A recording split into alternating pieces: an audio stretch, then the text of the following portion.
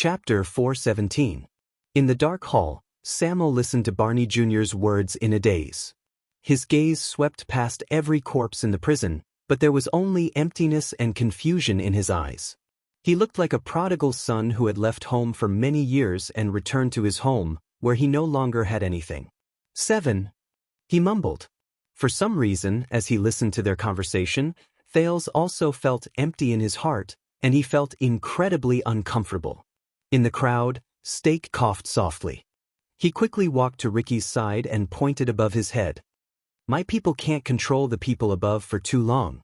We also have to prevent any possible accidents. Ricky ignored him, but Steak attracted the prisoner's attention. Samuel, who are the people who came with you? Barney Jr. moved closer to the bars. He put away his mournful expression, narrowed his eyes, and stared at the disaster swords in the distance. He said warily, "They don't look like people from the government. None of them look like nobles who manage things.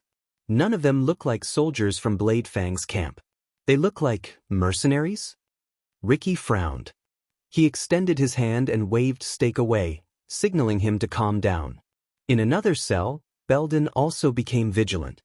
They don't look like the people who escorted you down here to capture the fugitive. Belden remembered something, and his expression became stern.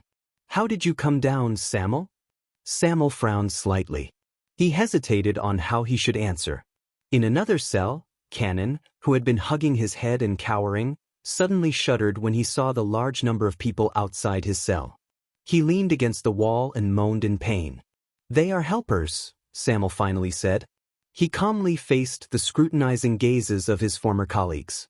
They were the only people who were willing to lend me a helping hand when I had nowhere else to go.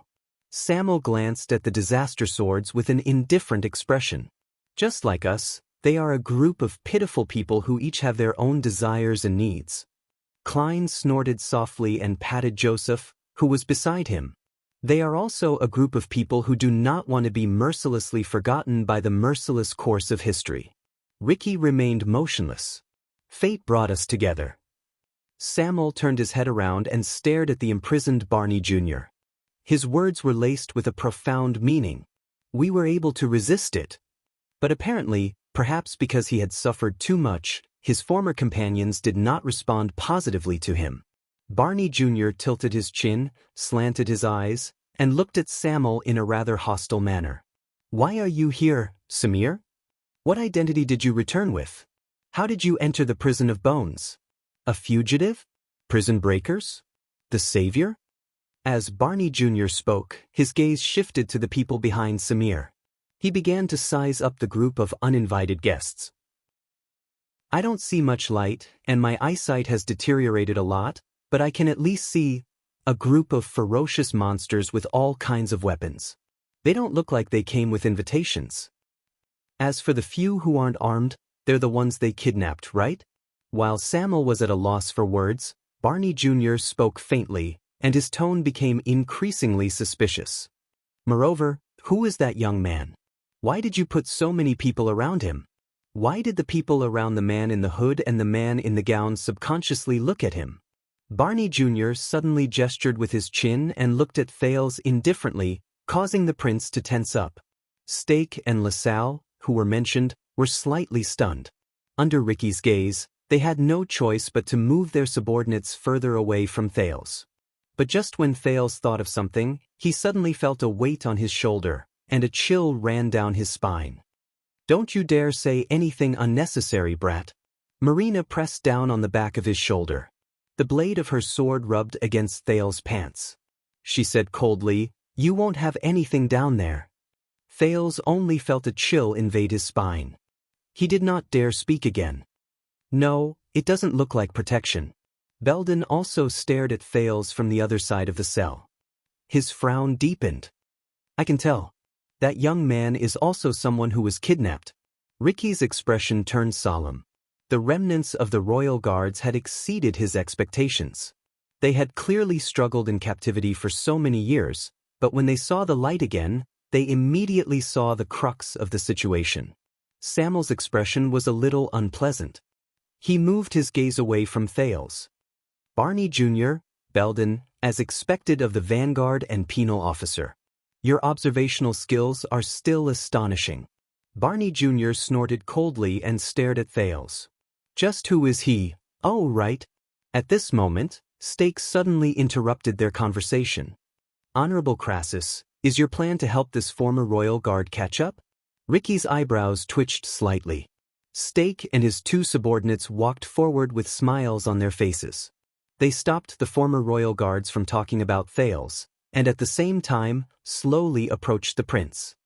Due to many reasons, I don't think it is a good idea for your subordinates to pour their hearts out to these gentlemen.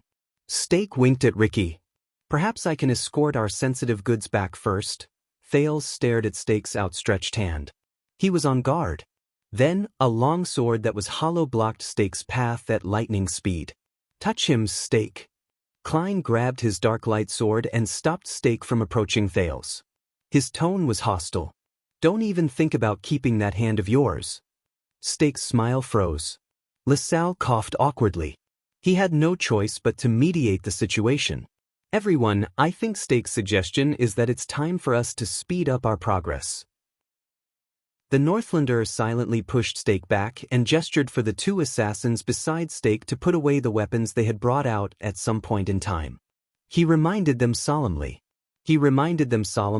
accidents can happen at any time. Don't forget our situation. Ricky shifted his gaze from them and snorted. Of course. Samuel, the leader of the disaster swords, said softly. Focus on the mission. Samuel nodded. As for you, Ricky looked at Steak and said in dissatisfaction, we need time. Steak raised his eyebrows slightly, as if he was thinking about something. But in the end he still smiled and slowly stepped back. Very well, of course. Then I will wait for you outside. Anyway, I am very concerned about the situation above. I need to confirm it. Steak raised his hands and took 2 steps back. Then he walked out of the hall with his subordinates while the disaster swords glared at him with hostility. LaSalle gave Ricky an apologetic smile. They can be impatient sometimes. The mercenaries who had surrounded Shadow Shield unknowingly let go of their sword hilts and put away their murderous gazes. On the other side of the hall, the prisoners and Samuel watched the small conflict in silence. Samuel inhaled, as if he was adjusting his emotions. Barney Jr., I am very happy to see. But Barney Jr. rolled his eyes. Who is that? The prisoner in the cell stared at Steak's back from a distance. That hooded man? He doesn't give me a good feeling. And that man with the nose so high. In another cell, Heir stared straight at LaSalle and gritted his teeth. That damn Northland accent. It's definitely not from Coldcastle, but from further north, from Extet. LaSalle instantly froze. As he looked at his 2 doubtful colleagues, Samuel sighed. That's not important. But a panicked shout suddenly broke the oppressive atmosphere. No! Everyone tensed up. Their first reaction was to grip their weapons, and then they snapped out of their daze. The person in the cell was shouting. No, no, no. Barney Jr. Barney Jr. frowned and turned his head. In another cell, Cannon, who had previously reminded the prisoners that the iron curtains had been lifted, was still hugging his head and curling up on the ground. He could not stop trembling. As he twitched, he shouted in pain. Barney Jr., I can hear it, just like how I see it in my dreams every day. His roommate, Nalji, who had been acting lazily just now, quickly walked forward in a very experienced manner. He put his arm around Cannon's shoulder and comforted him in a low voice. It's okay, Cannon, it's all over, it's all over. Everything is fine, everything will be fine. Those terrifying things in the past don't exist anymore. We're fine, that's all. As Nalji spoke, he became absent-minded as well. He stared at the ground with a dazed expression, but Cannon still struggled desperately. His eyes were shut tight and he shouted madly, their footsteps, they pressed down on the soles of their feet, and they tiptoed like cats. Those footsteps, those voices, those people who only appear in the dark. Just like those people. Those people. Samuel looked at Cannon's outburst with a dejected expression. Barney Jr. furrowed his eyebrows tightly. They're here, Barney Jr., they're here. Cannon shouted in pain. His dirty hair flew everywhere. They're coming to kill them. Just like in the past. Cannon's pained cries lasted for nearly a minute. Then, just like how Nalji comforted Heir earlier, he hummed a tune softly. Cannon finally quieted down. Samuel exhaled quietly. He stared at Cannon, whose eyes were wide open, and his chest was heaving in shock. He said in a pained tone, "When did he become like this?" Barney Jr. shook his head in a mocking manner, but his eyes were filled with doubt. "I don't know. I felt like he was already like this when he woke up one day, but that's not important. Cannon's symptoms are considered mild." Samuel was silent for a while. "Listen, Barney Jr., you shouldn't be here." Samuel gritted his teeth. His gaze was firm. "You are all respectable warriors, valiant fighters, fearless warriors, and sharp knives. You shouldn't stay here and die of depression." Barney Jr. slowly raised his eyes, causing Samuel, who had been slightly agitated, to instantly freeze. "Come with me, join us, and I can give you back your freedom. Perhaps you will even have enough power." But Samuel still insisted on making his suggestion. He looked at the others with hope. "To make up for our past mistakes. To even change this F***ed-up world." Samuel's tone was forceful. "What do you think?" Once he said this, the prisoners were silent for a moment. Barney Jr. stared at Samuel faintly. Tardin and Bruley frowned. Nalji was still comforting the trembling Cannon. Belden and Heir did not react. "Freedom, freedom?" Tardin shook his head, making him look like a clown in a circus. He raised his hands in a dramatic manner and waved them in the air. His lips curled up in an exaggerated arc as he laughed loudly. "Everyone, he said that he will give us freedom." Ha! His laugh was very exaggerated, and even a little fake. Samuel stared at his former colleagues in confusion. "What's wrong?" No one answered him. Only Barney Jr. shook his head and exhaled slightly. "You know, Samuel, that year each of us insisted that we were innocent." Barney Jr. lowered his head and said in a cautious tone, "We refused to admit our guilt, so we were sent here." Samuel's breathing changed slightly. "Unfair treatment and judgment." He nodded, and an indignant expression appeared on his face. "This is what they forced on us that day." But Barney Jr. suddenly raised his head. "No, listen to me, Samuel. We are at fault. We failed in our duty. His Majesty and the Crown Prince died under our watch. But we did not collude with the enemy. We are not traitors. The royal guards did not betray the late king. I have always believed that we are innocent in this regard." Barney Jr. stuck close to the bars, almost touching the dangerous magic creation. But he still widened his eyes and stared at Samuel outside the prison cell in a rather neurotic manner. "Everyone, including me, believed in this. So we gritted our teeth, and no matter how much we were tortured, we refused to give in. So we were unyielding. We shouldered the blame and slander, but we still walked into the prison with our backs straight, just like tough men. Because we did not do it, we did not do it. Innocent is innocent." Samuel stared back at him in a daze. He was puzzled. Until Barney Jr.'s next sentence. "Until you, Samuel." Barney Jr.'s face suddenly contorted. He stood up abruptly and gritted his teeth. "Until you escaped from the escorting team and disappeared from our firm belief." Samuel's eyebrows rose and fell. He clenched his fists tightly. Barney Jr. Suddenly pounced forward and grabbed the bars with both hands. Everyone, including Samuel, was shocked. Samuel even subconsciously took a step back. "Barney, you tell me, Samuel." Barney Jr. gripped the bars tightly. His fingers trembled nonstop, as if he was enduring great pain, but he still glared at Samuel with resentment. "Why did you run away that year? Abandon all your comrades and brothers?" Slap.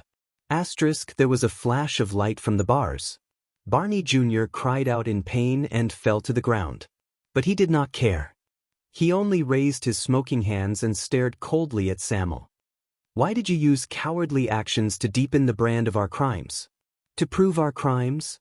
Samuel stared at Barney Jr.'s actions in disbelief. He turned to look at the other prisoners, but found that they were all looking at him with unfamiliar expressions. "To prove our crimes," Samuel stared at the countless skeletons and closed his eyes in pain.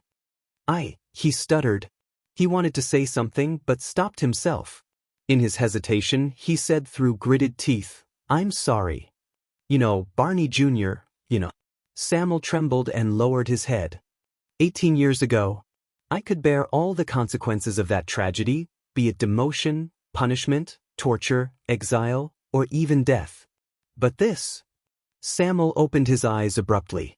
He raised his torch and illuminated his surroundings. Skeletons, prison cells, and ashes.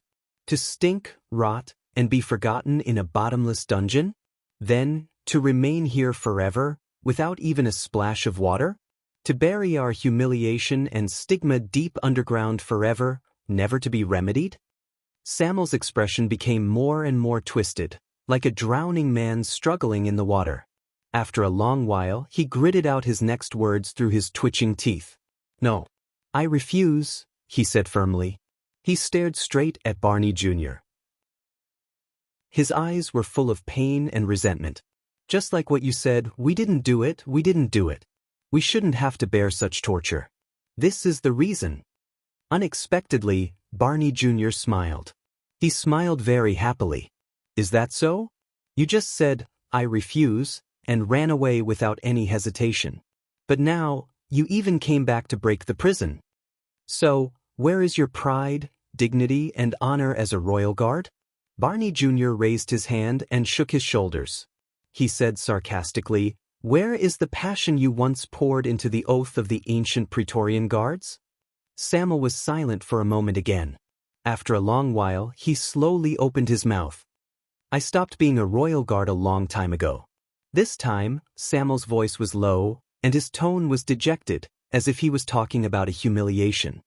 "After our dignity and honor were trampled to nothing by the high and mighty new king and nobles on that day," Roland said with a sigh. Samuel clenched his fists and his arm muscles tensed. "Kessel, before he ascended the throne, he was just a playboy. He can't push the entire royal guards into the abyss with just a hasty trial. He can't use the so-called collaboration with the enemy to turn everyone who was once loyal to him into a traitor. He also has no right to deprive us of the right to wash away our grievances with our own hands."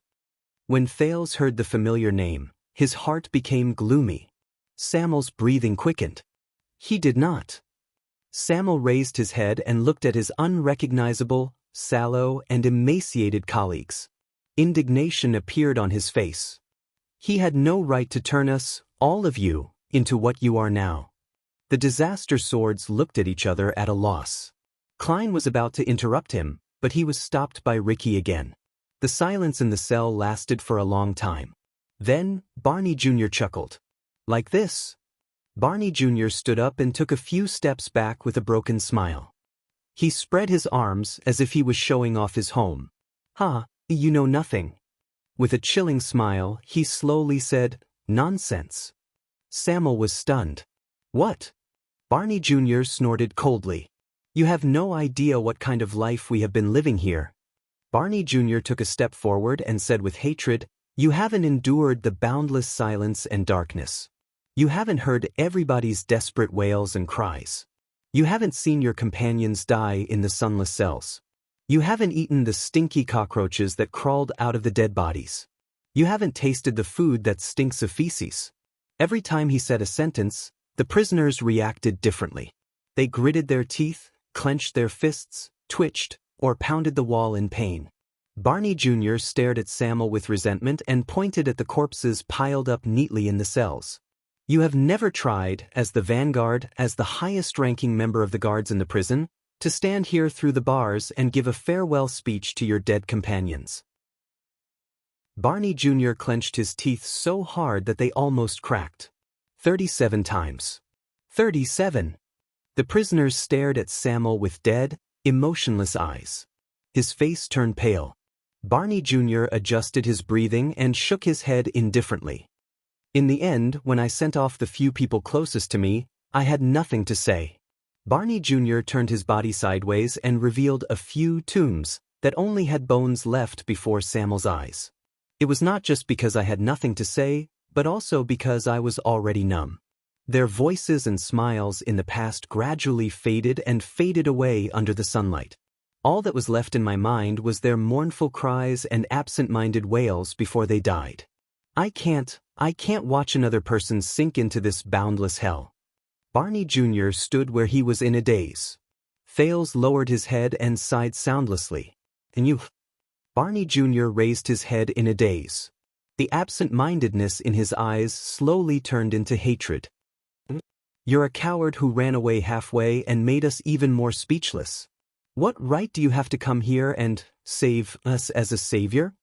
Samuel looked as if he had been punched heavily. He took a step back with a dazed expression. He took a deep breath. Barney Jr., I can only say that I'm very sorry. And I can still make up for it now. But Barney Jr. suddenly roared angrily, No. No, Samuel. As he stared at the dazed Samuel, Barney Jr. lowered his voice and shook his head slowly. It's been more than 10 years. I've thought about it for a very long time before I finally figured some things out. And just now, you reminded me of some things.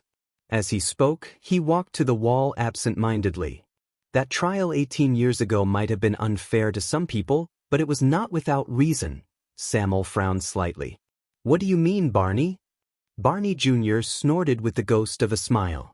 His face was filled with indifference, as if he had lost all interest in life. Cannon might have gone mad. He became sensitive, paranoid, crazy, and irritable. He kept bothering us all day, and we couldn't sleep well. He was really ket up. Barney Jr. pointed at Cannon and Nalgy's prison cells. But you can't blame him. It's been 18 years. Almost every time he dreams of that day. The assassins tore off their disguises and jumped out of the crowd. The killers invaded the palace, revealed their blades, and fought against us, Barney Jr. said faintly, just like a shadow. He deliberately enunciated each word and repeated, shadow. Thales suddenly realized what he just said. What he just said is, as Barney Jr. spoke, Cannon shivered again. Heir scratched his hair in pain. Bruley whimpered indignantly, but he was held back by Tardin. Only Nalgy and Belden remained silent and listened to Barney Jr.'s words. Barney Jr., you. Barney Jr. shook his head gently and interrupted the puzzled Samuel. Cannon dreamed for a total of 18 years in the endless darkness. Barney Jr. leaned against the wall and sighed listlessly. He was originally a cavalry scout in the Royal Guards. His ears and eyes were sharp. He lived in the darkness for 18 years. His vision might have deteriorated, and his mind might have been so sensitive that it would explode at the slightest touch, but his hearing might not have been the same. As Barney Jr. spoke, he suddenly turned his head around. His eyes shone with a fierce glare. And I believe that he had a deep impression of the killers. He could recognize their footsteps even in his dreams. Cannon hid in his palms and let out a cry that sounded like a sob. Samuel seemed to have figured something out. He stared at Barney Jr. in a daze. Now, tell me, Samuel. Barney Jr. supported himself against the wall and stood up straight again. Why did you and that hooded man? He raised his head coldly and walked forward. When he was only one column away from Samuel, he slowly extended his hand and pointed at the disaster swords in the distance. Chapter 4:18. When Barney Jr. said this, Samuel looked surprised. He subconsciously took a step back.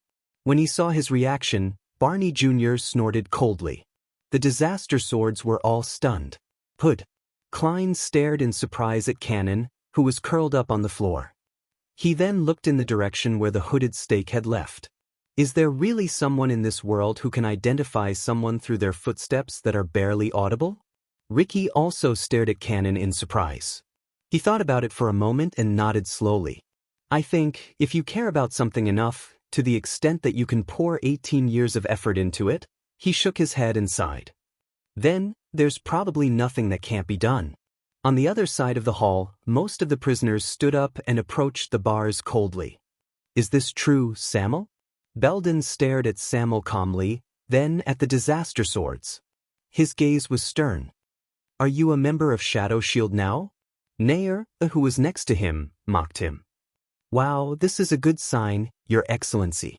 At least you don't have to feel guilty. Samuel looked at them, then at the other. His breathing was irregular, but in the end he turned to Barney Jr., who had the scariest expression. He raised his hand and explained, "Listen, me and them, those assassins, this is just a temporary cooperation. I also hate that cockroach, but now, in order to come here," but Barney Jr. interrupted him. "You don't understand, Samuel." Barney Jr. sneered. "I'm not talking about how you're doing now. Who the hell cares?" Samuel was instantly stunned. Barney Jr. exhaled and looked down at his palms. "I'm talking about Lord Charlton. That blood chant is very good. In fact, he's very good. He's too good." When he heard this name, a thought appeared in Thales' mind. Lord Charlton, blood chant? Thales, breathing slowly, slowed down. Another name appeared before his eyes. A thin gray figure who jumped down from the cliff of the sky. Baronet Charlton. Flying locust blade. Samuel was obviously a little surprised. Charlton? Lord Charlton? But Barney Jr. ignored him and continued on his own. But he was far from being strong enough to charge into Renaissance Palace alone, assassinate His Majesty at will, and then leave. At least 18 years ago, when we intercepted him and fought him for a short time, he was not that strong. Thales was shocked. He came to a realization. Barney Jr. was talking about the shocking and bloody scene in Renaissance Palace during the Bloody Year. The death of 82. Samuel frowned. "What are you talking about, Barney?" Barney Jr. laughed absent-mindedly. He then put down his palm and said to himself, "After the incident, all of us in the Royal Guards, regardless of whether we were free or in prison, were guessing the possible enemies. Shadow Shield, the Assassin's Flower, the Secret Room, the Northlanders, the rebel army in the southwest, the forces of the desert, perhaps the Camions or other people who hated Constellation, and even the great nobles in the country who were at odds with His Majesty before the war. But the only thing we were unwilling to admit was that we were unwilling to admit." His words gradually came to a halt. He hesitated between a few words, as if he was unwilling to continue. Thales' breathing quickened subconsciously. Possible enemies. He did not forget the map King Nuvan gave him 6 years ago when he was still in Heroic Spirit Palace. The map of Horus Jadestar. The map of Renaissance Palace. It lay quietly in the luggage, wrapped in an inconspicuous food bag, and rested on Marina's shoulder behind him. In the hall, Samuel's expression had never been so serious. He took a step forward. "What do you mean?" Barney Jr. laughed again. "What I mean is..." Barney Jr. raised his complicated gaze and revealed half of his ferocious face, which was branded with the seal of sin. He said coldly, "Maybe we deserved it." Belden lowered his head in pain. Nalji did not say a word. Barney Jr. finished his sentence. "Maybe Prince Kesselback then. No, the new king's decision to throw us into the prison of bones after the incident was the most correct one." Samuel's pupils widened slightly. "Barney, why are you saying this?" Barney Jr. snorted and ignored him. He just gazed into the distance with an unfocused gaze. Perhaps, back then, there was indeed a traitor who collaborated with the enemy among the glorious and dazzling Royal Guards. He said faintly. Samuel was stunned. In the 5 cells, every prisoner's breathing became more and more tense. In the next second, Barney Jr. turned around and stared at Samuel. His eyes were cold. And he betrayed His Majesty, the Crown Prince, and the entire Royal Guards. He turned all of us into what we are now. At that moment, Samuel gasped a few times and took a diagonal step forward. No, but Barney Jr.'s accusation was not over. "And that traitor?" With an enraged expression, Barney Jr. extended his hands again and grabbed the metal bars in front of him desperately, just to get closer to Thales. He must have known Prince Midir's orders and handwriting like the back of his hand. That's why he could fake the Crown Prince's request for help, exaggerate the riot at the palace gate, and use the late king's love for his son to transfer us away from the Hall of Stars, to go to the palace gate to support Prince Midir. Thus, he dragged most of the royal guards into a chaotic battle with the rioters and those with ulterior motives. Samuel seemed to be frozen on the spot. He was tongue-tied and could not say a word. At that time, Great Charlton acted against His Majesty in the Hall of Stars with the help of Shadow Shield. Master Vitano went to the battlefield with Duke John, and Instructor Ida was in the Sacred Tree Kingdom. Even when old Captain Cullen risked his life to face Blood Chant and a group of assassins, he could not protect His Majesty from the assassins. Barney Jr.'s voice became hoarse and unpleasant to the ears, as if the silk on a loom was being cut inch by inch. At that moment, be it the disaster swords, their hostages, Samuel or Thales himself, all of them were completely stunned. As Barney Jr. narrated, the Prince of Constellation felt as if he had returned to half an hour ago. At the gate of the Prison of Bones, when Stake raised his hand slightly, the sneaky masked assassins appeared from the shadows, unexpectedly tore open the guards' necks, pierced their hearts, and cut off their lives. Then, they quietly disappeared into the darkness. Within a few seconds, everything happened so suddenly that it was as if nothing had happened. The prince could not help but feel a chill run down his spine. Barney Jr.'s palm, which was holding the railing, began to smoke. His face was contorted. It was obvious that he was in great pain, but he still endured the pain. When the riot at the palace gate gradually subsided, the news of the Hall of Stars being invaded also came. The Crown Prince urgently ordered us to return and provide reinforcements, and we, who were exhausted and anxious, returned according to the traitor's expectations, leaving only my father and a few others behind. Thales listened to all of this in a daze. This was something that his father should have told him. Barney Jr. hissed. We allowed them to be with Prince Meteor, and at the palace gate, which we thought was already safe, they fell into Shadow Shield's trap. This time, Thales clearly saw an ominous light shining between Barney Jr.'s hand and the railing. When he thought of Meteor's death, Thales suddenly recalled the scene 6 years ago. The man who carried the strange black sword on his back. And his confession. That day 12 years ago, I was indeed the one who personally wielded the sword and stabbed Meteor Jadestar. And I did it willingly, and I never regretted it. Thales was stunned. Black Sword Barney Jr. That year, at the Hall of Stars at the gate of Renaissance Palace, what happened? As he journeyed in this world, he traveled further and further, and the fog in front of him lessened. But there were more and more suspicious points. When all of this was done, both the late king and the crown prince met with misfortune, and the dead could not testify. In addition, the situation was chaotic, and the war had yet to end. That damned traitor escaped punishment just like that. He pretended to mourn and look like he was in pain, but he still lived among us. He lived among the emperor's Praetorian guards, who were supposed to protect the royal family with their lives, and he got away scot-free. Barney Jr.'s expression grew more pained, but Thales knew that it was not because he was holding the strange railing. The muscles on Samuel's arm grew tighter. No one interrupted this scene. Perhaps the secret Barney Jr. spoke of was too important, and no one wanted to miss it. Barney. Belden stared coldly at Samuel, gritted his teeth, and said, What do you want to say? Why don't you be more direct? What I want to say is, Samuel, that year, in the prison cell, Barney Jr.'s hand, which was holding the metal railing, began to tremble in the smoke. But he still gritted his teeth and refused to let go, as if he was holding on to a treasure that he could not give up, a belief that he could not violate, and a truth that he could not ignore. When we gritted our teeth, swallowed our blood, bore the stigma, and stiffened our necks when we were escorted here, why did you run away halfway? What are you feeling guilty about? What are you afraid of? Samuel stared at Barney Jr. in disbelief. Barney Jr. roared at the top of his lungs and shook the unmoving metal railing. And after so many years, when you came back as a fugitive? And why did you hang out with the people from Shadow Shield?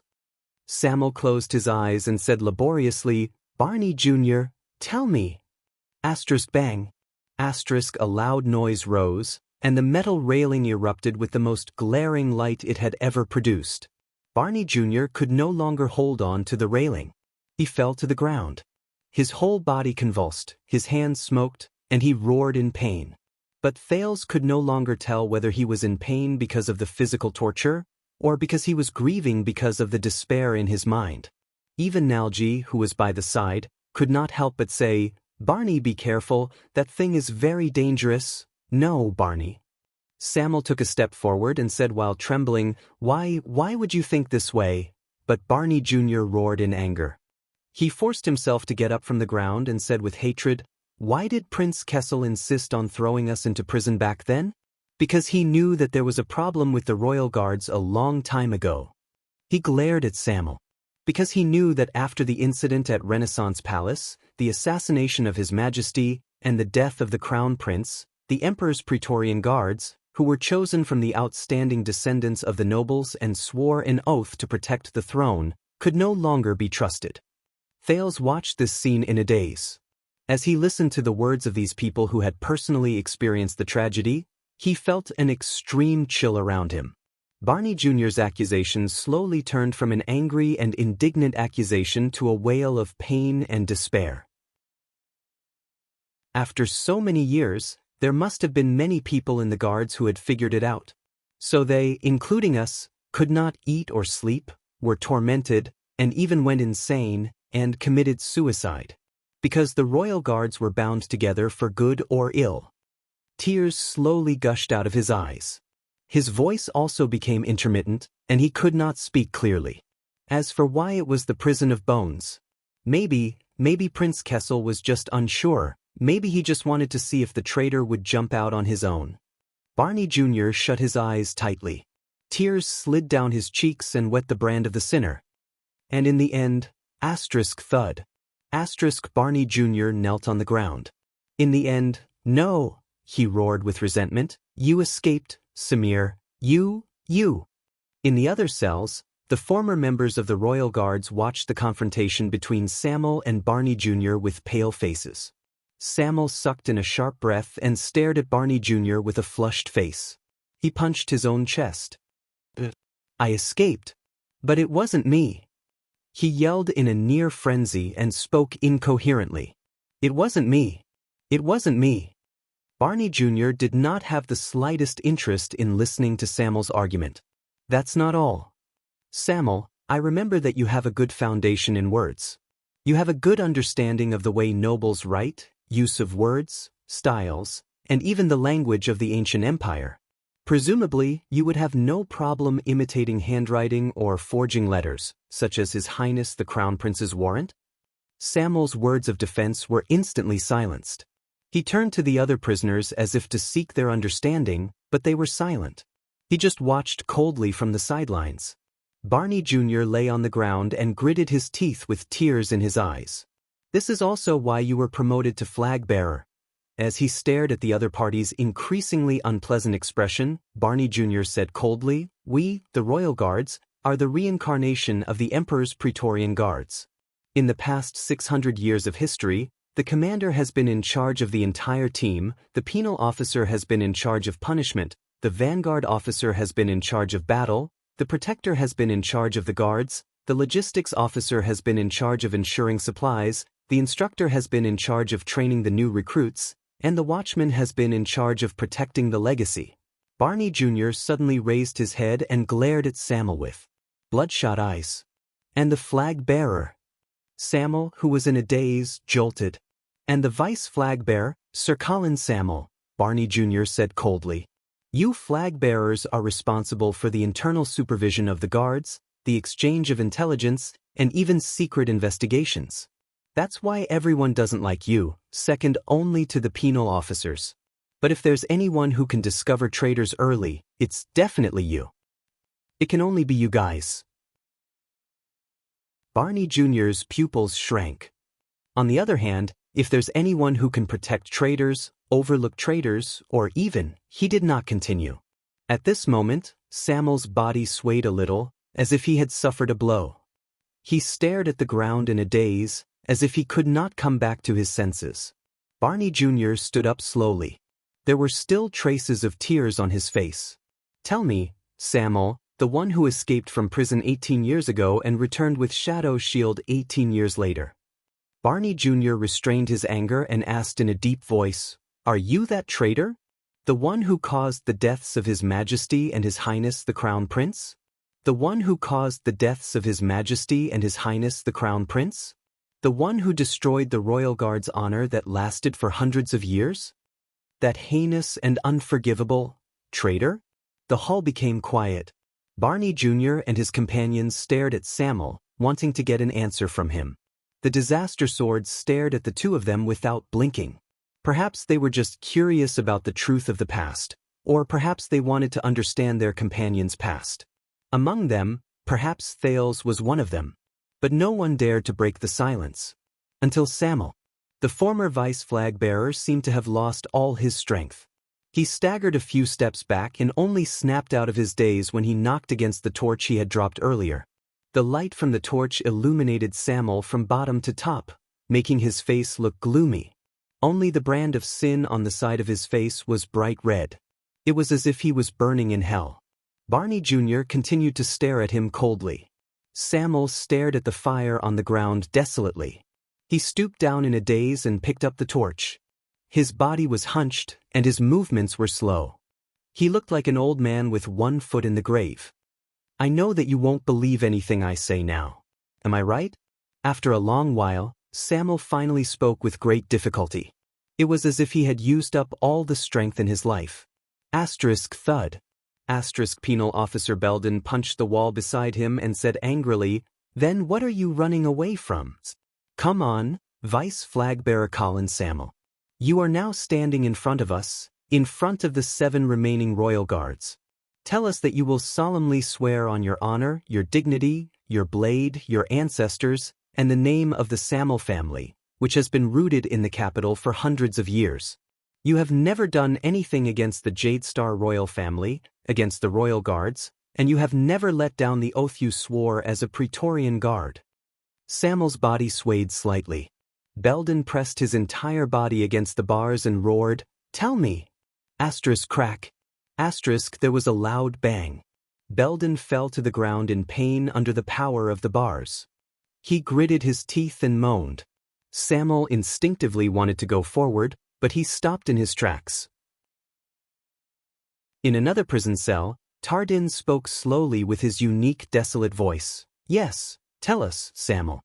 In any case, you and we have nothing more to lose."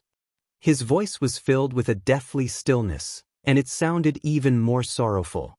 Tardin's roommate, Bruley, who had not spoken all this while, also walked forward slowly. He expressed his opinion with a cold gaze. Samuel bit his lower lip. His eyes were lifeless. "Damn coward. You even dared to run away halfway and abandon your companions. Is it that difficult to swear an oath?" This was Cecil Ney from the other side. He gritted his teeth and stared at Samuel as if he was staring at a murderer.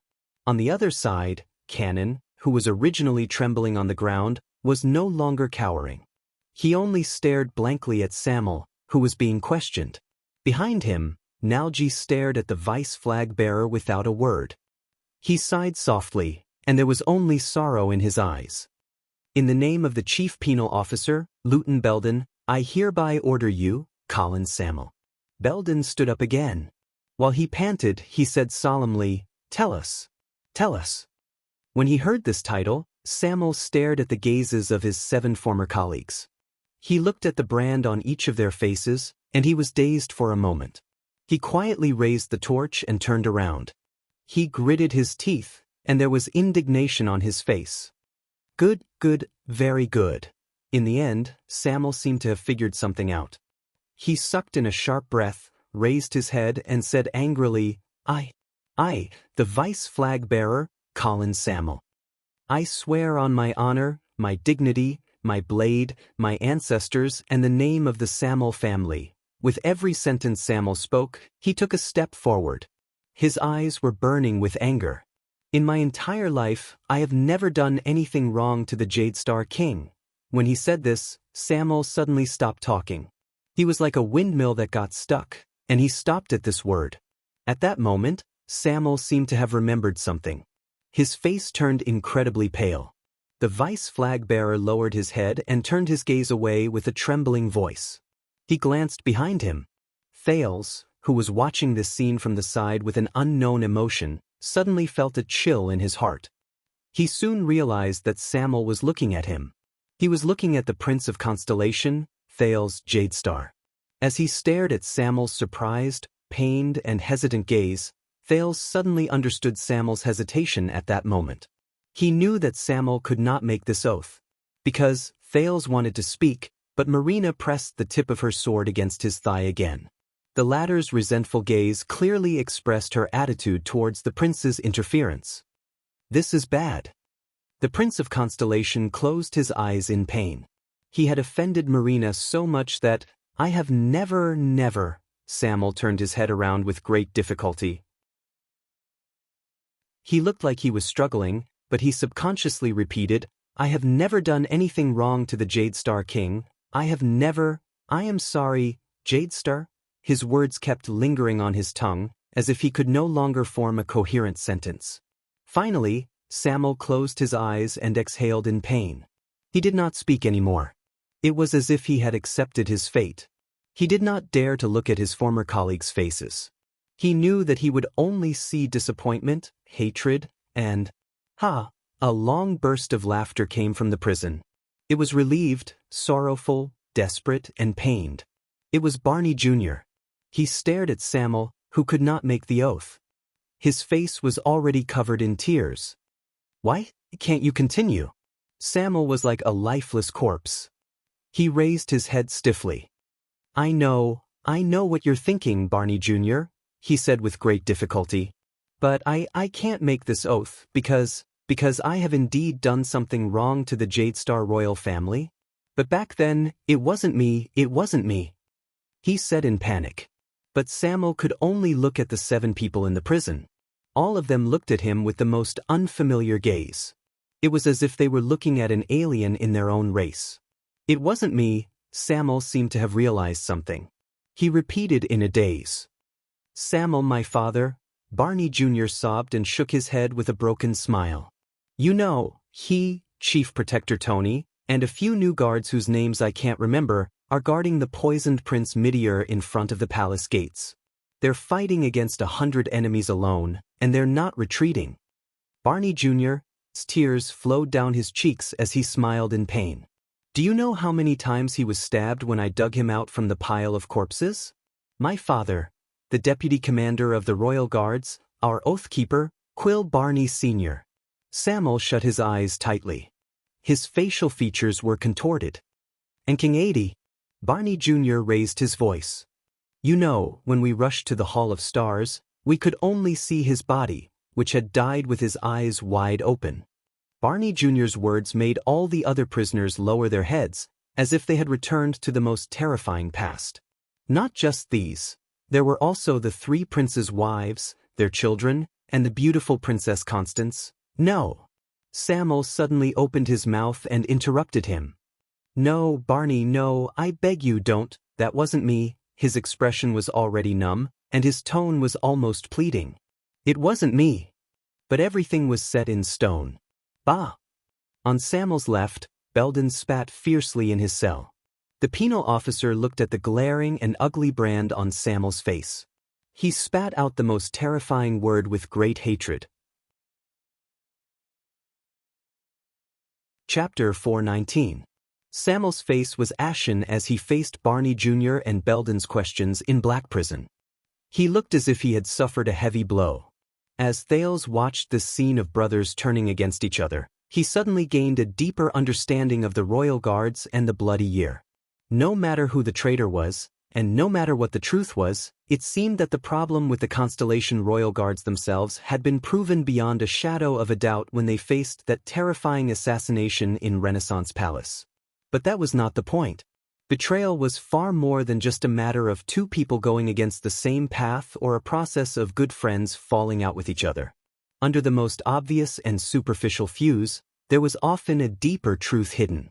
In Northland, Lampard's rebellion stemmed from the Born King's ferocious counterattack after he descended upon Extet. The secret room's wavering was, in fact, a rational choice made after Extet's royal authority declined. The Raven of Death's betrayal was also rooted in King Nuven's ruthless methods in the past.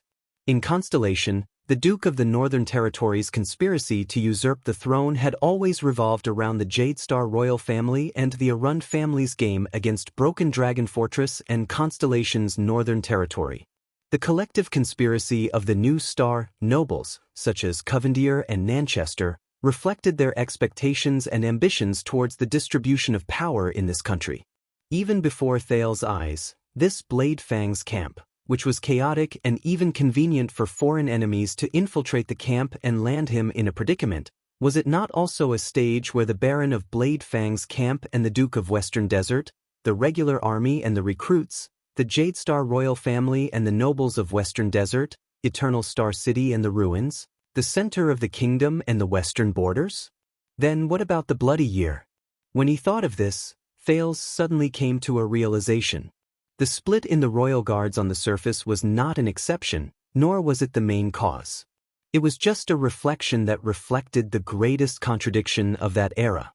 In the turbulent waves of that era, even if these pitiful people persisted in their own hearts, they could only drift with the waves, unable to reverse the situation. Even if they were peerless experts, even the king of a country, even if they were mystics. There was a long silence in the cell, until Ricky's cold laughter rang out. Just as I thought. Barney Jr., who was drowning in resentment and unwillingness, and Samuel, who was lost in sorrow and despair, turned their gazes at the same time. The leader of the Disaster Swords walked forward slowly and stood next to Samuel. Do you understand now, Samir? As Ricky spoke, he suddenly raised his torch and illuminated the brand on the latter's face. Samuel, who had a desolate expression on his face, was stimulated by the fire. He subconsciously raised his hand to block it and took a few steps back. No matter how much you want to go back to square one, no matter how much you want to make up for your past regrets and heal the scars of the past, Ricky said expressionlessly, no matter how much you want to get rid of that ugly brand on your face. Samuel put down his palm pathetically and straightened his back again. His expression was one of struggle as he lowered his head and panted. Ricky sneered. He suddenly pulled back his torch and turned around to light up the cell on the other side. But this is the answer. The prisoners behind the bars also dodged the flames that Ricky deliberately approached in a disheveled manner. Only Barney Jr., who was breathing rapidly, stood where he was. He merely turned his face to the side, and his feet did not move an inch. Looking at the few ragged and miserable prisoners, Ricky clicked his tongue and shook his head.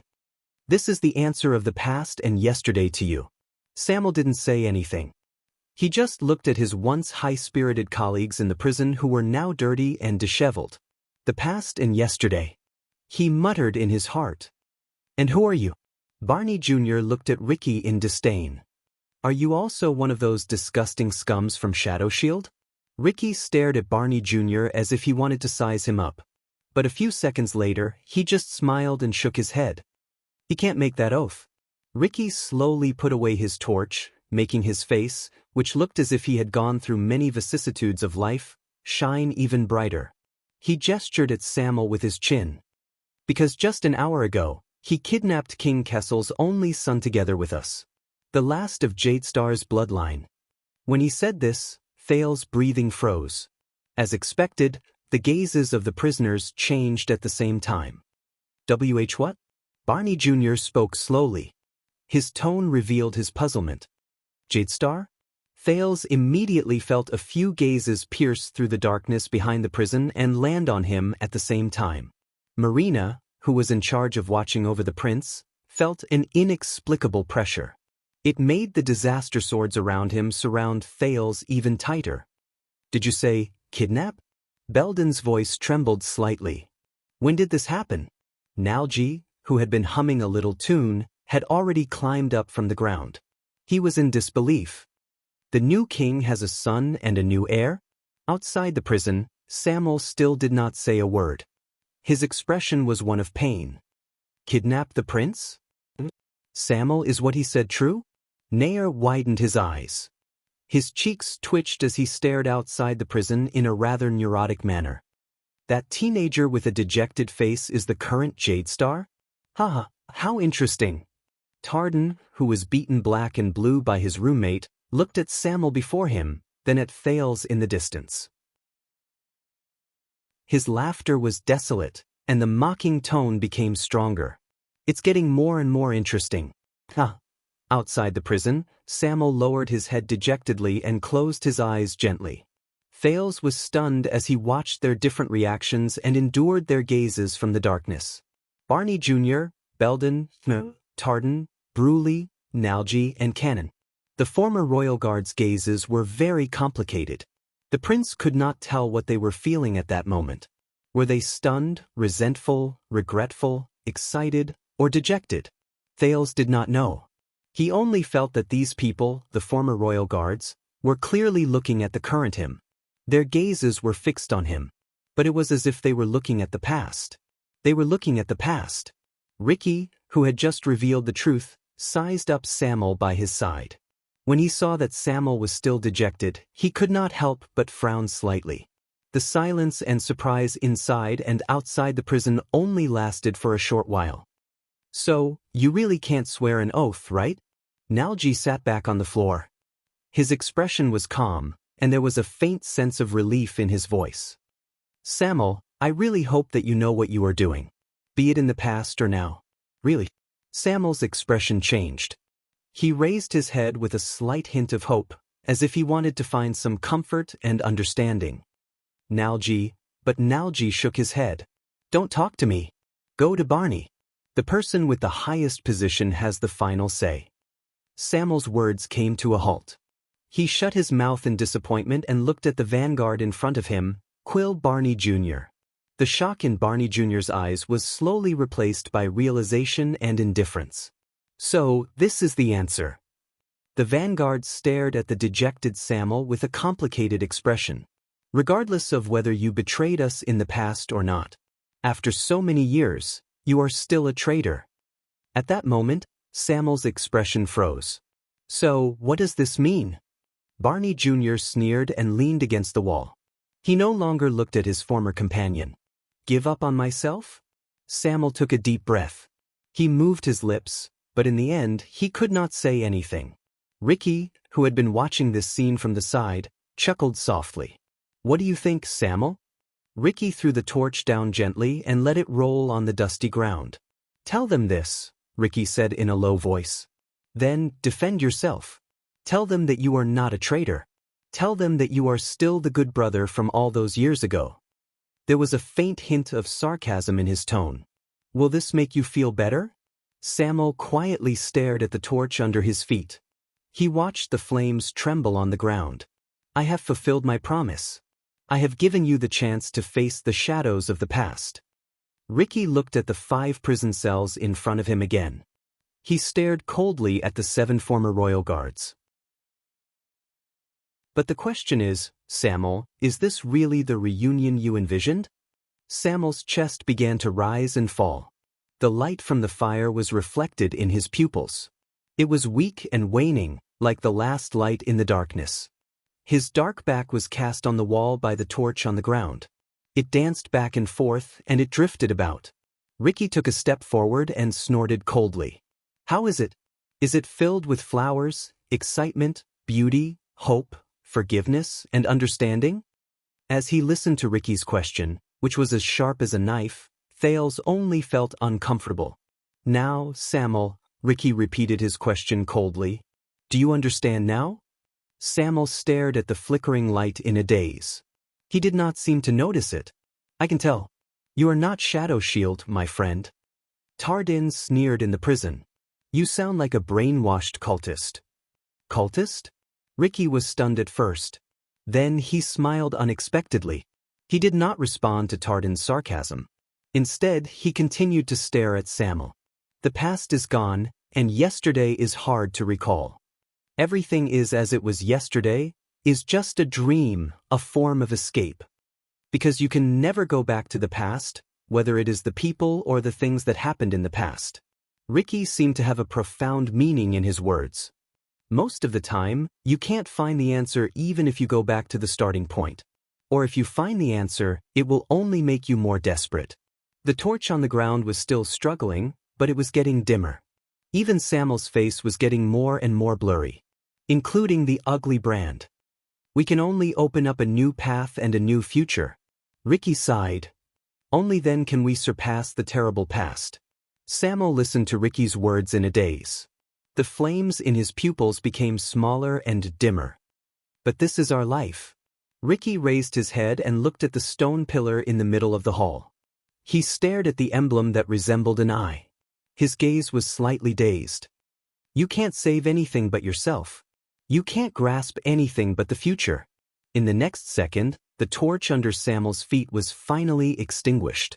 It left Samuel's unmoving face and pupils, along with his dazed and pained expression, in the deep darkness.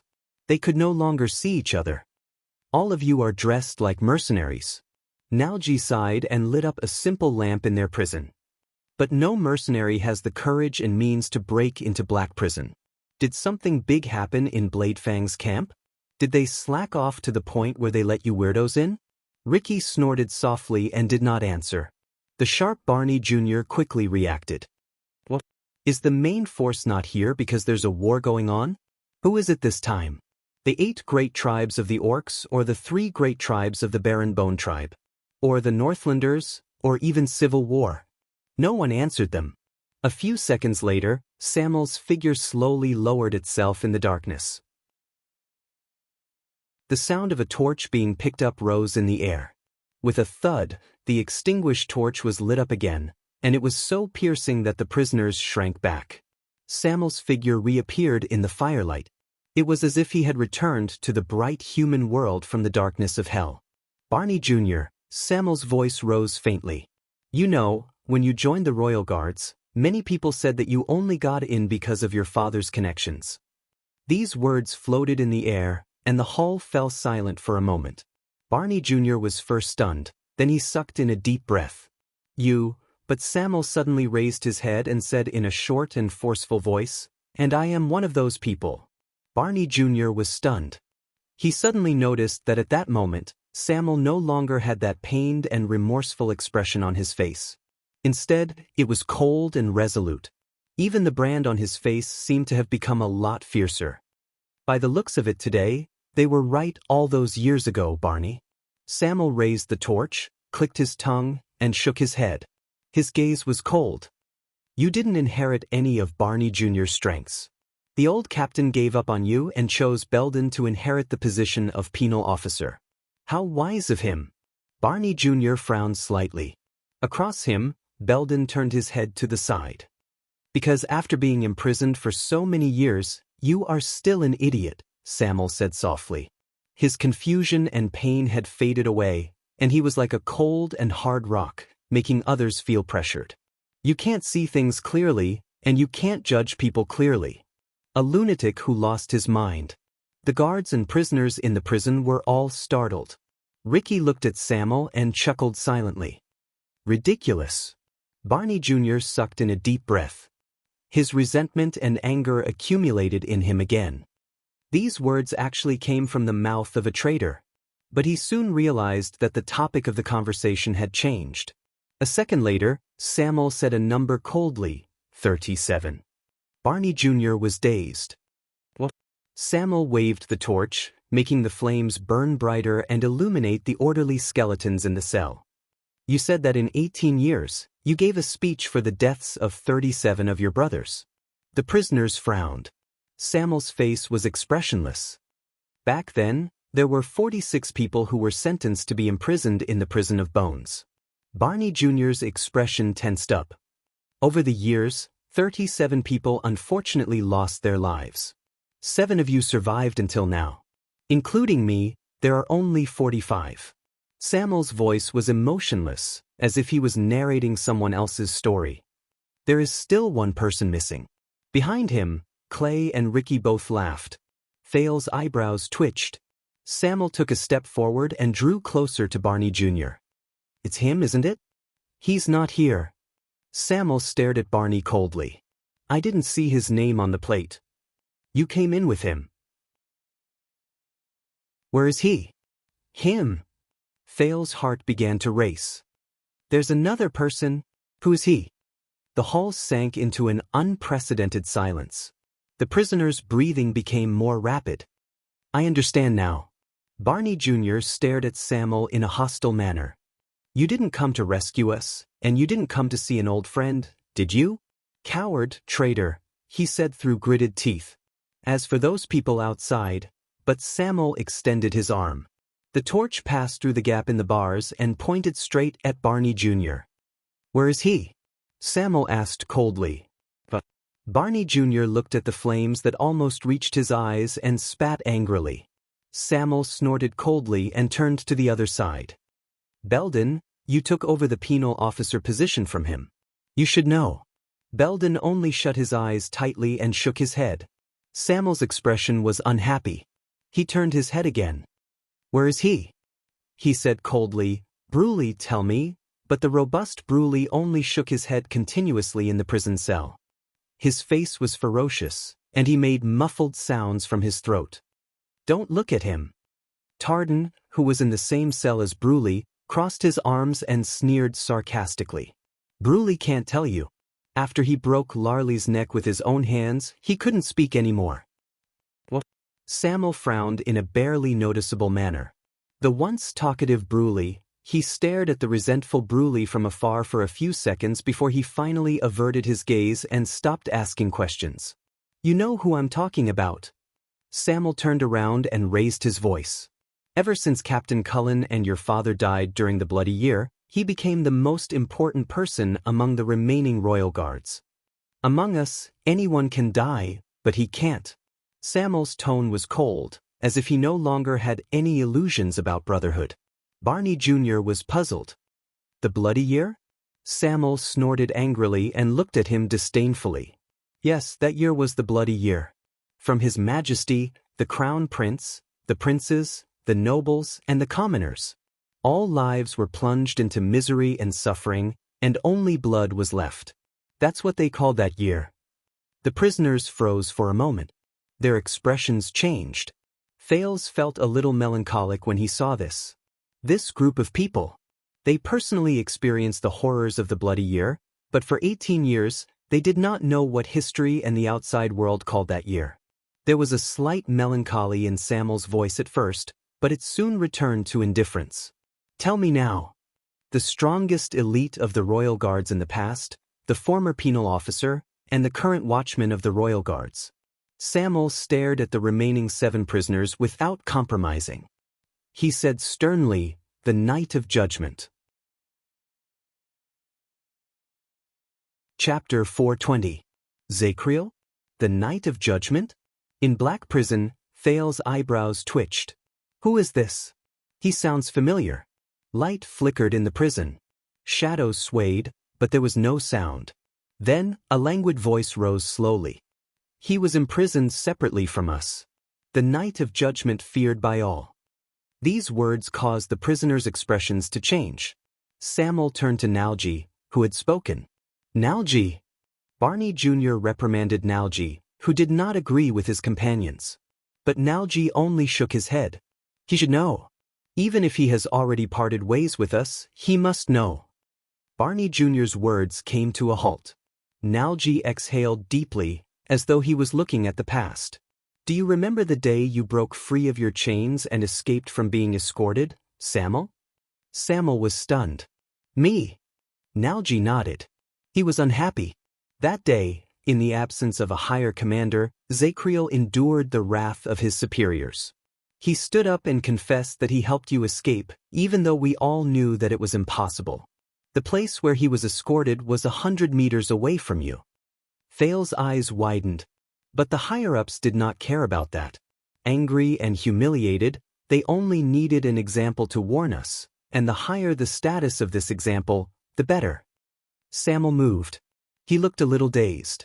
"As punishment, Zacriel was locked down there," Nalji said dejectedly. "In the lowest level of the prison of bones. Solitary confinement." Nalji said bitterly. "You know, when we are in the same level, at least we have someone to talk to.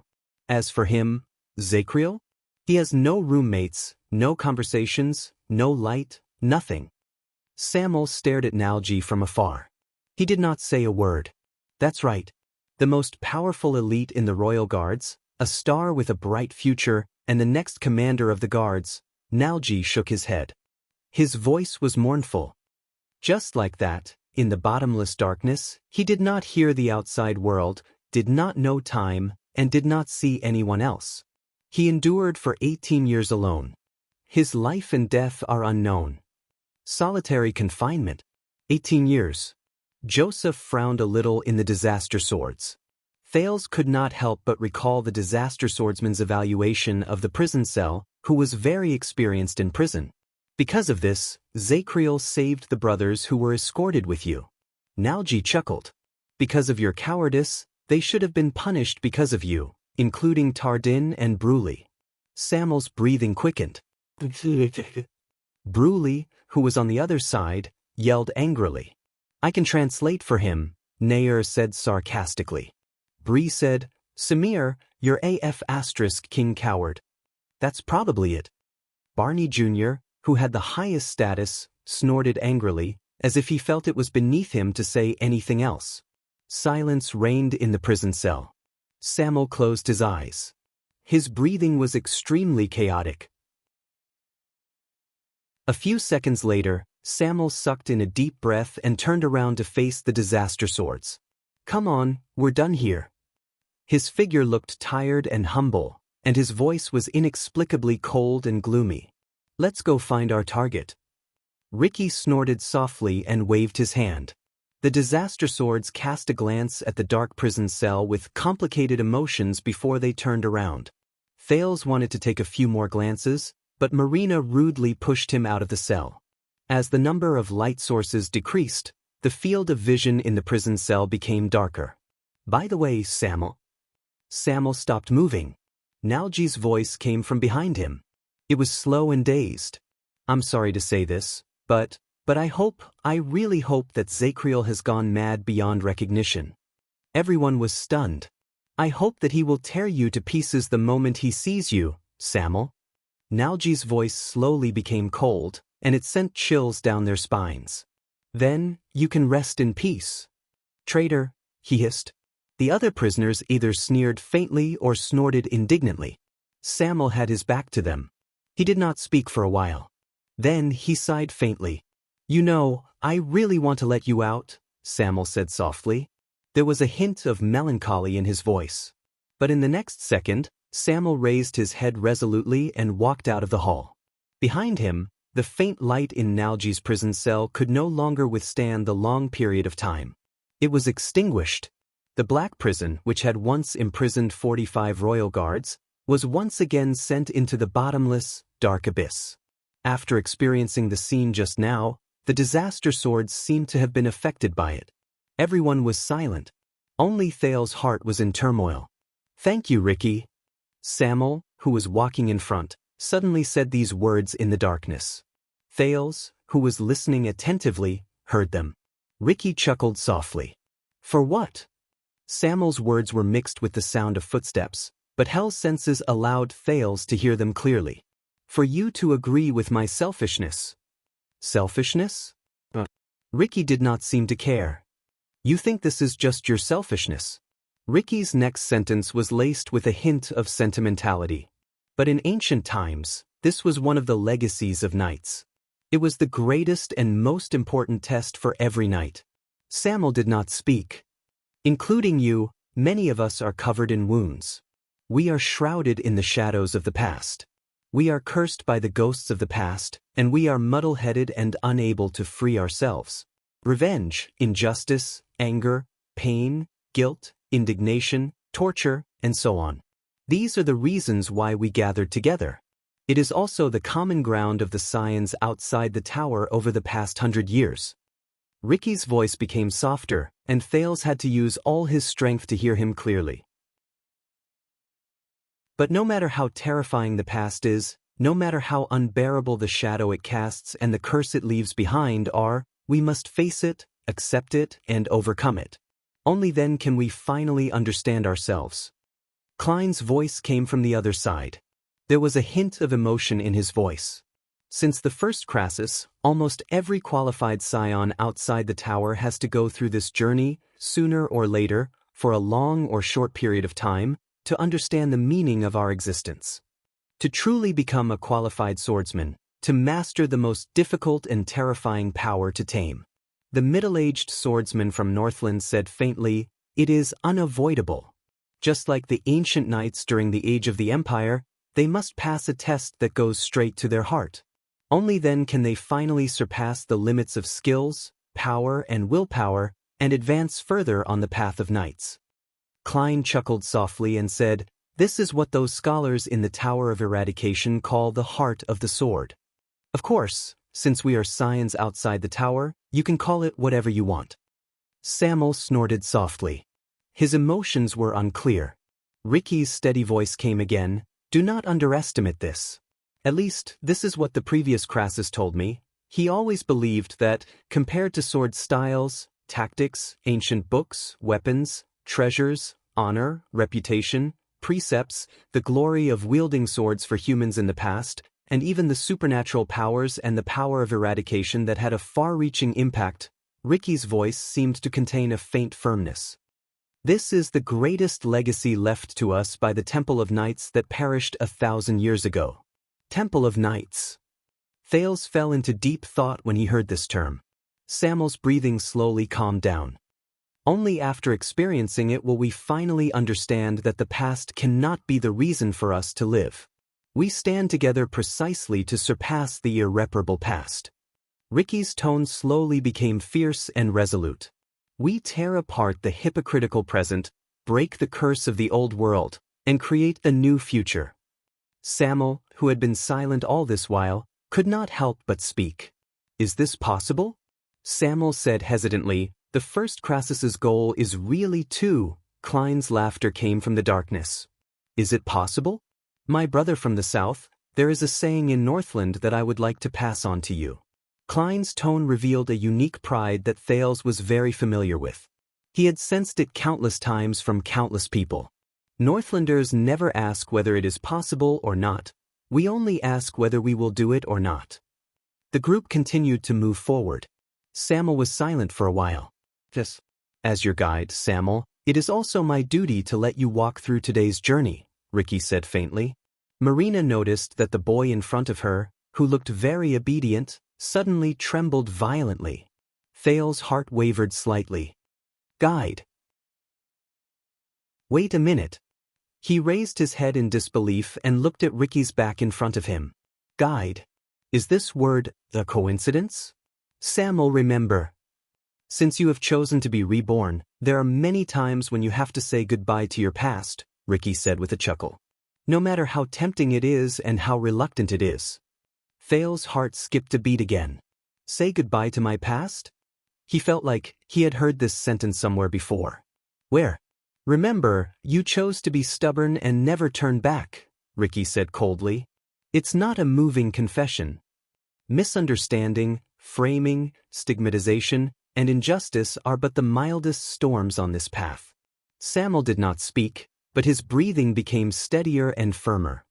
Compared to the tower of eradication that hides itself in the castle and the greenhouse to shelter from the wind and rain, cherishes its wings, and remains stuck in its old ways, Ricky sighed softly. The scions outside the tower of eradication are persistent. They never hesitate because of the vastness of the road, and they never become overcautious and indecisive to avoid the past. Thales stared at their backs in a daze. He suddenly remembered the strange origins of this group of people, as well as the other people's even stranger but thought-provoking names for them. Because this is who we are, Ricky said resolutely. There was a hint of resolution in his tone, as well as a hint of fearless pride. This is who we are, even though we have experienced many things along the way, we still have no regrets, disaster swords. At this moment, Thales' eyebrows were arched deeper than ever. His thoughts were soon interrupted. The disaster swords did not stop. Instead, they went straight to the bottom of Black Prison according to Nalji's instructions. However, when the disaster swords stopped abruptly at a rather large corner, Thales sensed that something unexpected had happened. No, to be exact, this is not an accident. What does this mean, Stake? Thales stood on his tiptoes and moved past a few figures. With the help of the torch in Klein's hand, he saw the hooded man standing in front of the group. Stake. He still had a smile on his face. He rubbed his hands together and stood in front of the dim firelight. Everything around him was dark. Didn't I say that I'll wait for you outside? And Ricky took a step forward and said coldly, "You know that's not what I'm talking about." Ricky waved his hand gently. Almost in the span of a breath, Thales sensed that the atmosphere around him had changed. The disaster swords turned sideways and bent their knees. They pressed down on their weapons and switched to the most suitable position to attack. Marina did not forget to grab his shoulder with one hand to prevent any changes from happening. At this moment, everyone was like a soldier at the front lines. They instantly entered a battle-ready state. Thales carefully held his breath and paid attention to every slight change around him. "It's here. I can feel it." Ricky stared at Stake, whose smile froze in front of him. His gaze swept across the man's surroundings, and he cast it into the seemingly empty darkness. The cold air in the darkness. It's like an unsheathed sword. Stake's smile slowly disappeared. He rubbed his forehead as if he was wiping off sweat. Baron LaSalle saw that the situation was not good, and he quickly said, "Everyone." But at this moment, no one gave this spokesperson of King Chapman any face. Ricky's aggressive words were still going on. "Stake, you went out for a while. Did you summon all the people from Shadow Shield on the ground? Then, you blocked our path here and waited for us?" There was silence. Even LaSalle looked at the assassin in front of him in surprise. Thales noticed that the disaster swords, be it Klein or Samuel, were staring at the dark corners around them warily and fearfully, as if someone would suddenly appear in the darkness. Soon, the prince was no longer puzzled. Through Hell's senses, he received multiple breathing sounds. They came from the ominous darkness where the light from the fire could not illuminate in a regular and rhythmic manner. It was steady, drawn out, and frightening. This scene was divided into two sides. One side was filled with disaster swords. Their gazes were fierce, and they were filled with murderous intent. With Ricky at the center, they were as fierce as a cold wind. On the other side was Stake, who was alone. He stood in the darkness. Only his silhouette could be seen in the firelight, but he seemed to be ruling over the darkness that did not allow any light to pass through. Thales felt that the cold air Ricky mentioned seemed to have materialized, and it slowly froze the two sides, who had been working together happily just now. Stake's expression was indifferent. He coughed softly. "What keen senses you have." He sighed. "Then I'll be straightforward." In the next second, Stake's smile disappeared. His movements tensed up, and even his tone became flat and emotionless. "Honorable Crassus and everyone else, can you please hand the prince over to me right now?" Stake asked expressionlessly. Thales exhaled softly. "Here it comes." The prince could not help but frown when he saw Stake like this. Ricky's lips curled up. Klein snorted coldly to express their attitude. Baron LaSalle sensed that something was amiss. "Stake, for his majesty's sake, I can feel that this Crassus is only one step away from his goal. So, perhaps we should not turn hostile at this time." But this time even Stake, who had always been polite, interrupted him rudely. "It is precisely because he is only one step away that I cannot ignore him, Your Grace." LaSalle's eyebrows twitched. He looked at the mercenaries. "What do you mean?" Beside the disaster swords, Ricky's expression did not change. Klein exhaled. Samuel tightened his grip on his sword hilt. Joseph bared his teeth and revealed a malicious smile. "I understand your kindness, Baron." Under the dim firelight, Stake's figure under his robe became cold and forlorn, just like his voice, which was slowly returning to its original form. But the Honorable Crassus might not. Ricky and Stake's gazes met in the air. One of them was cold and calm, while the other was as sharp as a needle.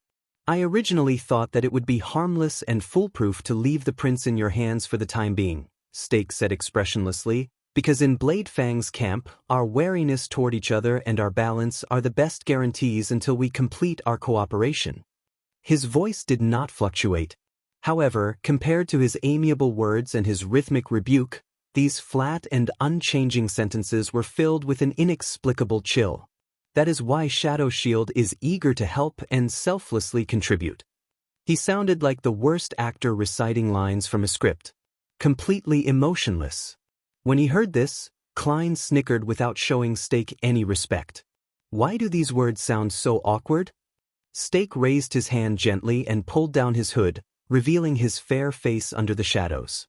But his expression made Thales's heart turn even colder.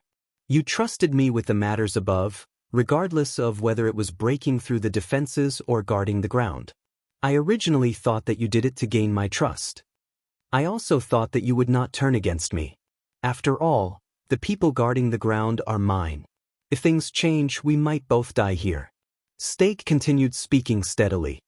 His gaze never left Ricky. But it wasn't until I saw such a breathtaking building that I understood something. You must have been prepared a long time ago to know the wizard's territory like the back of your hand, am I right? The leader of the disaster swords did not answer. He only twitched the corners of his lips. Stake continued, I was wondering why you didn't care even though it was clearly a suicide mission. You made up your mind to barge in from the beginning, and you didn't worry about your path of retreat. You even handed over the defense on the ground to us, the shadow shield that you all distrust. Klein cut him off impatiently. What are you trying to say? Stake smiled. But this smile made Thales's skin crawl. Because he did not look like he was smiling. Instead, he looked like he was passively twitching his face. There was no life in him. He was like a puppet.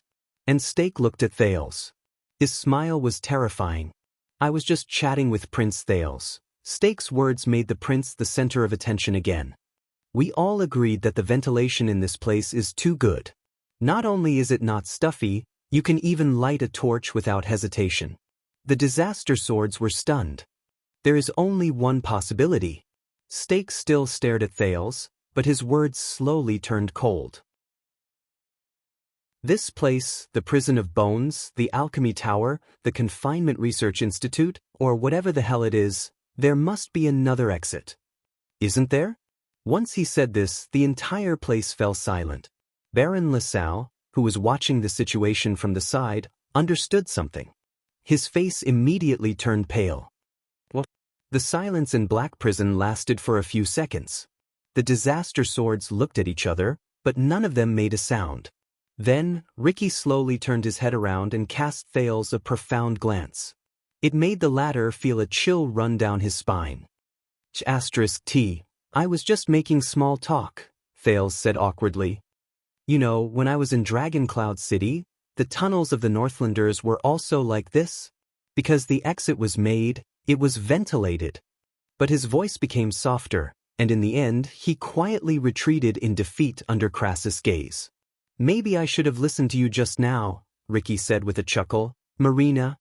Just as Marina frowned, Thales felt a chill in his heart, and both of them thought about the meaning of this sentence. Ricky turned his gaze around and looked at Stake again.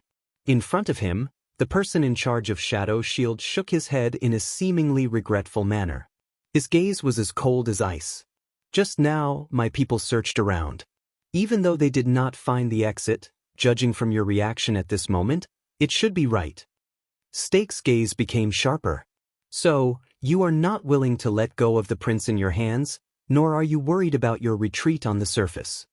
Because you did not intend to abide by our agreement from the beginning, my honorable Crassus. Stake gritted his teeth coldly. Ricky snorted, his intentions unclear. Why do you have to go through so many twists and turns? I am not a fool. Stake sighed and said, in the tavern, our troublesome prince must have given you some bargaining chip, and that changed your attitude. When Thales heard this, his eyebrows twitched. He lowered his head quietly. Stake slowly narrowed his eyes, and a cold glint shone from between his eyes. You did not intend to go out the way you came. Instead, you planned to disappear from another exit after you completed your goal, with your spoils of war. Stake said softly, and our prince. Perhaps, while you were at it, you killed us here and left us in Bladefang's camp for the furious Constellations. LaSalle stared at the disaster swords in disbelief. He subconsciously took 2 steps back and left the team with their swords drawn. 1 second, 2 seconds, 3 seconds passed. Ricky took a slow breath. He laughed faintly. You are not Tang after all. Ricky sighed as if he was regretful. If it were him, he would have done everything he could to take action when we were in the Prison of Bones, and when we were in a dilemma. Ricky did not answer Steak's question, but Steak did not pursue the matter. I will not repeat myself, disaster swords. Steak retreated slowly in the darkness. His face became more and more blurry, and his gaze on Thales became colder and fiercer. Give him to me immediately, and we will be safe. Ricky shook his head and laughed. Steak sneered. Or else, maybe you know the magic tower better than all of you, but Steak clicked his tongue and chuckled. He disappeared into the darkness and only left behind a sentence that made people uneasy. Darkness, however, is our home ground.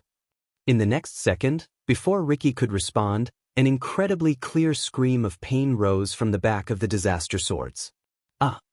Almost at the same time, without waiting for anyone's reminder, the battle-hardened mercenaries drew their weapons without hesitation. Asterisk whoosh! Clang! Clang! Asterisk countless sounds of metal rubbing against leather, and metal rubbing against metal rose in unison. Thales felt as if he had experienced another black storm in the desert, and he had to cover his ears with his hands. However, in the next moment, asterisk thud. Bang! Bang! Asterisk with a few shrill sounds of wind being torn apart, almost everyone's torches were extinguished in an instant. All the light in the field disappeared, and Thales' vision instantly turned dark. They're here. Asterisk shick, asterisk, be careful of ambush. By your feet. Asterisk clang. Kill him. In just the span of a breath, weapons clashed, flesh was torn, screams of pain, angry shouts, and countless sounds of intense fighting rose in the deep darkness, and they intersected with each other.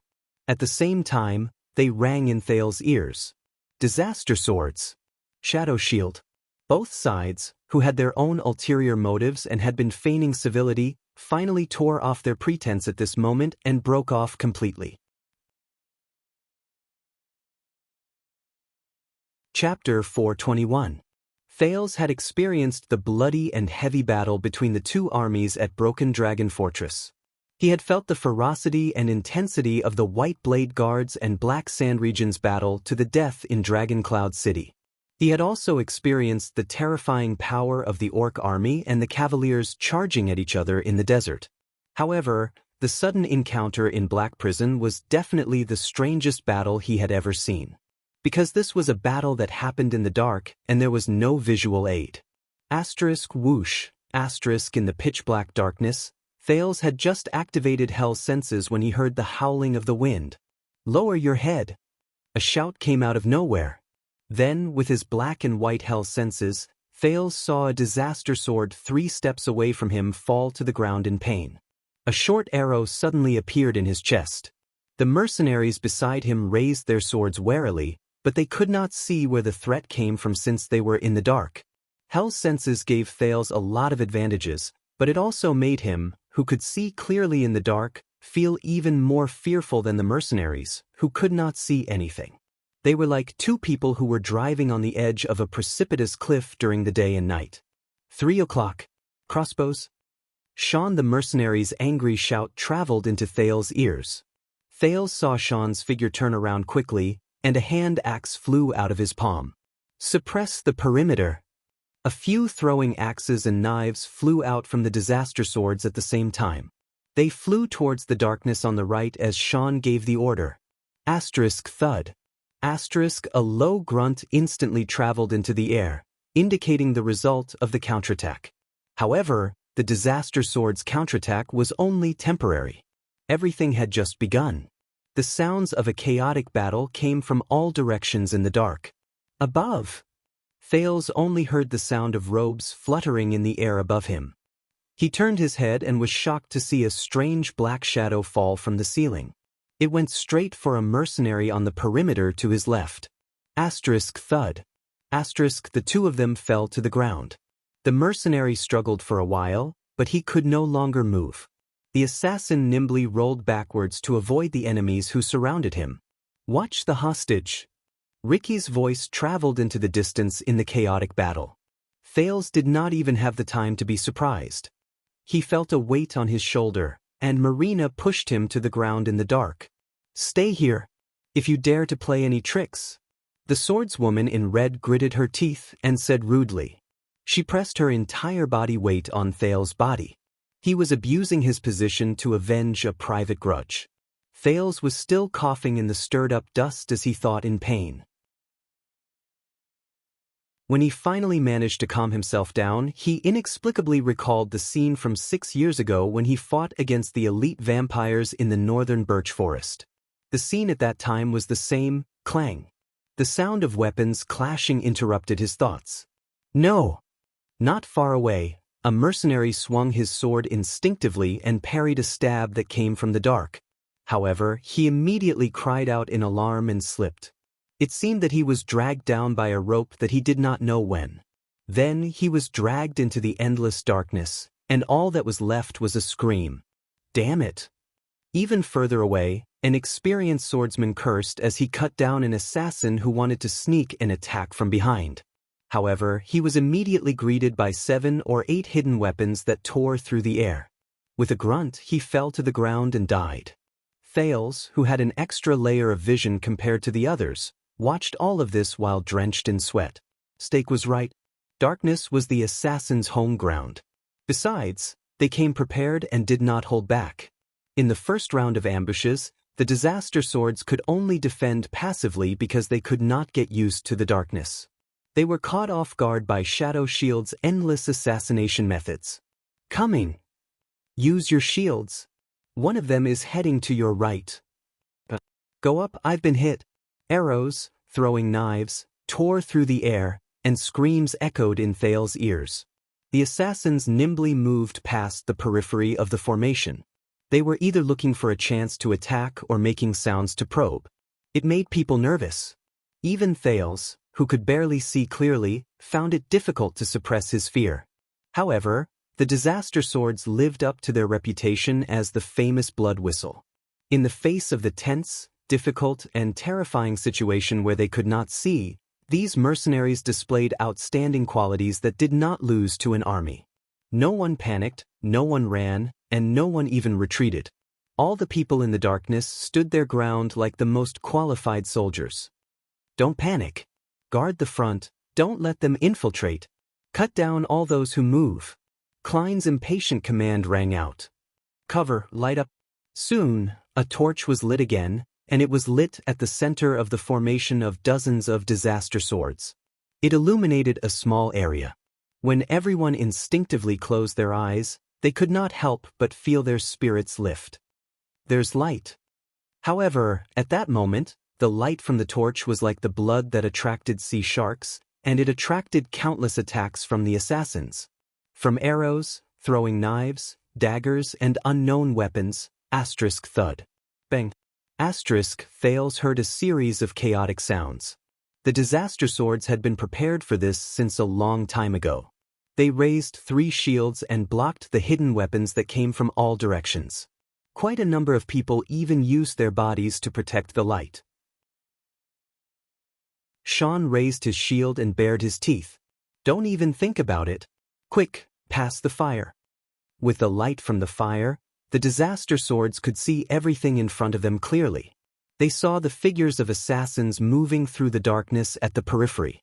They were either running or lying on the ground, waiting for an opportunity. There were even some who hung on the wall in a bizarre fashion. All of them were dressed in black and masked, revealing only a pair of eyes that shone with a cold light. Quite a number of assassins subconsciously turned their heads a little, as if they were not used to the sudden light. Light up, counterattack. Klein shouted angrily. Shortly after the second source of fire was ignited, the first torch was thrown out without hesitation, smashing fiercely onto the body of an assassin in a corner. The assassin was caught off guard. Sparks flew all over his body, and it was incredibly bright. That was the last thing he saw. Sean's second hatchet came after him and pierced his chest. The torch he threw was still burning, and it illuminated another assassin in that direction. The 2 mercenaries immediately caught up to him. "Hey!" The 2 disaster swords roared and attacked. One of them slashed the assassin until he lost his balance. "Go to hell, ah!" The person who came later swung a 2-handed hatchet and swung it in a sharp arc without holding anything back. Asterisk bang. Asterisk at the same time the blade of the hatchet cut open the assassin's neck, blood sprayed everywhere. It was a very intimidating sight.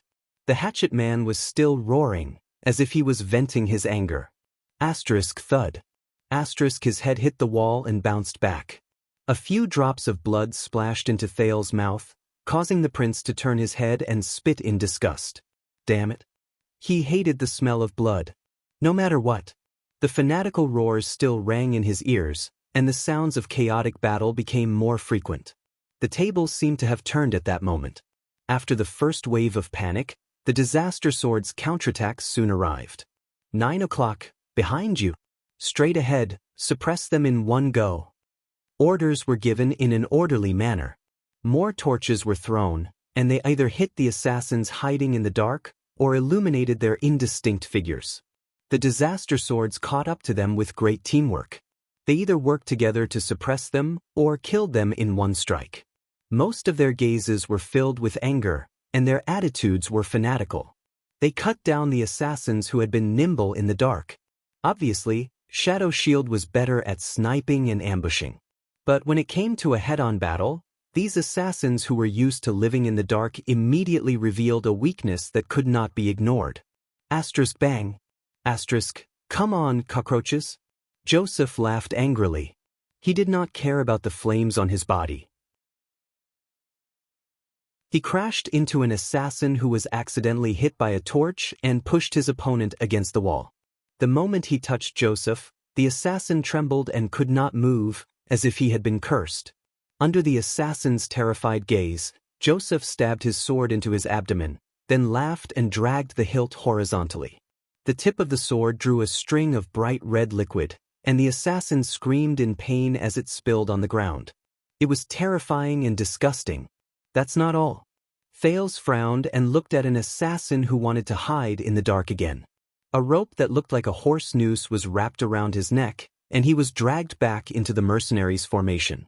A tall swordsman coldly turned the hilt of his sword upside down. He deliberately and cruelly pointed the tip of his sword at the assassin's mouth. After letting out a delighted sigh, he roared and stabbed down with all his might. Asterisk grip. Asterisk the poor assassin, whose mouth and the back of his head had been pierced, let out a muffled groan. He wanted to scream, but he could not. His limbs flapped violently on the ground, but the only sound he could make was the sound of the blade piercing through flesh and the melody of death. Thales furrowed his eyebrows again. The assassins who showed themselves were no match for the mercenaries who had fought in wars. Coupled with the strange power of eradication that Thales had experienced before, many of the assassins were beaten to the point that they could no longer move. Then, with the second or third blow, they fell to the cruel fate of dying tragically. But this was not what Thales cared about the most. Sean rammed his shield against an assassin's head, rendering him unable to move. Having used up all his hand axes, he threw away his shield and held the assassin's upper body. He licked the corner of his mouth and drew a dagger from his bosom. "Do you like to kill people like this?" Sean shouted in delight. He held the assassin and took 3 steps forward. The dagger in his right hand stabbed the assassin's chest a dozen times, as if he was driving a pile of wood. Every time, under the assassin's dazed gaze, warm blood would splatter on Sean's face. It made him look even more ferocious. "Do you like it? Rats in the sewers." Then Sean, whose face was flushed red, pushed the unconscious and twitching assassin away. He turned around with a smile. Then he licked the corner of his mouth again. It was as if he had just finished dinner. "Umph." Marina sneered and said, "You didn't even wipe your mouth clean." Thales felt a chill run down his spine as he watched. No, the prince stared at the disaster swords in disbelief.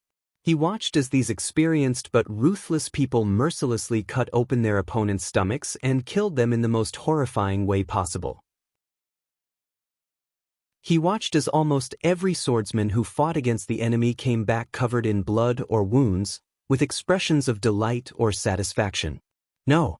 Thales watched these swordsmen who killed without batting an eyelid. He suddenly felt a panic that he had not felt for a long time. It's not like this. Over the past 6 years, the prince could be said to have seen a lot of things. Whether it was the unparalleled strength when the vampire sisters turned against each other, the kingdom's wrath's indomitable charge when he broke through the army's formation, Aida's precise attacks when she weaved through the encirclement, or Nicholas and Monty's bloody battle to the death in the wilderness, every confrontation was incredibly exciting, and it was difficult for a normal person to witness one of them. But Thales stared blankly at the group of mercenaries who were bathed in blood.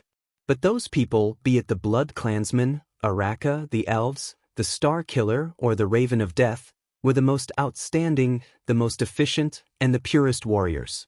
They did not move, but once they did, they only wanted to win, advance, and achieve their goals. Be it slaughter or bloodshed, they were just the most superficial and peripheral side products of this process. But these people before me, Thales watched the battle in a daze. He watched Joseph, who was laughing maniacally, Sean, who was licking his blood, and the countless swordsmen who were merciless in their attacks. It was not a warrior's personal style, not a martial art's unique moves, not one person, and not two people. Almost everyone was immersed in a frenzy during the battle, enjoying their enemies' wails, cries of grief, pain, and blood. They seemed to have forgotten themselves. Thales became more and more frightened as he watched. No, there's definitely something wrong with this group of people. A normal battle is definitely not like this.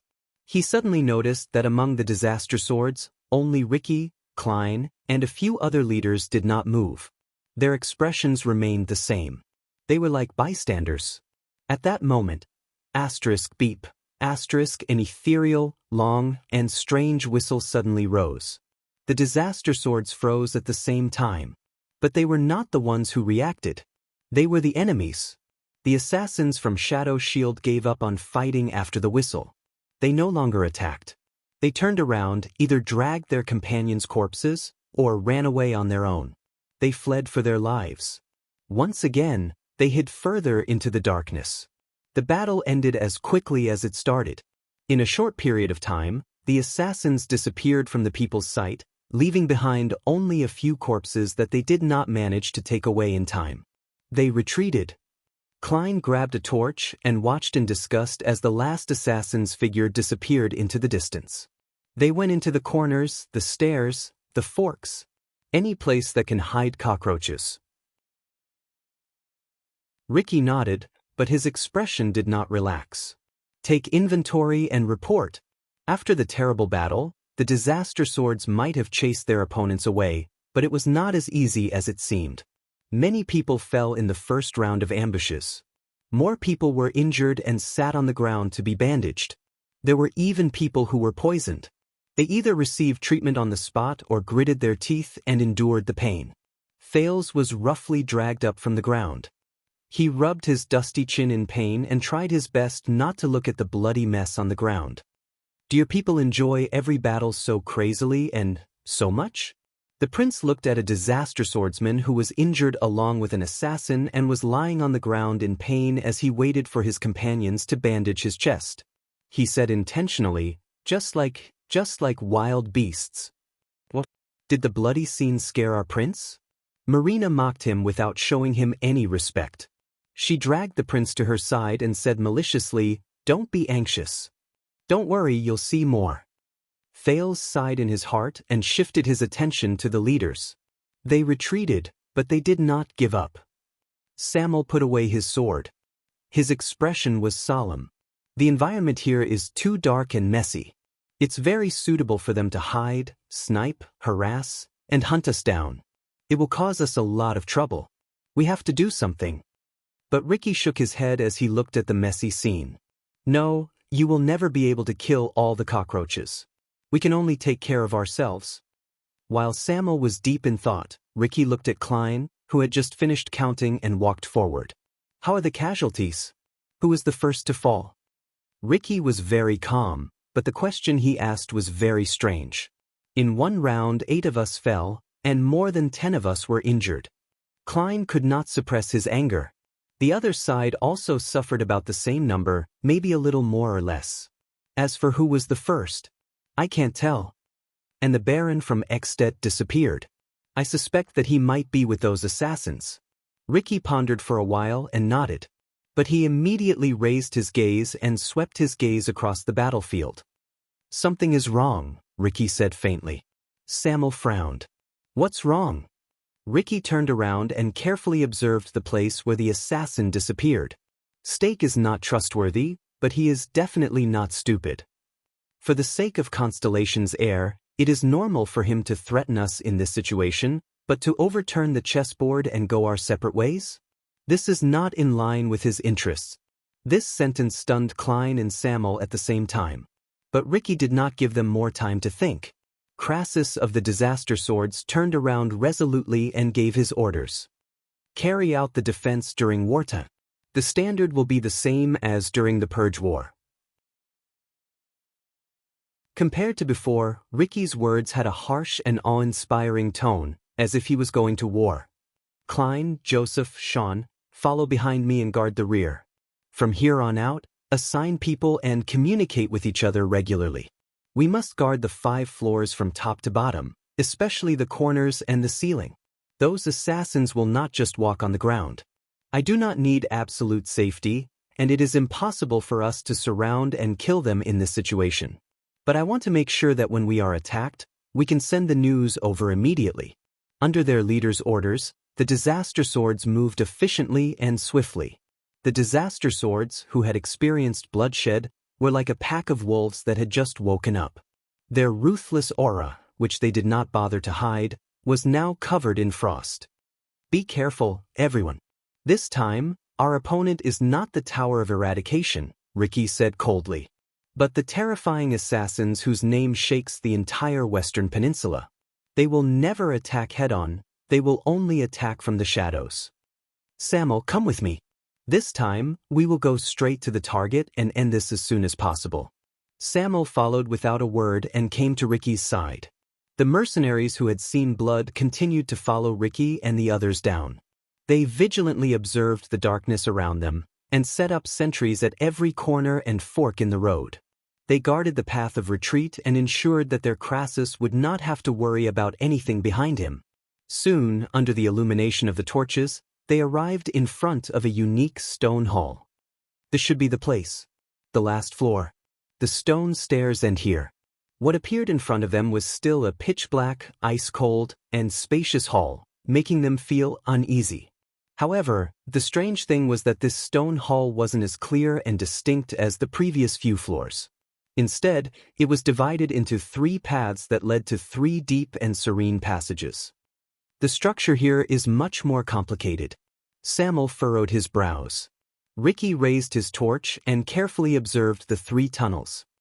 "According to the information I obtained from the Oracle, this is the place where the Confinement Research Institute developed anti-mystic equipment.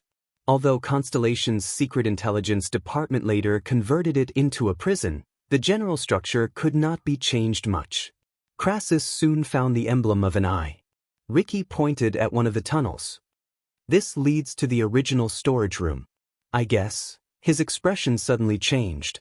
"What is that sound?" His words made everyone nervous. Even though they had taken a lot of precautions before this, many of them still turned around and vigilantly paid attention to the path they came from. But Thales also furrowed his brows. He had heard the sound Ricky mentioned. It seemed to be coming from the other side of the tunnel. Buzzing? The sound from Hell's senses became clearer, but it also made Thales more puzzled. Ricky listened attentively for a while, and a puzzled expression appeared on his face. "It sounds like someone is praying?" The Disaster Swords held their breaths and listened. As expected, faint human voices came from the other side of the dark tunnel. "No." Samuel spoke. His expression changed slightly as he stared at the other end of the tunnel.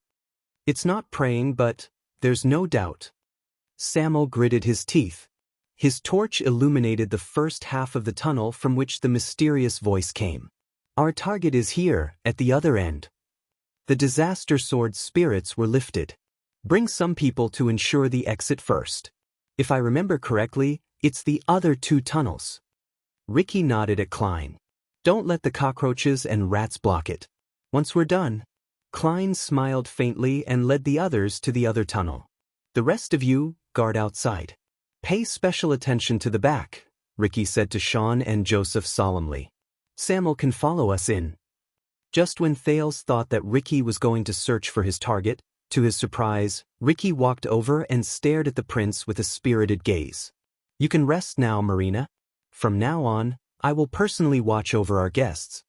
While Thales was still in shock, Ricky walked forward and dragged Thales away from the puzzled Marina's hands without giving her any explanation.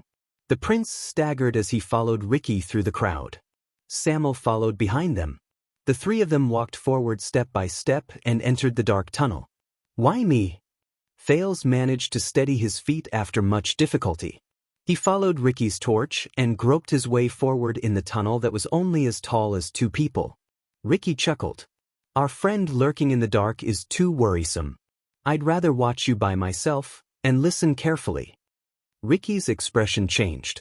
As expected, the moment Thales activated Hell's senses, he heard an unusual human voice. It was a dry and cold male voice. There was a faint drawl to it as he mumbled. I know very well. Something is coming. The voice gave off the impression of an antique covered in dust. It echoed through the narrow stone wall and spread faintly. It seemed to be mumbling to itself. The expressions of the three people in the tunnel changed at the same time. It's him. Samuel could not hide his excitement as he looked at the other end of the dark tunnel. That's right, it's him. He's still alive. Ricky remained calm. Continue. But compared to the other two, Thales had the help of Hell's senses, so he could hear more. He heard the voice at the end of the tunnel continue quietly. I know that your appearance is not without reason.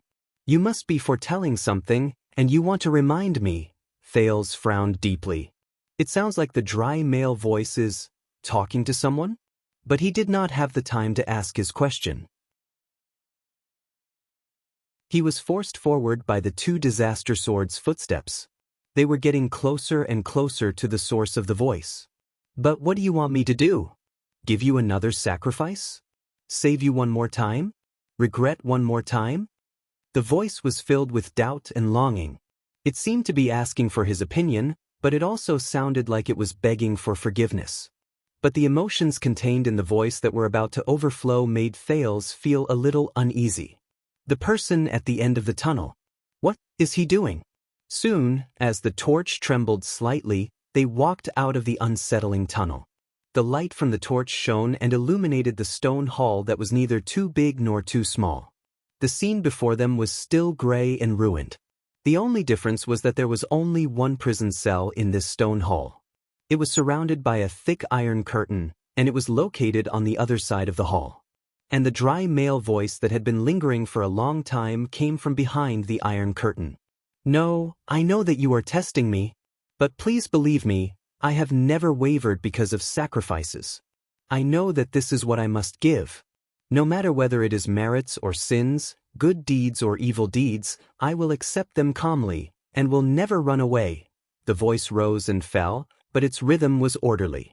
Ricky and Samuel looked at each other. One frowned, and the other nodded. They slowly approached the prison cell. Yes, I have foreseen my mission, my salvation, but when will it come? The voice continued. Thales looked at the iron curtain, and an ominous feeling rose in his heart. So, the person locked in that prison cell is... clack. Before he could finish his thoughts, Ricky had already walked to the wall and stuffed the long, dark green into the center of the Alchemy Tower's emblem. Soon, the iron curtain slowly descended amid the rumbling sounds of machinery. The cover was opened, and light shone in the prison cell. The final goal of the disaster swords was revealed.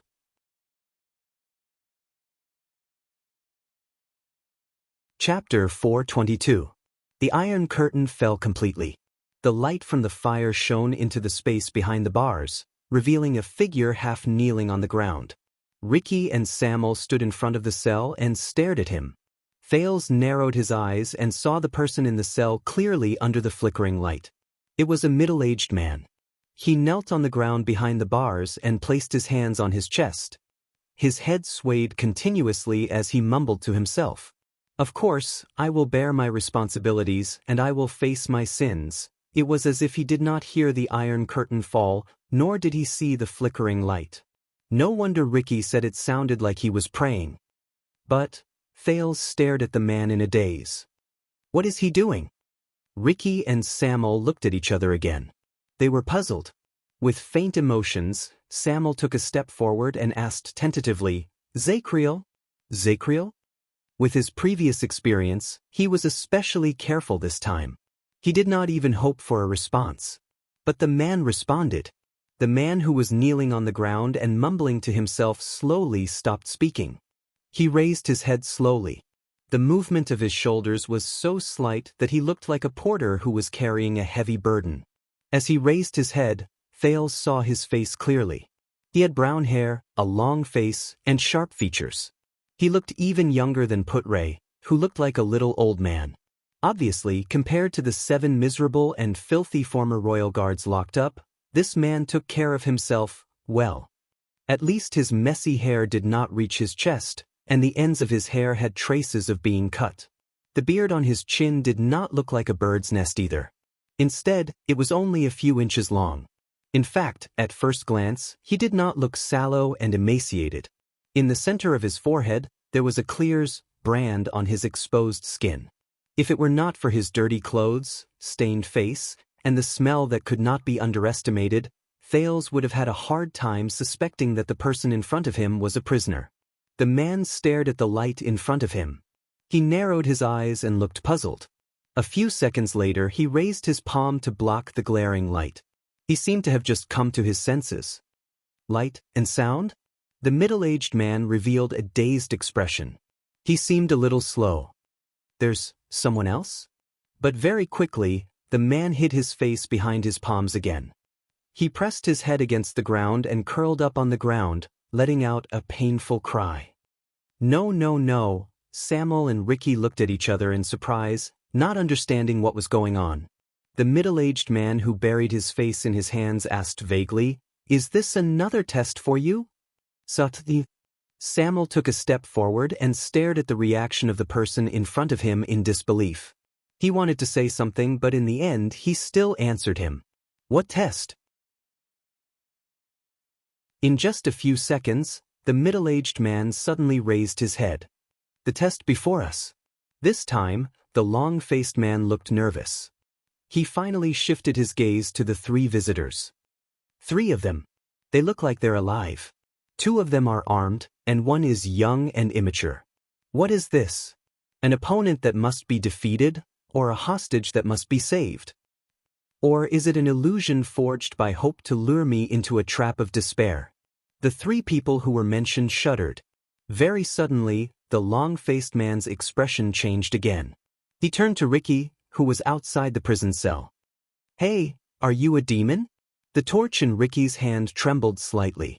The disaster swords gritted their teeth and looked at their companions in confusion. Samuel shook his head. His expression was grave, and there was pain in his eyes. The long-faced man did not seem to want them to answer him. He took a deep breath, got up from the ground, and smiled. I have to admit that I always see them.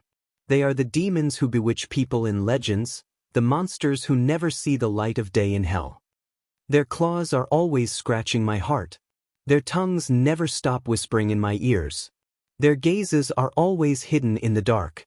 Every minute, every second, they change their own scenes, trying to tempt me into falling into the abyss, into hell. The man leaned against the wall and stared into the distance with a profound gaze. He seemed to be talking to them, but he also seemed to be talking to himself. They will tell us to give up, accept it, and compromise. There's no hope in your world anyway. Samuel could not take it anymore. He took a step forward, and the torch illuminated the man's face. He shouted his name loudly, Zakriel. His voice was so loud that it shook the hall. The long-faced man in the prison cell shuddered. He froze for a moment. His dazed gaze slowly focused. Zakriel? The middle-aged man repeated slowly, almost enunciating each syllable. Samuel gritted his teeth. An inexplicable resentment rose in his heart. He waved the torch in his hand fiercely, making it burn even brighter. Yes. Samuel hit the bars with the torch and sparks flew. It's me. Samuel. Wake up. Zakriel, The night of judgment. The man named Zacriel froze. He breathed slowly and asked in puzzlement, "The night of judgment?" But immediately after, Zacriel shook his head and laughed out loud. In the past, over the endless years, the demons in my heart always liked to use this to bewitch me. The glory of the past, the regrets of the past, and the remorse of the past. But those were all fake. They lied to me and wanted me to believe in them. As he spoke, Zacriel seemed to have sunk into a mumble. Maybe I'm not perfect enough. Maybe I'm not determined enough. Maybe I'm not strong enough. That's why they're taking advantage of me again. They're trying to defeat me and defeat me. But at least I'm glad that I'm aware of their existence and that we'll have to fight each other. The communication failed. Samuel stared at the person in front of him in a daze. Beside him, Ricky let out a faint sigh. Ricky suddenly noticed that Thales was staring at the man who did not seem to be in his right mind. His eyes were fixed on him. He seemed to have remembered something. But as Zacriel spoke, his expression slowly changed. "But yes, I will pull myself together. I will remember that I once fought to the death against the most powerful enemy, and I once sacrificed myself for the noblest ideals. Everything before me is just a fork in the road when I am lost." The middle-aged man's smile slowly disappeared, and his breathing quickened. He seemed to have remembered something. He grabbed his hair with both hands and knelt on the ground again. The man's lips trembled, and his entire body trembled. "Wait, Zacriel, Zacriel, Zacriel?" The people outside the prison looked at him, but they did not know what to do. Suddenly, Zacriel's eyes lit up. "Yes, Zacriel." Flames burst out of the man's eyes, and his expression instantly became incredibly savage. "Aya!" Zacriel roared furiously. He grabbed his hair, threw his head back, and shouted, "Get the hell out of my head!" His roar was very loud, and his movements were very loud. The three people in front of the prison had no choice but to subconsciously take a few steps back. But Zacriel's madness did not end. "Filthy, filthy monster. Despicable, despicable be asterisk teeth. Sneaky demon. What a crooked trick." The man in the prison scratched his head with all his might. He knelt on the ground, raised his head, and shouted in pain. "I am Emmanuel Zacriel, the glorious Redalian. I am the noble descendant of the great empire, who walks the land of chauvinism. I was born in the vanguard of the ancient knights under great Emperor Camelot's command." Thales stared at the man's madness. He did not even pay attention to the words he shouted. Then, Zacriel clenched his fists. A great force erupted from his muscles, and he punched the ground. Zacriel became crazier and lost his composure. His roars echoed in the hall, causing Samuel and Ricky's expressions to change. "I am Constellation's royal knight and honorary lord. The penal officer of the royal guards, the watchman, the guardian of the throne, the keeper of the royal treasury." Dong, dong, dong. He pounded his fists again and again, and his eyes seemed to contain an unbearable anger. "The world has given me the title of Knight of Judgment. I will definitely punish those who commit crimes severely, and I will punish all who commit crimes." Zacriel cried out in pain. After a while, he seemed to be slightly tired, but he only stopped pounding the ground. Instead, he stood up and threw himself against the fence. "What are you?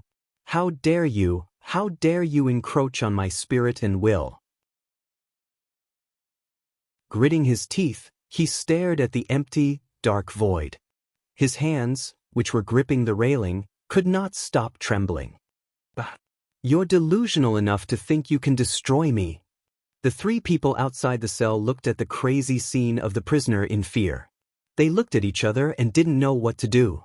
"I will definitely defeat you, and destroy you. I will not hesitate to perish with my enemy." Zacriel's madness seemed to have reached its peak. He held the fence and roared hysterically. Finally, the light smoke between the fence and his palm turned into a bright light. Asterisk bang. Asterisk after a loud bang, Zacriel, who seemed to have gone mad, fell to the ground and stopped moving. The hall became quiet again. The three people outside the cell held their breaths. They did not come back to their senses for a long time. I thought that Barney Jr. and the others were serious enough. Samuel turned his head around laboriously. But I didn't expect that even such a strong warrior like Zacriel would become. He couldn't continue. Ricky snorted softly and looked at the cell in disdain. He stared at the unmoving figure on the ground and finished Samuel's sentence. Become a lunatic. There was silence. Then, a slightly childish voice broke the silence. Not a lunatic. Ricky and Samuel turned their heads around in surprise and looked at Thales, who spoke. At that moment, the prince was staring at the person in the cell. His eyes shone with a deep pain that no one knew where it came from. He just lives in another world, a world different from ours. Thales said laboriously. His emotions were complicated. Ricky cast the prince a few strange glances. He was locked up in solitary confinement for 18 years. Samuel sighed. That's not his fault. However, a few seconds later, a dull voice that they did not expect rose from the cell again. Even if you lock up a coward for 18 years, he won't become a brave man. Compared to before, this man's voice was firmer and more dignified. But you locked up a powerful man for 18 years and made him face his own heart. Zacriel crawled up from the ground again and supported himself against the wall with some difficulty. He will only become stronger.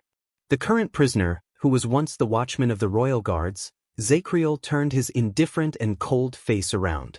His eyes were incredibly clear as he looked at them through the bars. The three of them stared at Zacriel, who spoke again in surprise.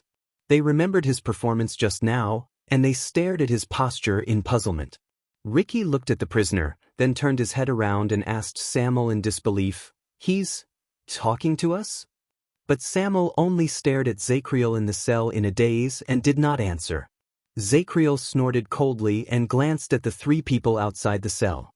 There was no trace of the madness he showed just now. Thales, who was under his gaze, felt his entire body tense up. But the prince was not certain whether the prisoner was rational at that moment. Is there someone else? Zacriel's dull voice was a little deep, and it was filled with a rhythm that made people nervous. So, I have a visitor today? That's rare. The three of them looked at each other. They were finally certain that the long-faced man was talking to them. Samuel stared at the prisoner, and shock slowly appeared in his eyes. Zacriel? Are you all right? Don't worry about me. I'm very clear-headed now. It's just that I haven't seen the light for a long time. Zacriel frowned and patted the bars. He then swung his palms. He was obviously not very comfortable. This thing is quite useful. As for what happened just now, it's just a daily process. It might look a little strange, but it's nothing. Indeed, at that moment, Zacriel looked very normal. He was so normal that he was a little unlike a person who had been imprisoned for 18 years. Ricky stared at him distrustfully and said in a slightly mocking tone, "A little strange? Are you sure?" "It's just another journey," Zacriel answered him coldly. He then looked at Thales in particular. "It's just as you said, child. It's another world, a different world." His gaze was very calm, but it always made Thales subconsciously clench his fists and tense his muscles. This person? In this state, he's the legendary Knight of Judgment? But Samuel and Ricky still looked at each other worriedly. "Do you still need to ask?" Samuel lowered his head and whispered, "He might not even recognize me." I can't be sure if what he said in this state, but Zacriel obviously heard their whispers. The Knight of Judgment chuckled softly in the prison. His shoulders, which were pressed against the wall, trembled slightly. "Didn't I tell you a long time ago?" Zacriel exhaled while he leaned against the wall. He narrowed his eyes and observed his fingernails with the help of the firelight. He looked rather casual. Most of the time, you have to fight against yourself, and this enemy known as yourself is very powerful. He clenched his fists and turned to Samuel in a profound manner. "But you just can't give up, Colin Samuel. You can't." Samuel's expression changed slightly. He seemed to have remembered something. He sucked in a breath and took a step forward. He looked a little agitated. "Zacriel, why you still recognize me?" Zacriel twitched the corners of his mouth. He unclenched his fists and began to look at the fingernails of his other hand. I know everyone in the guards, and I also recognize the brand on your face. He grabbed a tool that looked like a stone knife, and as if there was no one around, he gently ground his index finger. As I said, I am very clear-headed now.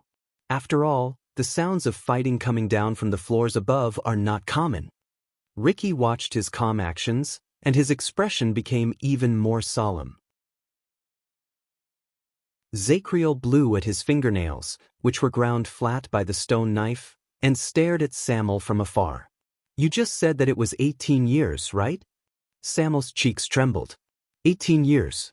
Ricky and Thales moved at the same time. This is what I just said when Zacriel went mad. He actually remembers all of it?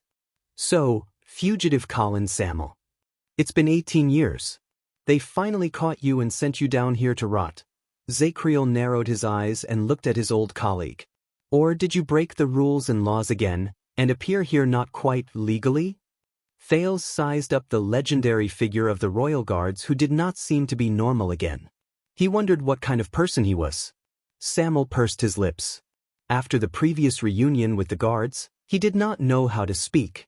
Ricky, who had been suspicious all this while, said, "Very good, he can still talk. Although he still doesn't look normal." He nodded at Samuel.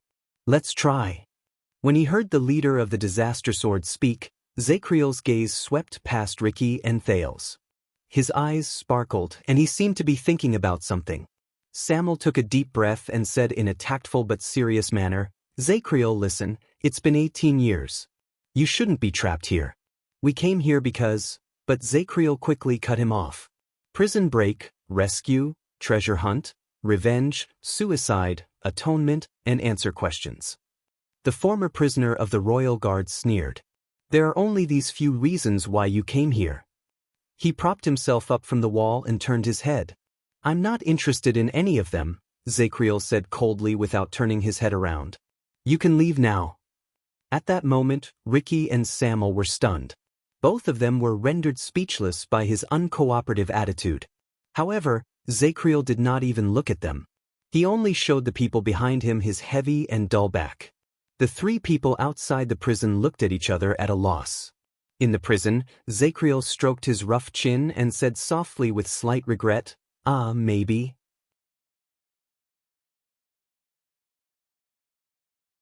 Chapter 423. Listen up, Zacriel.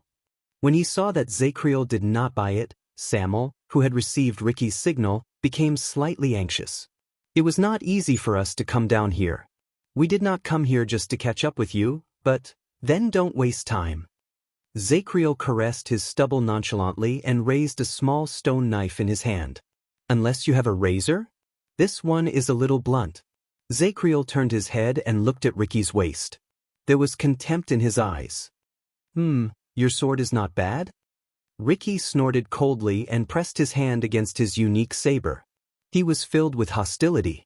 At that moment, Thales, who had been silent all this while, suddenly said, "Here, a razor. For you."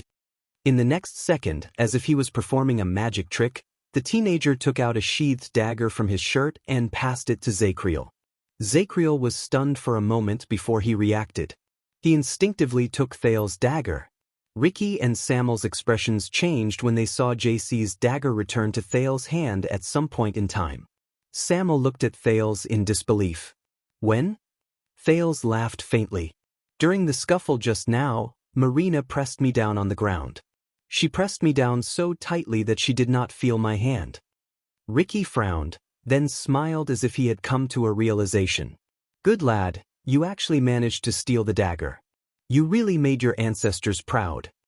Samuel looked at the prince with a displeased expression. It's a pity that you didn't become a pickpocket. I think so too. Thales sighed softly in his heart. Zacriel chuckled and shook his head. He looked at the dagger in his hand with great interest.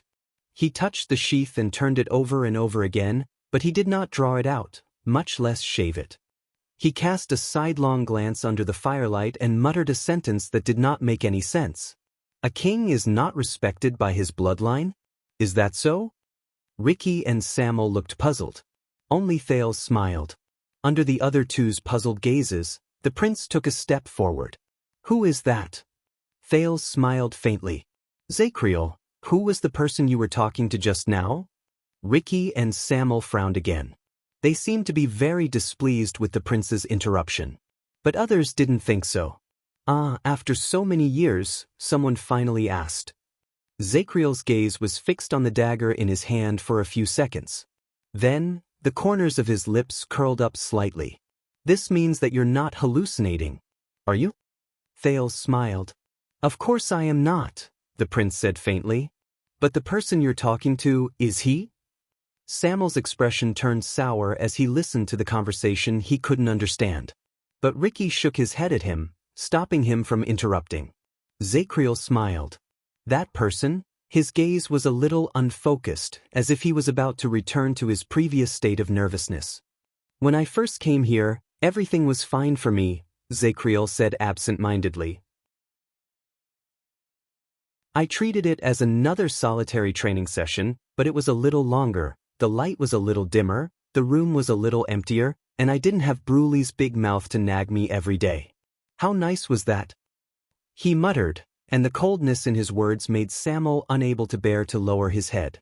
Then, after an unknown period of time, Zacriel suddenly laughed without any rhyme or reason. "He's here, that man."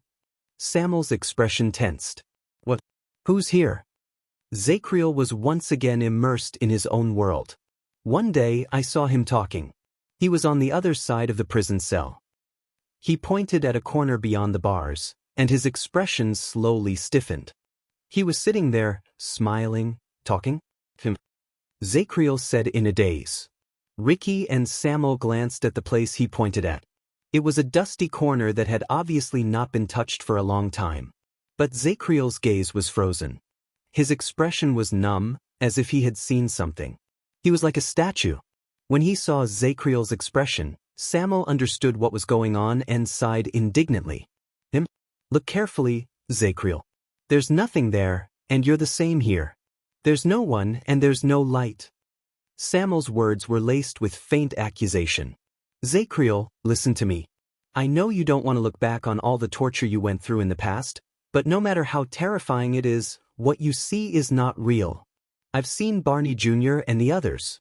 It's all because of this damn prison. And you've been trapped here for 18 years. There's only darkness and loneliness."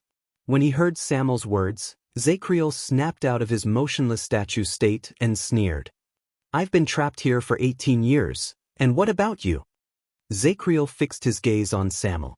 His eyes shone with a cold glare. "You've been trapped in your own heart for 18 years, haven't you?"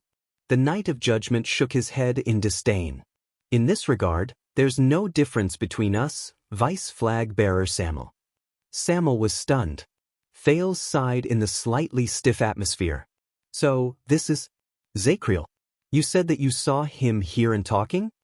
The prince stared at Zacriel with a complicated gaze. "Who is this him you speak of?" Zacriel lowered his head. "And who are you, young man?" The prisoner of the royal guards narrowed his eyes. "I don't think you came here voluntarily to tour the prison of bones with these people, did you?" Samuel frowned. He wanted to go forward and pull Thales away, but Ricky stopped him. Thales shook his head. He did not answer. "You saw him talking, but you couldn't see his words," the prince said with a sigh. "I think you saw him first, and then you heard him speak?" Zacriel stared at him for a long time. He seemed to be deep in thought. But his answer was still bold and imaginative. "That's not important, is it?" The former star of the Royal Guard's gaze was unfocused, as if he was immersed in his memories. "Sometimes I saw him, and his voice traveled to me. Sometimes, I would hear his words first before he appeared in front of me. It's all the same. There's no difference." After he said this, Zacriel's expression froze again. The four people in the hall fell silent for a moment while they listened to this exceptionally strange conversation. "This is meaningless. He's already gone mad." Samuel shook his head and gave Ricky a look. But the leader of the Disaster Swords ignored him. On the contrary, he listened to the conversation with great interest. "Is that so?" "It's all the same." Thales forced himself to smile. So, he talking to you? Zakriel's face became a little sad. Yes, as usual, he talks, smiles, and even gives me orders. Zakriel seemed to be absent-minded. He stared at the corner he had just pointed at. But I know that sometimes he's real. At that time, I'm very happy. In the next moment, the muscles on Zakriel's face tensed up. He gritted his teeth, as if he had seen something evil. But I also know that sometimes he's someone else in disguise, just to lure out the weakness and darkness in the depths of my heart, and then destroy me. Thales's eyebrows twitched. Something else. When Samuel saw this, he sighed and whispered into Ricky's ear. Another meaningless, crazy talk. But Ricky was obviously not bothered. As long as he can speak. Zakriel ignored the whispers of the other two. He focused on his conversation with Thales. Yes, those things that want to harm you. The long-faced, middle-aged man stared at the empty space. His words were filled with emotion. You know, he's not bad, but those things are very cunning. At first, it was very difficult for me to tell the difference between them. As Zakriel spoke, he seemed to be lost in thought. He seemed to be talking to himself. They would tell me about the past. The training when I was young, the selection when I grew up, the duty in Renaissance Palace, the diplomatic mission to Northland, the expedition to the desert, the expedition to Blade Edge Hill in the south. Of course, there were people. Father, mother, brother, sister, His Majesty, His Highness, the old captain, Barney Sr., the old smoker, Glover, and of course her. Then, when he said this, Zakriel shuddered slightly. Thales watched him attentively, encouraging him to continue. Those things are especially despicable. They like to whisper in my ears when I sleep. Zakriel seemed to have returned to his previous state. He gritted his teeth, and his expression was ferocious. Then they would show me something else. They tried to destroy me. He stared at the dagger in his hand. His gaze was deep and cold. What was it? Thales asked softly, as if he was guiding a child to learn. What did they show you, Zakriel? Zakriel raised his head swiftly and gritted his teeth like a wild beast. His eyes were bloodshot as he stared straight ahead, as if his mortal enemy was there. Sometimes, I can see rotten skin with maggots and flies on it when I open my eyes. Zakriel's words were filled with a chilling aura, and his body trembled along with it. They're so rotten that they can't be recognized, but they're still moving. But I know that they're the royal guards. It's their faces that appear from the darkness and suddenly appear in front of your eyes. Samuel looked at him with a pained expression and shook his head softly. He's really crazy. Ricky ignored him. Sometimes, there are countless heads stuck on the tips of spears. They fill every corner of the cell, leaving me with no place to hide. Even when I sleep, I can only stand with my back against the wall. Thales listened quietly. His gaze was compassionate. Those heads have been dead for a long time, but they can still speak. They like to suddenly open their eyes and speak when I squeeze past them to get food. Some of them even try to bite me. Zakriel clenched the dagger in his hand tightly. He covered his shoulder with his left hand, as if the monster he spoke of had bitten him there. I have to say that the head that looks like Prince Banker is quite similar. His words made me unable to sleep for a few days. Zakriel squeaked with the ghost of a smile on his face. He widened his eyes and stared at Thales in a rather frightening manner. One day, when I woke up, I saw hanging corpses all over the ceiling. All of them had their eyes rolled back and their tongues hanging out, but they seemed to be looking down at me. Zakriel pointed at the top of his head. His breathing became increasingly rapid. They swayed back and forth above my head, twitching slowly. Sometimes, the feet and robes of the dead would brush against my hair. This would last for about the time it takes for 3 meals. He said faintly. Samuel could not help but speak. But you don't even have light here. The flag-bearer looked at the former strongest elite of the royal guards mournfully. Wake up, Zakriel. There's nothing in the prison. It's just an illusion created by your own imagination. We're here to save you. Zakriel sneered and looked at Thales again. Sometimes, they simply don't let me see anything at all. They only let me hear the sounds in the darkness, he said coldly. Thales forced a smile. Thales forced a smile. Voice. Zacriel nodded. His face became blank. Baby's tears. It's like the cries of a baby in the boundless darkness, again and again and again, again and again. Sometimes it's close to your ear, and you can hear it clearly even if you block your ear. Sometimes it's so faint that you can't hear it, and you can only hear it when you concentrate and calm down. Sometimes it's mournful and tragic, sometimes it's filled with malice, and sometimes it turns into a strange baby's laughter. Zacriel sat down against the wall and curled up. His expression was absent-minded. Thales swayed a little. He tried his best to maintain his emotions. It must have been very hard, he said laboriously, to live in a different world. Zacriel's expression became a little indifferent and numb. A different world, at first, yes. I could only tell myself over and over again that this was a test. Eventually, I got used to it. He raised his head and said in a daze, "You know, the good thing about this is, whether it's him or those things, at least when they appear, I can hear his voice. Whether it's true or not, that's his voice before he died, his laughter, his words, and his orders." Zacriel pressed the hilt of the dagger against his forehead. "Let me console myself in this eternal purgatory." Thales was a little sad. He took a deep breath and asked, Whose voice is that?" This question attracted the attention of the other two. Zacriel was dazed for a moment. "Of course it's him." The former watchman of the royal guards showed a sad but gratified smile. "The former crown prince." Samuel swayed slightly. Thales was also slightly stunned. "The one I saw, the one who spoke to me, the one who smiled at me, the one who tested me, the one who tortured me, the one who visited me all the time, was him before he died." Zacriel hugged himself even tighter and said in a trembling voice, "The eldest son of the king, Midir Jadestar." The hall sank into a long silence. Only Zacriel's faint sobs could be heard. Thales' expression was gloomy. He closed his eyes gently. To live in a different world. He repeated this in his heart helplessly. But when he closed his eyes, Thales felt as if he was thrown into a stormy sea in his thoughts. He rose and fell with the waves. Then he ran into a memory fragment that he had not seen for a long time, and it brought him back to a world that he had not cared about for a long time.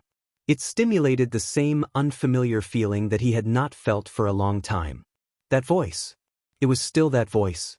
It was a pleasant, gentle, soothing voice that always made him laugh heartily. "Chiron, are you afraid of ghosts?" This despicable man, asking even though he already knows the answer. He's probably going to laugh at me again. "Yes, I remember that you're most afraid of ghosts. You can't even watch horror movies." As expected. He sighed softly and scratched his head. "But you've never seen a ghost, right? Because in many people's worlds, it doesn't exist. Of course, you can't see it." The female voice on the other end of the phone paused for a moment. She sounded a little depressed. "But why don't you imagine that there is a kind of person who sees ghosts exist in the world they see?" "Exist?" He frowned. "What?" "So, when they sleep at night, they might see a hideous face on the pillow, or stuck to the ceiling. Or, when they open their eyes in the morning, they might see a bloody head standing at the window, and a pale dead person squatting in the corner. When they walk, they might see a faceless little girl dressed in red, and when they eat, they might see a bloody eyeball. At any time, they would feel." The female voice was a little low, trembling, and intermittent, as if she was trying her best to suppress some emotions. Hey, don't scare me, my lady. You know that I'm most afraid of these things. So. The voice trembled. He felt an inexplicable sense of unease. So, for this kind of person, ghosts are real. At least in their own world, they are real. Really, they can see, but they can't tell whether they're real or not. In their eyes, they really see ghosts. The female voice seemed to be unable to control her emotions anymore. Countless negative emotions gushed out like a broken dam, along with her frail and fragile voice.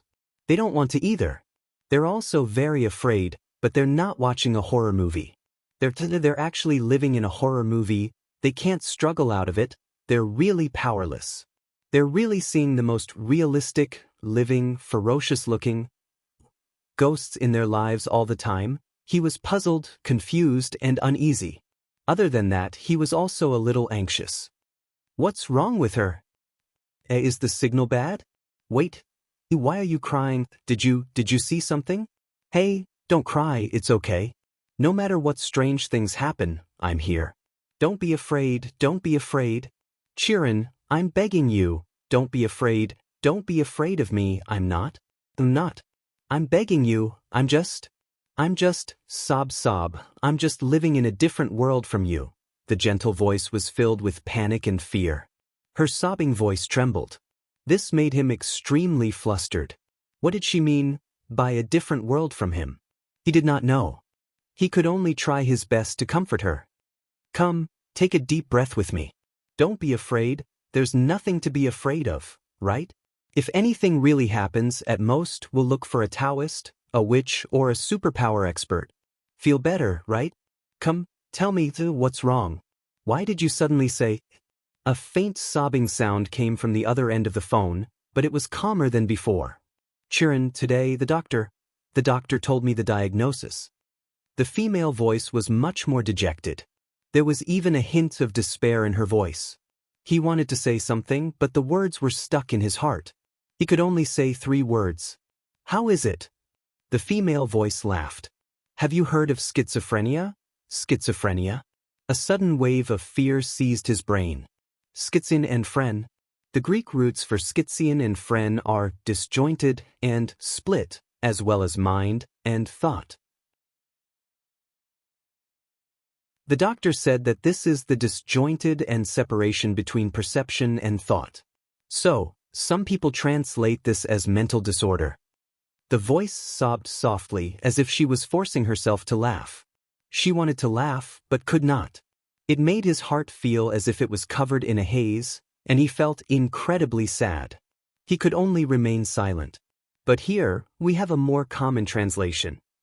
He gulped. What is it called? The female voice snorted and spoke weakly and weakly. Schizophrenia. At that moment, Thales opened his eyes abruptly and broke free from the boundless sea of memories. He returned to the dark and silent black prison underground, drenched in cold sweat. He panted heavily and looked at Zachriel, who was rooted in the prison like a wooden statue. He felt an emptiness in his chest.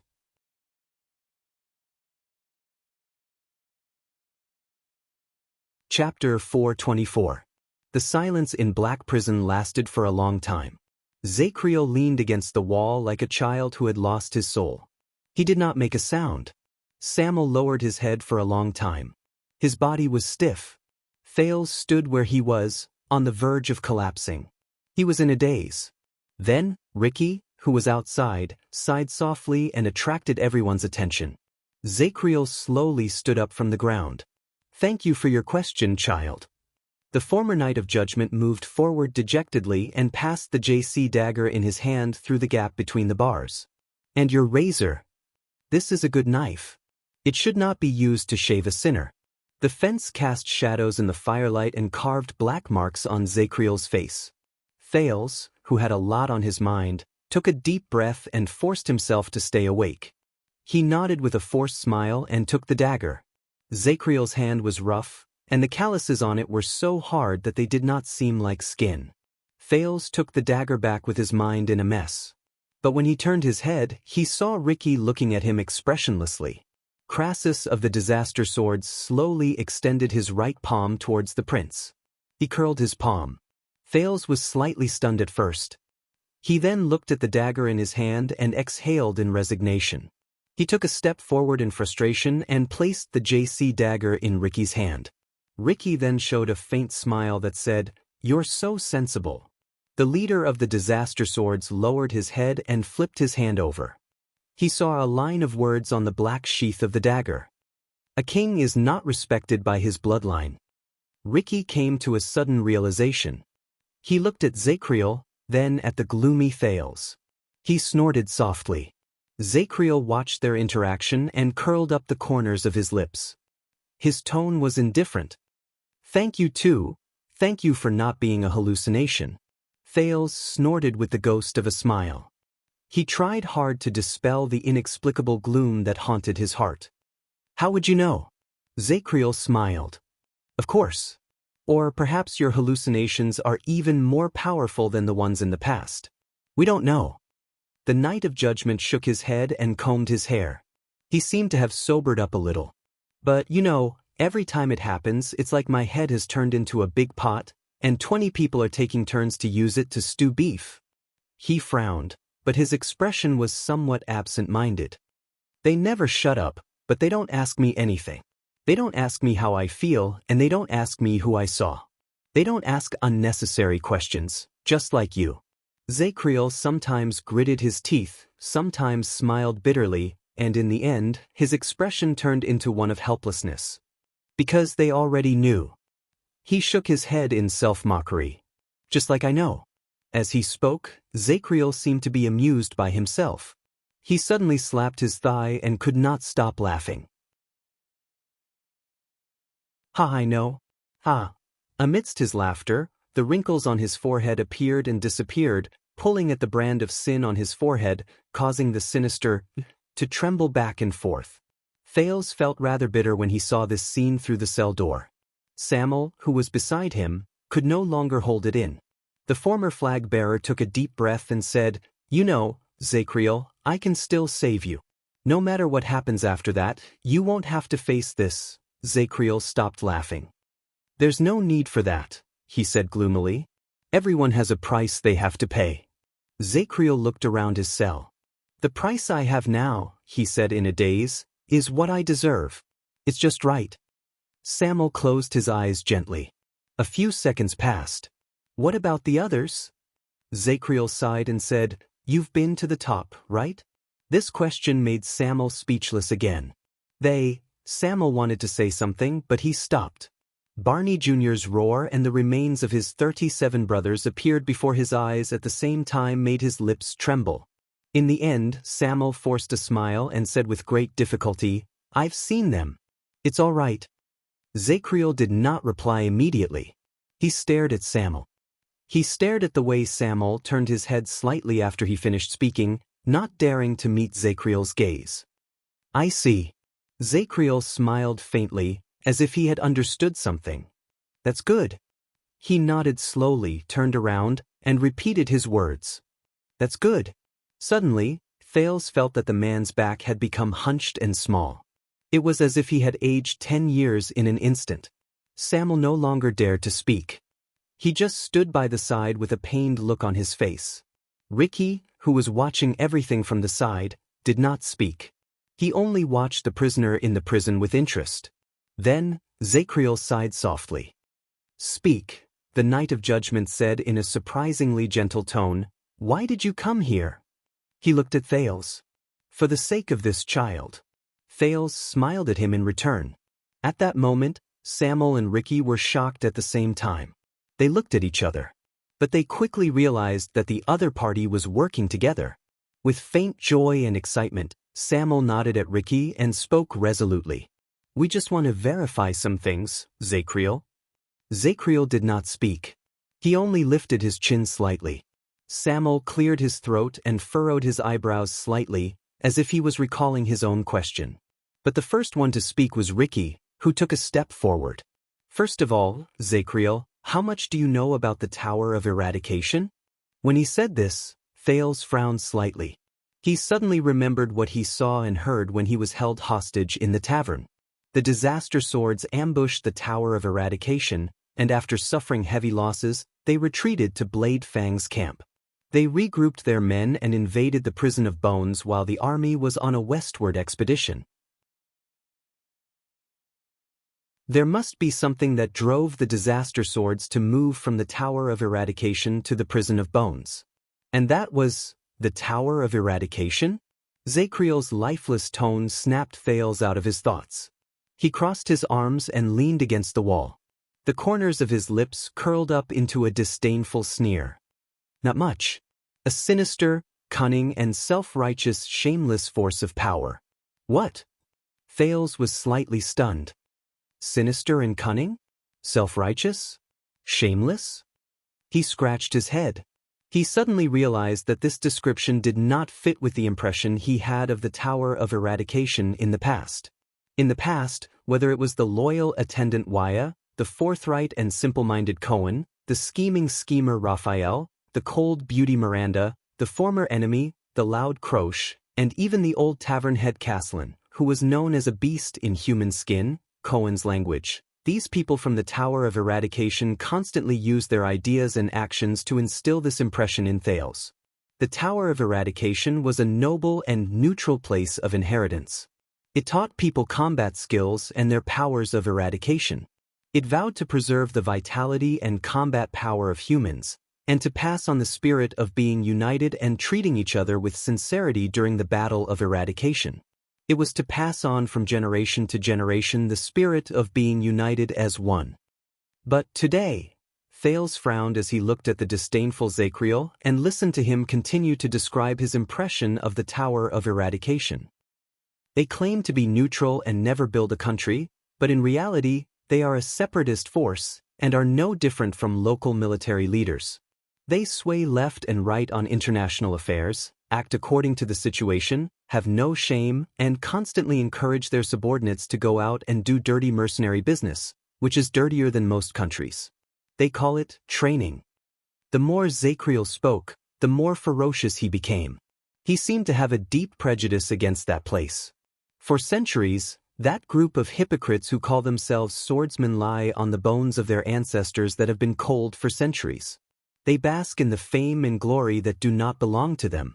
They habitually use hypocritical and pretentious excuses to attract generation after generation of hot-headed youngsters. In the name of passing down skills and protecting humans, they are actually training their minions and gathering troops to strengthen themselves. He gritted his teeth. When he spoke to the extreme, he even spat on the ground. Samuel, who was outside the prison, frowned. Ricky's eyes lit up. They study how to kill all day long, then teach their subordinates so that they can wield their swords and risk their lives for the wars of other countries. They kill more people, shed more blood, fight more wars, and make the world more chaotic. It's all thanks to those disgusting scumbags from the Tower of Eradication.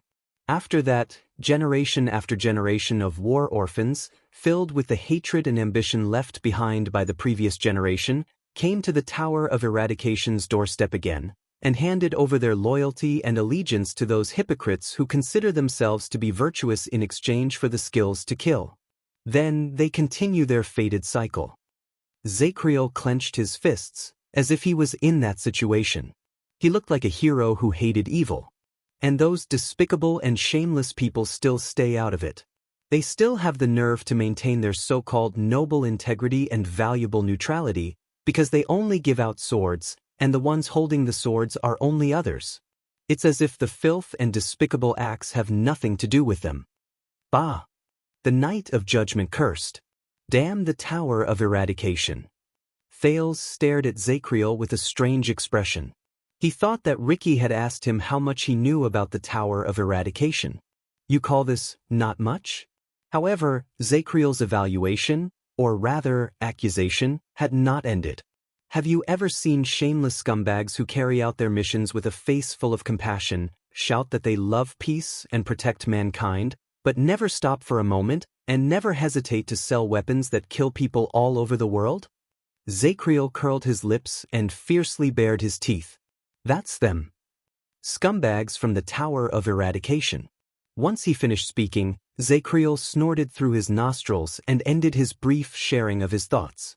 The atmosphere in Black Prison became awkward for a moment. Samuel did not know how to continue the conversation. Thales also raised his eyebrows. Ricky, on the other hand, laughed out loud without a care in the world. I like this guy. Ricky was done laughing. He scratched his chin and looked at the Night of Judgment with interest. Are you sure you don't want to get out of prison? We will work well together. Zacriel returned him a cold smile. Samuel coughed and whispered to Ricky. Because of many things in the past, he has a deep prejudice against the Tower of Eradication. Ricky shook his head nonchalantly. Back to the topic. Samuel sighed and took out a piece of paper from his bosom. This action attracted Thale's attention. He had a feeling that this was the disaster sword's true goal. Samuel gently opened the paper and spread it out in front of Zacriel through the bars. He used the light from the fire to illuminate it. Zacriel, do you remember this? Zacriel narrowed his eyes. At first, he shrank a little because of the approaching firelight, but as he gradually got used to the light, he walked forward slowly and stared at the paper in Samuel's hand. At that moment, Thales suddenly felt that Zacriel's aura had changed. His gaze became fierce, and his expression was no longer as casual as if he did not care. It was as if he had turned from a pitiful man who had experienced the vicissitudes of life and was exhausted back into the Emperor's Praetorian Guard he once was. But he only scrutinized the things on the paper without saying a word. This made Thales even more curious. What is written on the paper in Samuel's hand? But Samuel was standing closest to the prison cell, and Thales could only see the blank back of the paper. Samuel also held the paper up so high that Thales could not see it. Just as the prince was hesitating whether he should stick his head out to peek at the paper in front of the two powerful kidnappers, Zacriel, who had become serious, suddenly extended his hand and took the paper. It crushed Thales' hope of seeing the truth. Zacriel furrowed his eyebrows and stared at the contents of the paper. Outside the prison cell, Samuel and Ricky waited quietly. Thales could feel that they were holding their breaths and staring at each other, waiting for each other's response. After a long while, Zacriel finally raised his head. His expression was solemn. He waved the paper in his hand and slowly asked the two uninvited guests, "What is this?" Samuel was obviously encouraged by their unusual reaction. He curled up the corners of his lips. "This is a sketch I drew based on my impression of it after I saw it once. As you can see, the real thing has color, and it is much brighter." Zacriel's eyebrows furrowed even more. He first cast a glance at the two people outside the prison cell, then snorted coldly. "How would I know what it is just based on this piece of paper?" Samuel stared coldly at his former colleague. If it were someone else or something else, the answer might be no, but Samuel raised the torch high and shrouded Zacriel's entire face in its light, but Thales only felt that the latter's expression was a little gloomy. "Do you see its outline? Do you see how special it is? More than 10 years ago, when I was still in Renaissance Palace, I saw it when I was on duty at the entrance of the royal treasury." Samuel stared at the prisoner very seriously. "At that time, I only caught a glimpse of it from afar, but I will never forget it." Thales' heart skipped a beat. "The royal treasury, in Renaissance Palace?" Zacriel did not answer. He only shifted his gaze to the paper, and his grip on the edge of the paper gradually tightened. As if talking about the past, Samuel's tone became a little gloomy. "The secret treasures in the royal treasury are all invaluable and hold great significance. In all of Renaissance Palace, aside from the royal family, there is only one position in the guards who can directly come into contact with them. That position protects the inheritance of the royal guards and knows countless secrets. Only those who are trusted and have high hopes can take up the position. Based on convention, that person is basically the next captain and commander of the royal guards." Zacriel still did not speak, but everyone in the room understood what Samuel meant. Samuel composed his emotions, pointed at the paper, and said solemnly, "Guarding the royal treasury and controlling the movement of the secret treasures is one of his unique responsibilities. Guarding the royal treasury and controlling the entry and exit of secret treasures is one of his special duties.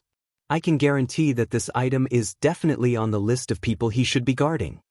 When he said this, Samuel took a step forward and almost leaned against the bars. "Tell me, Zacriel, former watchman of the royal guards," the former flag-bearer said coldly, "what exactly is the thing drawn on the paper that was hidden in the royal treasury many years ago?" In that second, Thales felt the atmosphere in the room turn cold. The pressure around Zacriel seemed to have dropped by another level. Ricky's gaze on Zacriel gradually became sharp. This made Thales even more curious about the paper in Zacriel's hand. The Knight of Judgment sneered. "You spent so much effort just to get me to appraise an antique?" He looked up and glanced at Samuel and Ricky. Samuel gritted his teeth in a barely noticeable manner. But he knew that he could not use force against the person in front of him. So, Samuel only took a deep breath and said gently, "Please, Zachriel. Please, Zachriel. This is very important to us." Ricky did not move.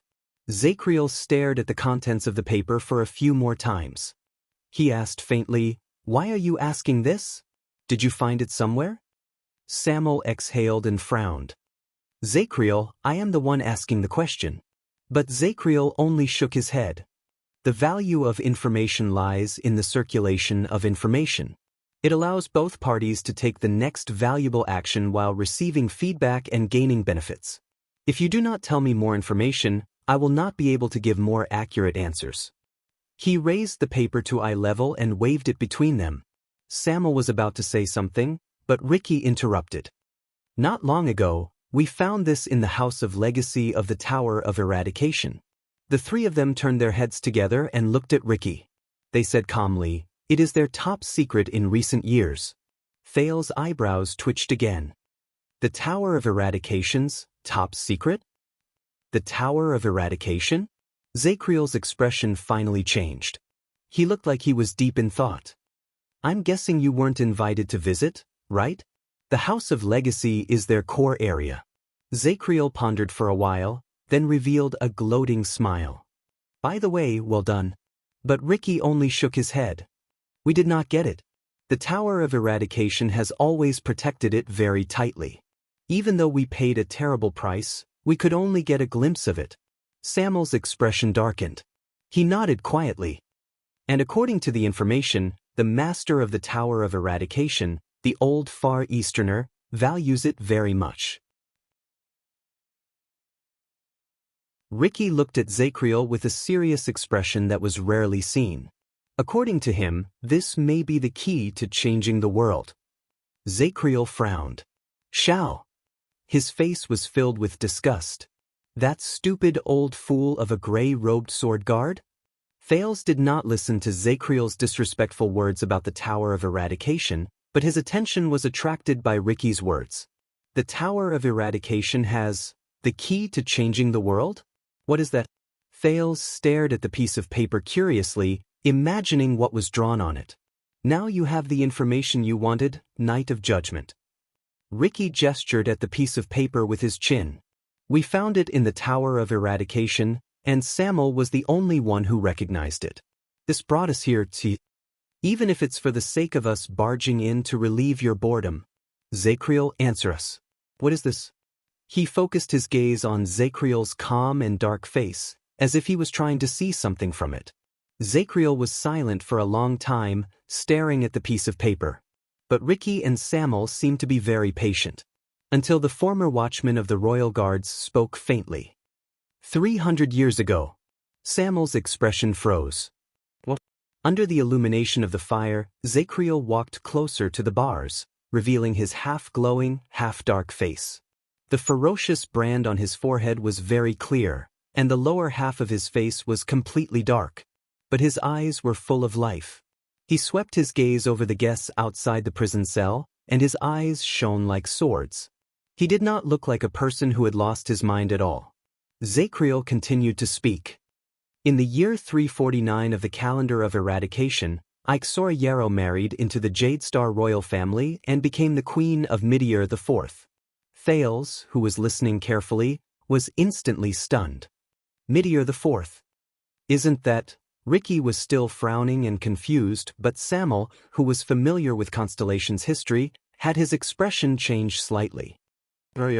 You mean, the only elf queen in Constellation's history, Queen Ixora? Zachriel nodded slowly with a serious expression.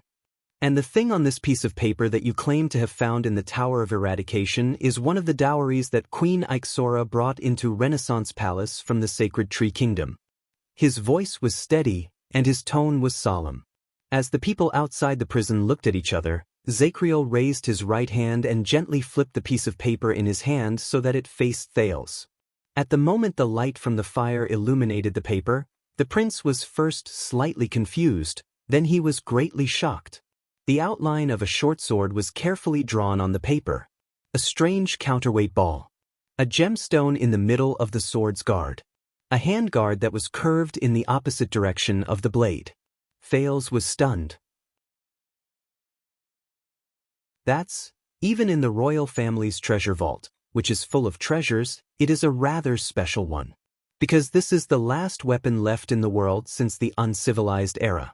It is said to be an ancient weapon that can slaughter great dragons. Thales stared at the picture on the paper. The Night of Judgment's unhurried but strangely powerful voice traveled into his ears. The sacred elves call it.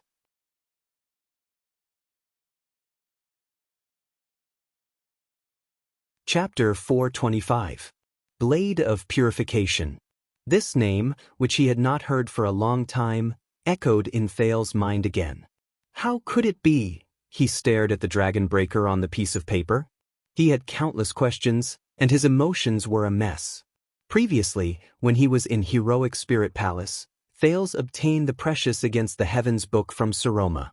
It described the dragon breaker, which was exactly the same as the Blade of Purification. But Thales did not expect that these strange-looking weapons would be so close to his family name and bloodline. Dragonbreaker. Blade of Purification. Is this a coincidence? Or is this the weapon that sealed Giza? So, this is just Queen Asora's dowry? Samuel stared at Zacriel with a puzzled expression, snapping Thales out of his memories. When the Night of Judgment mentioned the past, he seemed to have entered a dazed state again. Not only that, it is also a testimony to a period of history. Every item in the treasury is of great significance. Samuel and Ricky frowned and looked at each other. Zacriel gently touched the bars of Black Prison. Before it could take effect, he quickly left his hand. He was deft and skilled. That was probably one of the most tense times between Constellation and Extet. The former watchman's gaze was lost. The Night Wing King's invasion and the disaster of the Third Peninsular War broke the political balance, causing countless small and medium-sized forces to perish. The big countries that survived the disaster did not have it easy either. The Western Peninsula welcomed another round of reshuffling. Hence, the struggle for supremacy in the Western Peninsula and the conflict between the descendants of the Empire and the Dragon's children reached its peak again. Two of the three heroes of Dawn ascended to high positions. Chara the hero became the regent of Dragoncloud City and the actual ruler of Extet, while Meteor Jadestar was crowned as the fourth King Meteor in Constellation's history. But due to the hatred between their countries and their families, they turned against each other. Samuel and Ricky looked at each other. They seemed to be dissatisfied with the prisoner's rambling and aimless words. Thales listened quietly to the man's narration, which sounded as if he was sleepwalking. He remembered the poem Putre sang in the Black Sand military camp 6 years ago. When Dawn Rises. He still remembered Putre's tune, as well as the three main characters in the song. In fact, the Prince of Constellation did not attend to his proper duties and learned to play the lute and sing bardic poems. It was one of the few pleasures in the palace of the Northland nobles, who lacked entertainment. After the Night of Dragon's Blood, the Star Killer, who was not that amiable to begin with, became even more extreme. He treated any stranger who entered Heroic Spirit Palace as a potential assassin, and the bards who entertained the banquets were no exception. Zacriel continued to speak. The political chess game between the two countries has begun again, and it's even better than before. Under such circumstances, due to political needs, the Sacred Tree Kingdom and Constellation realized a royal marriage that was rare even in the history of the elves and humans. Zacriel picked up the paper in his hand and stared at the outline of the strange short sword on it. His expression was mournful, as if he was reminiscing about the past. Hence, after the disappearance of the Great Dragon, this weapon, which had been lying around for an unknown number of years, became more of a treasure than a battle treasure, and more of a souvenir than a practical weapon, was intentionally given as a political gift. It followed King Ixora to Constellation and entered the royal treasury. Zacriel looked at the sketch in his hand and spoke softly. The Dragon Breaker. A few years later, the large fortress built beside Cold Castle between Black Sand region and the Northern Territory was named after it.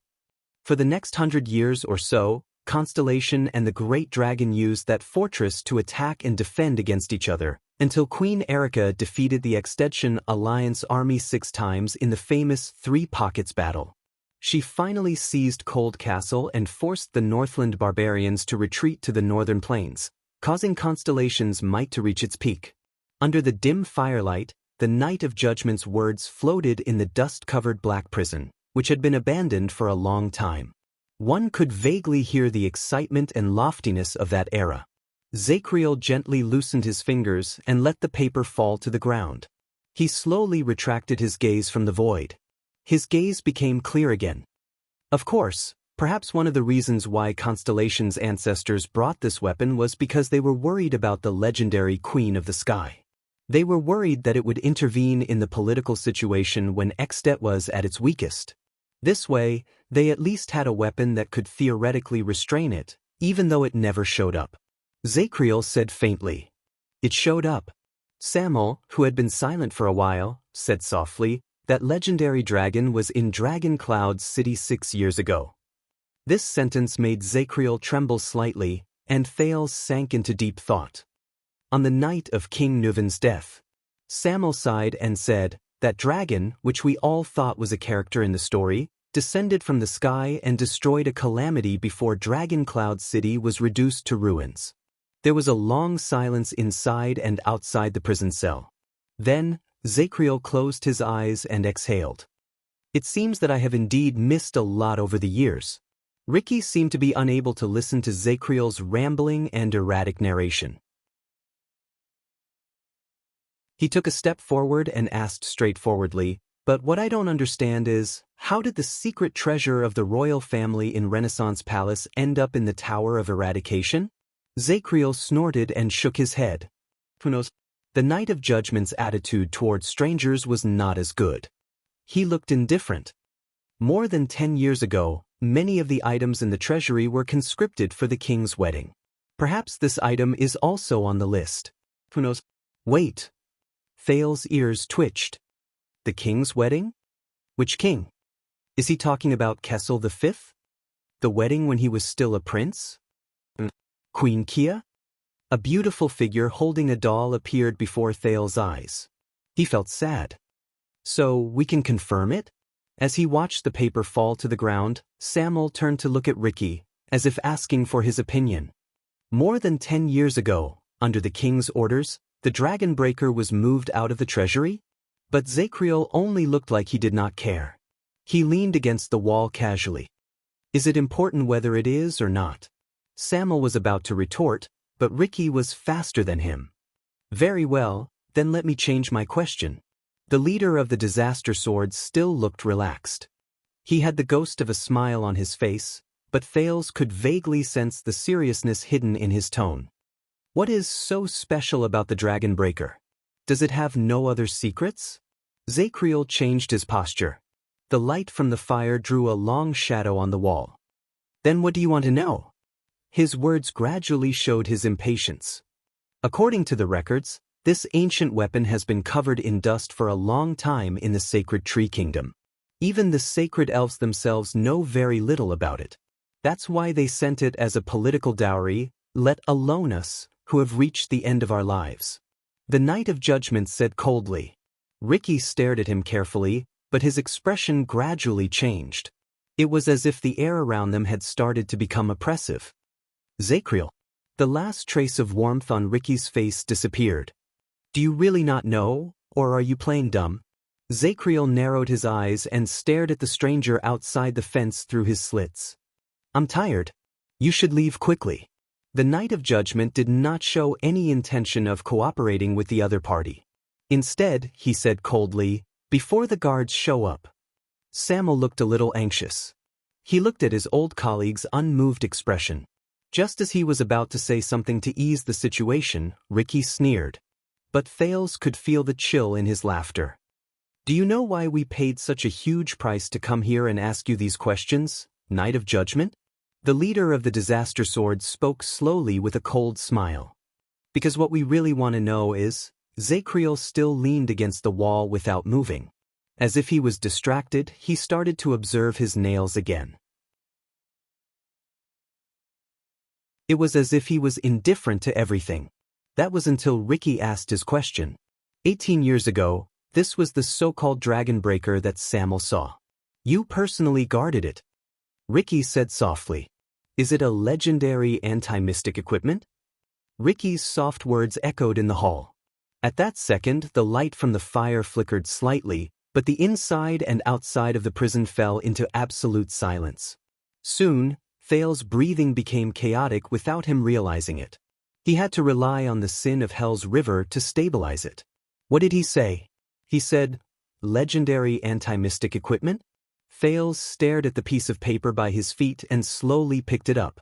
That means the blade of purification that sealed Giza 6 years ago, the dragon breaker in Saroma's book, the black sword that the mercenaries in the tavern were interested in, the dragon breaker that Zacriel spoke of, the dragon breaker the disaster sword saw when they met Black Sword not long ago. He stared at the familiar yet unfamiliar picture on the paper. In just a few seconds, the events, elements, and clues were pieced together in Thales's mind. But at that moment, someone lost his composure even more than Thales did. Asterisk bang. The asterisk, an explosive sound, followed by a muffled thud, brought Thales back to reality. He turned his head and was shocked to see Zacriel, who had leaned against the bars at some point in time. He fell heavily to the ground in a cloud of smoke. But the Knight of Judgment did not care about the pain he suffered. He only struggled to get up.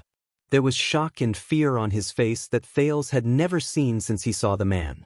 What did you say? Zacriel gritted his teeth and stood up straight. He stared at Ricky, who had a cold expression on his face outside the prison cell. There was a rare tremor in his voice. What equipment? It was as if he saw the end of the world. When he saw Zacriel like this, Thales, who should have been the most shocked, calmed down. He sensed that something was happening, and the people in front of him were the ones who knew about it. Ah! Outside the prison cell, Ricky's tone was filled with faint smugness and slight surprise. Your expression. I understand. Ricky and Zacriel, who had lost his composure, stared at each other quietly. The coldness on his face was slowly replaced by solemnity. I see. It seems like you really don't know. On the other side, Samuel was obviously not aware of the situation. He looked at Zacriel, then at Ricky. With the same question as Thales, he asked, "What's wrong?" But neither Zacriel nor Ricky seemed to care about his idle mood. The former's breathing became faster, and the latter muttered to himself. Zacriel's chest rose and fell. His breathing was incredibly rapid, but this could not compare to his uncharacteristically anxious attitude. Tell me. The Knight of Judgment gritted his teeth. The brand on his forehead was incredibly obvious. Did you just say, what legendary anti-mystic equipment? Tell me. Ricky stood where he was with a slight frown on his face. A few seconds later, in the face of Zacriel's anxious gaze for an answer, he nodded at Samuel. Tell him. Zacriel immediately looked at Samuel. His gaze was sharp, aggressive, and vaguely ferocious. Samuel cast a strange glance at Ricky, but he still spoke quietly. According to the information we obtained from the Tower of Eradication, Zacriel, this so-called dragon breaker is a legendary anti-mystic equipment. Samuel seemed to be a little hesitant and did not seem to understand. In that second, Zacriel's stubbled face turned incredibly pale. No. He stared at the empty space in front of him and muttered to himself. Samuel said with a serious expression, "Our information is unquestionable. It is said that this legendary anti-mystic equipment has been verified, and it can seal the calamities." Thales subconsciously clenched his fists. He remembered the scene 6 years ago. The short sword that shone with red light seemed to resonate with the blood in his body, as if it had a life of its own.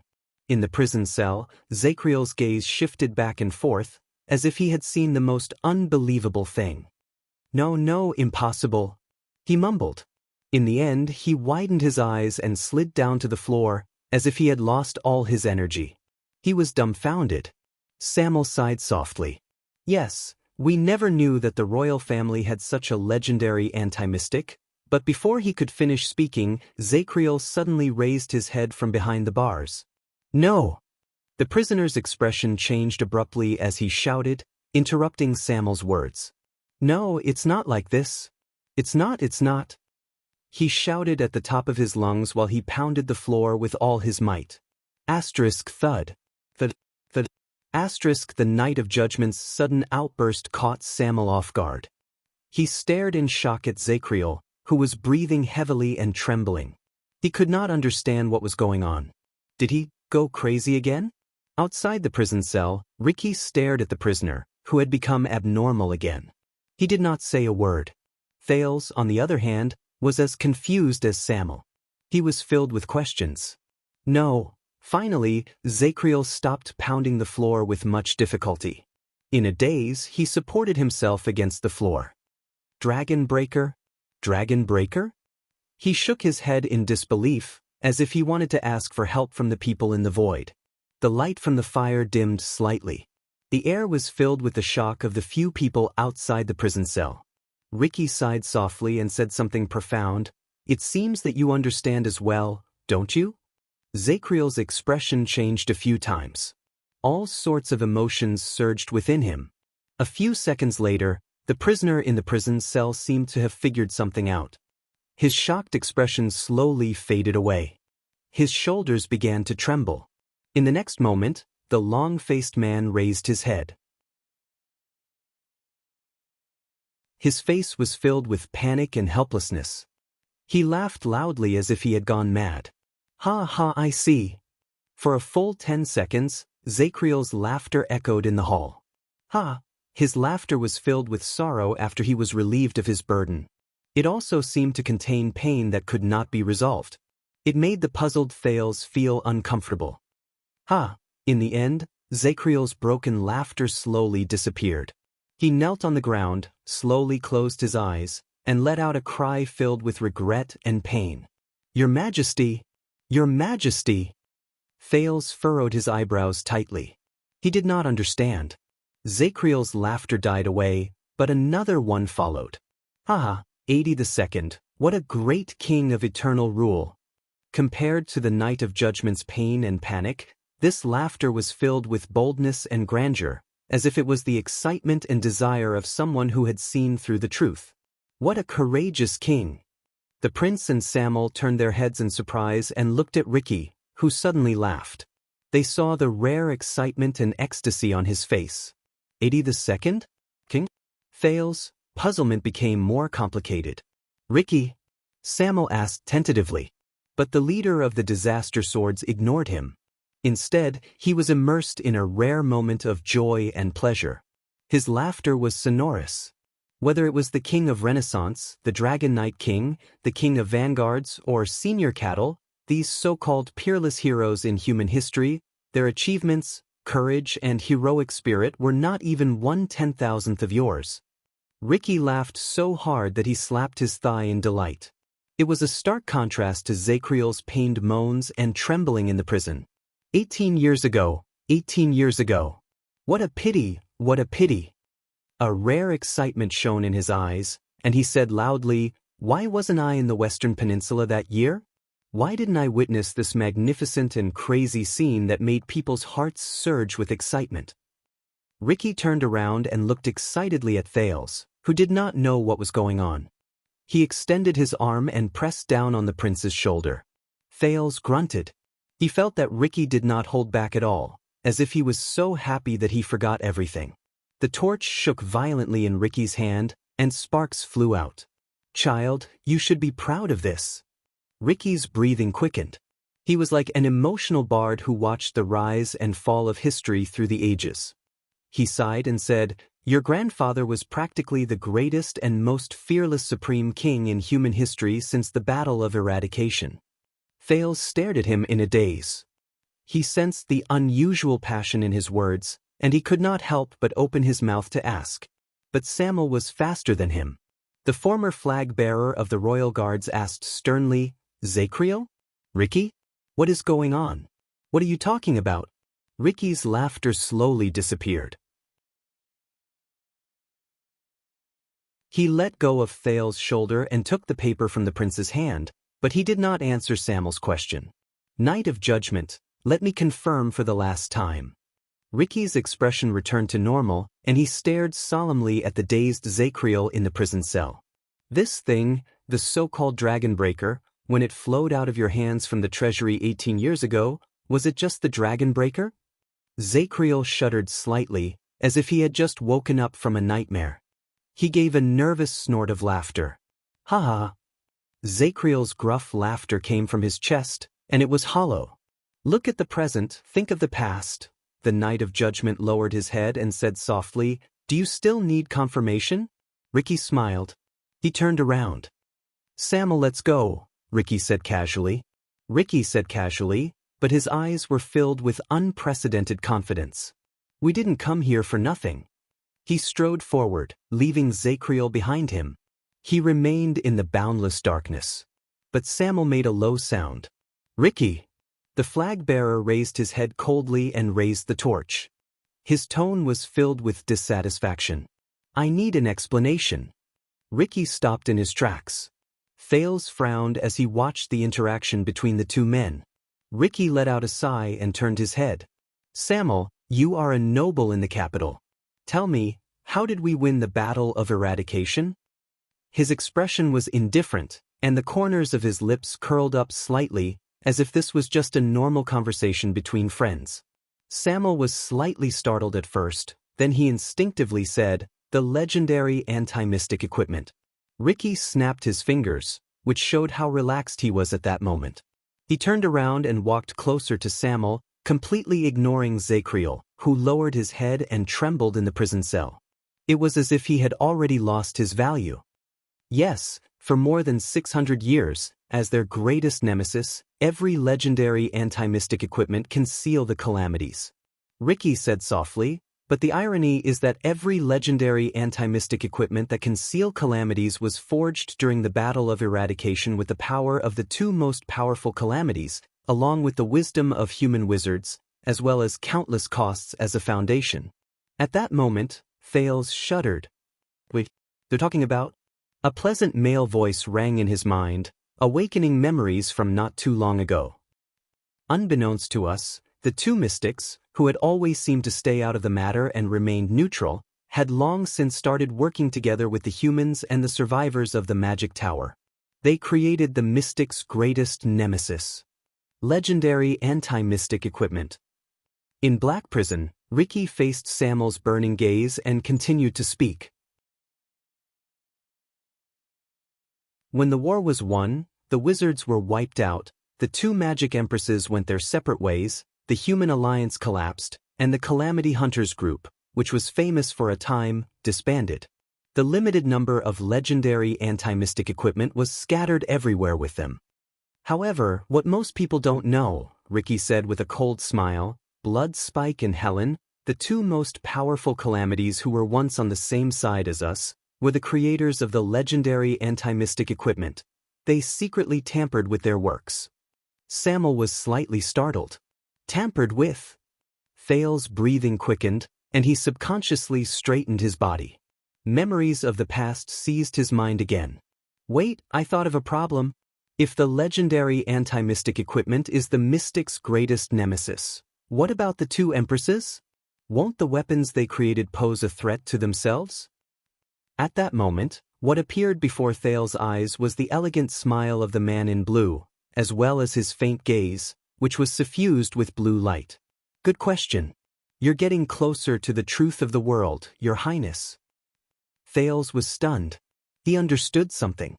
Then, Ricky's faint voice traveled into his ears.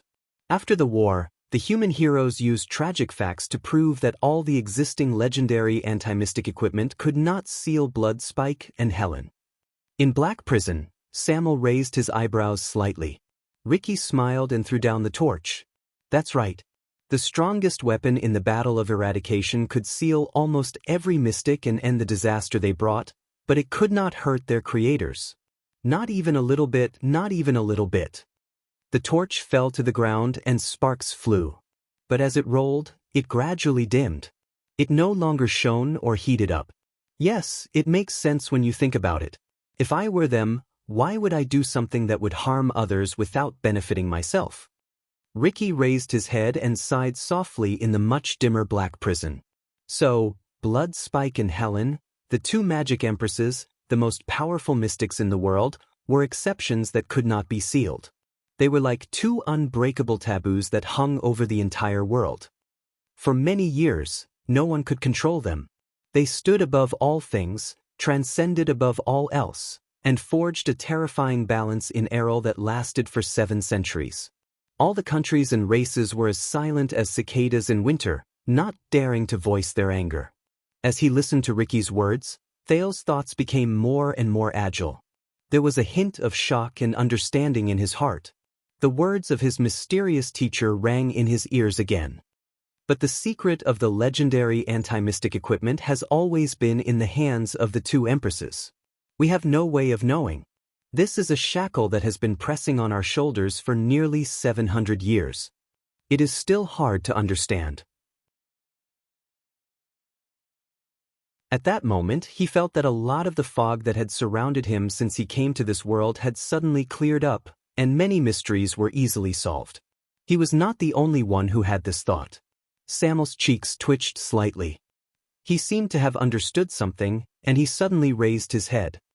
Wait, the Dragon Breaker was not a legendary anti-mystic 18 years ago.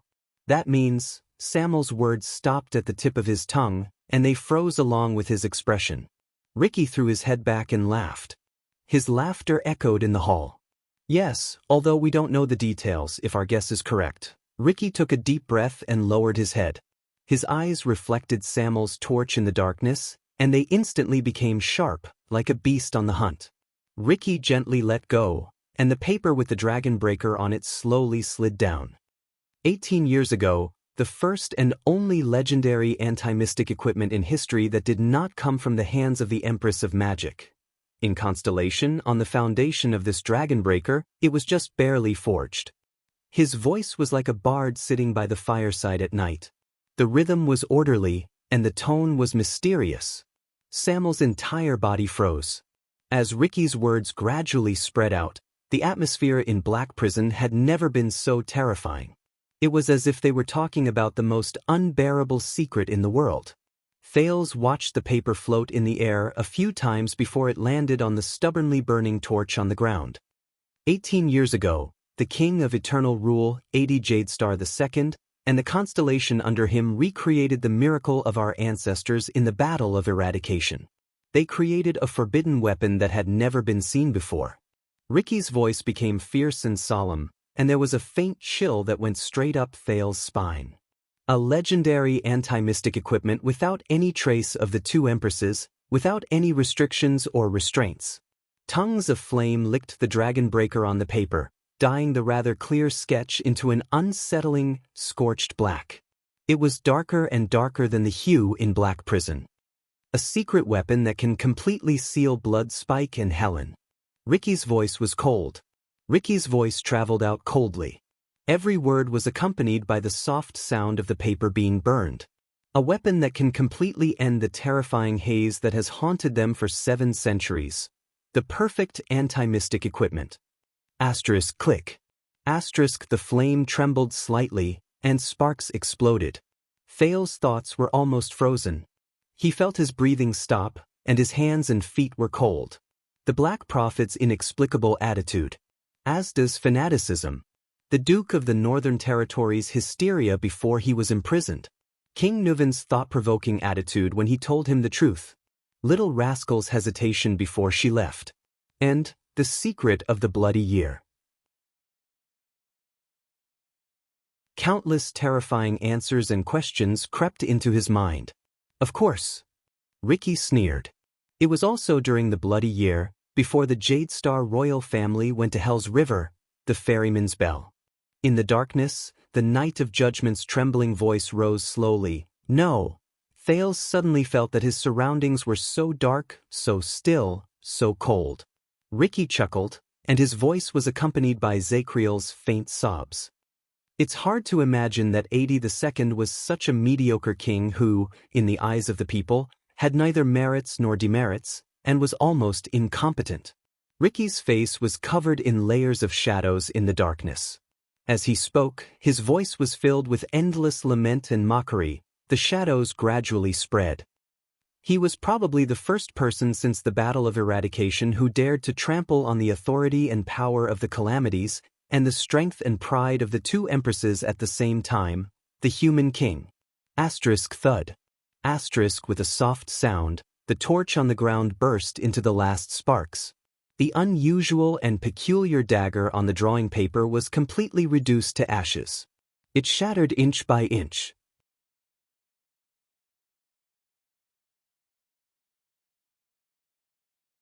Chapter 426. The ominous and horrifying atmosphere in Black Prison lingered for a long time. Even after Ricky's laughter and Zakriel's sobs faded away, Thales could still sense the ghastly atmosphere in the air, and it made his hair stand on end. The bloody year. 82nd. The Jade Star royal family. And the only thing that could threaten the Magic Empress. The perfect anti-mystic equipment. Thales breathed in a daze. He just realized that his limbs were trembling slightly. The secret just now had shocked the prince too much. Thales lowered his head in a daze and looked at his left hand. There were a few shallow wounds on his palm. If he did not look closely, he would not have been able to see them. 6 years ago, I used this hand to hold the forbidden weapon and seal Giza? That weapon is highly likely to be the culprit behind the Jade Star royal family's death. Blade of Purification? Thales could not help but clench his fists when he thought of its name, which should not be a coincidence, and the strange call that seemed to have a life of its own. His chest tightened. What is that thing? Countless questions and goosebumps surged into his body and engulfed him. We should go. On the other side, Ricky put away his reminiscing and joyful expression. He became indifferent again. That's all for today. But just as he turned around, wait, Ricky. Samuel, who was also stunned, sighed and looked at Zakriel in the prison. One last question. Under the dim light, the Knight of Judgment's figure seemed to be sitting dejectedly on the floor. His face was filled with sadness. Ricky frowned slightly, but he did not say anything in the end. Samuel walked towards the bars step by step. The light from the fire forced the shadows of the bars to come close to him, and he continued to approach the corner where Zakriel was hiding. Just now, Zakriel. Samuel inhaled and hesitated for a moment. Barney Jr. told me that there was a traitor among the royal guards who betrayed His Majesty and His Highness. Zakriel shuddered in the prison cell. He raised his head in a daze. His expression was fleeting. Thales forced himself to put away the chaotic thoughts in his mind and looked at the scene. Barney's words are very convincing and logical. Recalling the scene just now, Samuel, who was holding a torch, had a pained expression on his face. He said that they worked together from the inside and outside, falsely passed down His Highness the Crown Prince's orders, intentionally led us in circles, and even hid among our team after the incident. Nonsense like that. Zakriel, who was sitting against the wall, continued to stare at Thales in silence. His face was slightly lowered, and he was immersed in the shadows. Thales could not see him clearly. Samuel chuckled, unsure if it was sarcasm or self-mockery. It seems like traitors really do exist. Samuel's tone was filled with indescribable sorrow. It's as if as long as we find him, Barney Jr. and the others will be freed, or at least atone for their sins. Zakriel exhaled softly in the cell, as if he had not recovered from the shock just now. But at least he spoke. His tone was casual, as if he was sleepwalking. Really? Samuel's expression tensed. He seemed to have made up his mind. He gritted his teeth and said firmly, So, Zakriel, I have to ask you this. Was it you? The so-called traitor back then, was it you? This question caused Thales and Ricky to have different expressions on their faces. The former was silent, and the latter was indifferent. Zakriel was like a slow-witted old man. He only reacted to the question after a few seconds. He slowly raised his head and stared at Samuel in a daze in a dark corner where even light could not reach. That year, when the situation was urgent and we were surrounded by enemies, as Samuel exhaled, he gritted his teeth and said with slight difficulty, whether it was at the palace gate or the Hall of Stars, Whether it was Captain Cullen, Barney Sr., or Tony, they handed over the elite main force of the Royal Guards to you. The 46 people who were later sentenced were among them. They either watched you leave, or hoped that you would come to their aid. He clenched his fists subconsciously. Because they knew and believed that no matter how powerful the enemy they faced, as long as the Knight of Judgment led them and the next captain of the Royal Guards whom they thought highly of, they would be able to turn misfortune into fortune, and everything would be fine.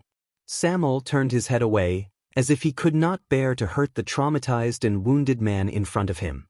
Unless he was a traitor. The flag-bearer closed his eyes gently. Was it you, Zacriel? Both Thales and Ricky listened to him quietly. In the prison cell, Zacriel took a few breaths and slowly raised his head. Was it me? He repeated in a daze. His eyes were filled with bewilderment. Samuel opened his eyes slowly. Even though he could not bear it, his tone was still firm.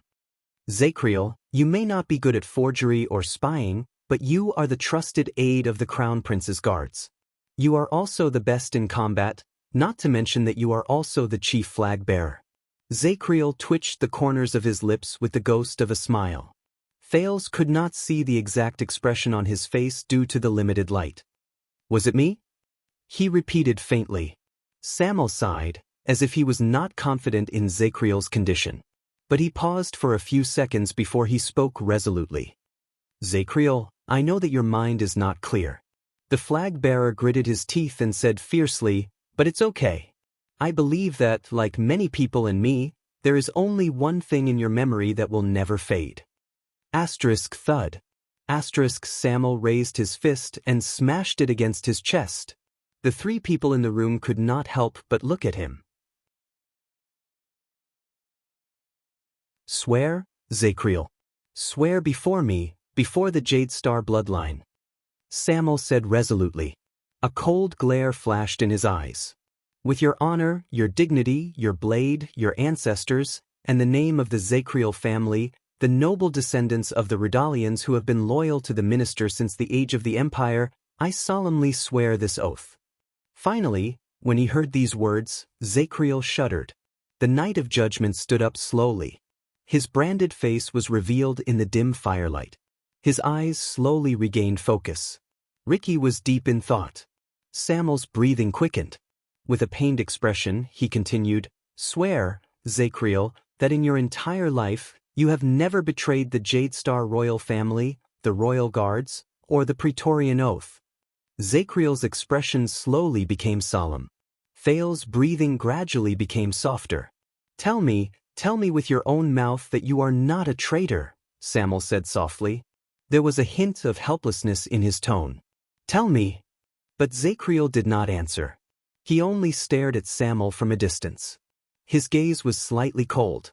For a time, only the breathing of the four people could be heard in the air. But in the next second, asterisk thud.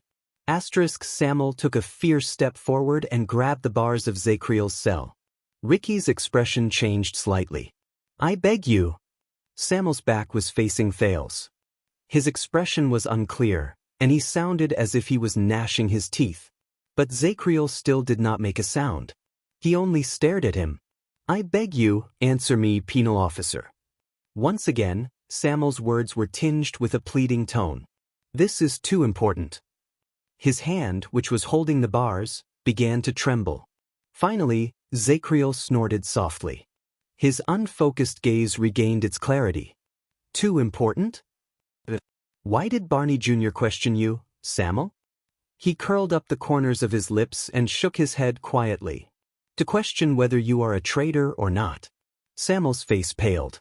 He did not know whether it was because he could not bear the pain or because of other reasons, but he subconsciously let go of the bars and took a step back. His palms trembled slightly. The Knight of Judgment smiled. And do you wish that I am a traitor, or do you wish that I am not? There was a long silence in the air. Samuel lowered his head deeply. However, soon after, a quiet sigh came from the darkness. Unexpectedly, Zacriel's voice gradually rose. It went from low to high and from light to heavy. I swear, he said faintly. Emmanuel Zacriel, I solemnly swear on my honor, my dignity, my blade, my ancestors, and the name of the Zakriel family, which has been loyal to the minister since the age of the empire. Samuel seemed to have been inspired by something. He raised his head with a complicated expression. I will spend my entire life, and I will spend it all. As he spoke, Zakriel's tone became more and more solemn. I have never betrayed the Jade Star royal family, and I have never betrayed the Praetorian oath.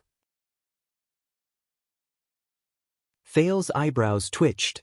He seemed to have missed something. As expected, Zakriel's sigh came again. The only people I have let down are all of you. Samuel's breathing seemed to have been cut off.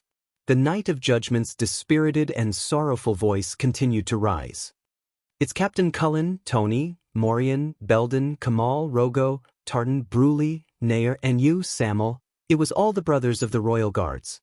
He sounded like an old man with one foot in the grave, repenting for the sins he committed when he was young. Samuel did not move. Zakriel stared at Samuel, then at the brand on his face. He said in a daze, as a person who had high hopes placed on me in that storm, I was unable to protect you, help you, lead you, go through the obstacles, and get through the danger with you. He said in a daze, I could only sit here, day after day, year after year, and watch all of you sink into this state and suffer. Thales turned his head and thought of the 37 Emperor's Praetorian guards who died in the prison of bones. He thought of their dazed, desolate, liberated, or crazed gazes. He then looked at the unshaven Zakriel, and for a moment he did not feel good. Zakriel closed his eyes gently and squeezed out the words he had kept in his heart for many years. I'm sorry. There was another period of silence. Samuel's expression did not change for a long time, but he slowly turned his head away. So, the traitor is not you. The flag-bearer trembled slightly. Or, the traitor has already died in prison. Or, there is no traitor at all? No one betrayed His Majesty and his family? Samuel turned his head around abruptly. There seemed to be a faint pleading tone in his voice. Everything is just the conjecture of that schemer Barney Jr.? Zakriel did not answer him immediately.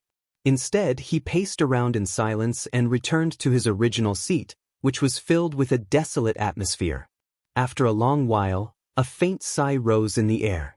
Perhaps there is. Samuel was slightly shocked. What?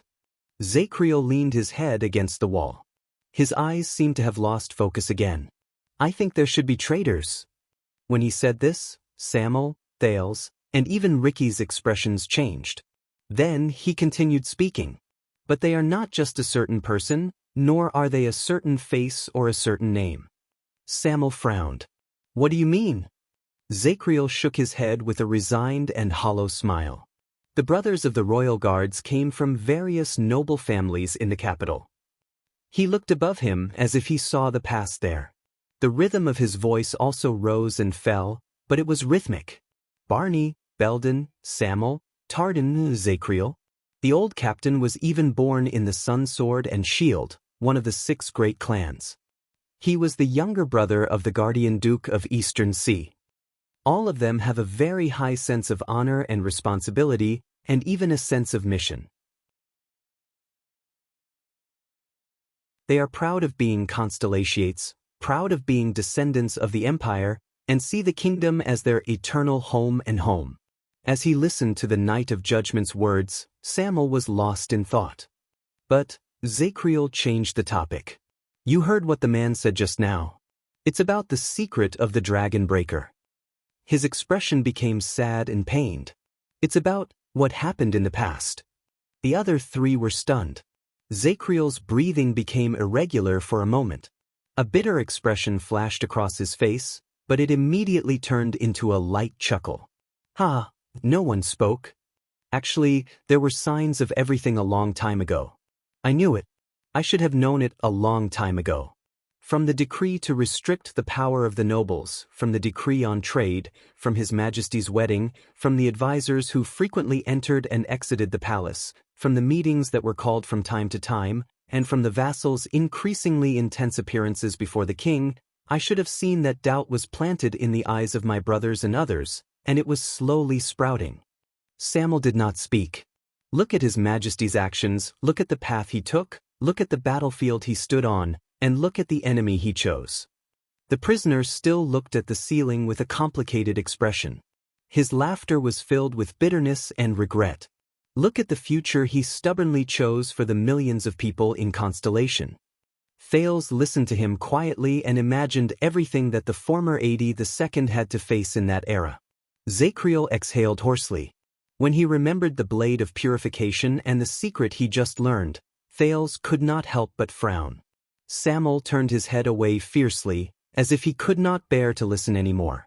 You and Barney Jr., both of you yearn to find that traitor so much, but I was thinking, if the so-called traitors you spoke of, if those people who had hopes and longed for Constellation's future, if they really knew something, such as the Dragon Breaker, and were willing to accept the rebuke of their conscience, even if it went against the king's will, Zacriel stared blankly at the air. He was immersed in his own world, and his words became increasingly incoherent. If they can no longer distinguish between betrayal and loyalty, this is not impossible, right? Samuel was stunned. However, Zacriel continued to speak absent-mindedly. The problem is, Samuel, from what standpoint should we take to be able to rebuke them without hesitation? Is it the disdain of the loyal towards the traitors? Is it the rebuke of the loyal towards the disloyal? The air inside and outside the prison seemed to have frozen. The prisoners and the prison breakers tasted different kinds of bitterness in it. In the end, Samuel's expression changed, as if he had been in a different world. I don't understand, he said faintly. Zacriel smiled. I don't understand either. The Knight of Judgment seemed to have slowly recovered from his daze. He hugged his arms tightly and sank his face into the darkness. You don't belong here, and you don't have to be here. You are not the one who should be rebuked. Zacriel slowly extended his hand and pointed at the empty corner outside the prison cell again, as if there was really someone there. You are also not the one who should face him here. After what seemed like a long time, Samuel turned around laboriously, like a hibernating animal who had suddenly woken up. He no longer looked at the Knight of Judgment. Samuel sucked in a deep breath, as if he wanted to swallow all the resentment and grievances he could not express into his chest. I told you. Ricky tapped his sword hilt lightly on the other side, as if he did not care. Those who face the past will not find the answer. Finally, under Ricky's gaze, Samuel moved. He walked back the way he came, but no one knew whether it was regret or relief. He left Zacriel's prison cell behind. Thales stared at his back and frowned. What are you waiting for, Your Highness? Ricky chuckled as if he was calling a child to eat. The show is over. Against his expectations, Thales did not follow him. Instead, he raised his eyes, which had become vigilant at some point in time, and stared at Ricky. So, this is your goal? This secret? Thales bent down and picked up the extinguished torch from the ground. He stared at the substance that still had some warmth left on it. He could vaguely make out thin, flaky ashes. Ricky frowned in a barely noticeable manner. The prince slowly raised his head and exhaled softly as Samuel walked further and further away from him. And then, Samuel's footsteps stopped. He also noticed Thales' behavior. And then we go home. Ricky sized up Thales coldly. He was not very satisfied with the latter's uncooperative behavior. Unless you still want to drink and chat with Stake, the one who killed your uncle? Thales sighed heavily. So, this is the last step for these people. Perhaps it was just as he had guessed. There was another exit in the prison of bones, and he could completely avoid the surveillance of the camp. After that, he had nowhere else to go except under their claws. Thales took a deep breath and whispered to himself, I'm ready. I'm ready. In the next second, the prince raised his head with a brilliant smile. Hey, can we talk about this? Thales looked at the torch, which only had a wooden stick left in his hand. He scratched his head in annoyance. What I mean is, look, since you've already gotten what you want, and I'm just a weak teenager. Ricky shook his head slightly and finished his sentence in an unquestionable manner. It's also what we want. Thales froze. Ricky walked forward slowly, and there was a hint of threat in his voice. It's even more than our original goal. Thales could not help but raise his eyebrows. He could not help but sigh and say, "But, you know, neither the kingdom nor the secret intelligence department will let you leave the camp easily." Samuel walked back and looked at Thales, who looked like he wanted to negotiate with Ricky. "They won't," Ricky said coldly. "But they don't know." Thales flashed a helpless smile and spread his hands. "But what if they know?" Under the illumination of Samuel's torch, Ricky frowned slightly. "What do you mean?" Thales flashed his white teeth and smiled bashfully. "What I'm trying to say is, what if the kingdom's secret intelligence department knew everything about your operation from the beginning to the end?" Ricky was slightly stunned at first, then his expression darkened. "You."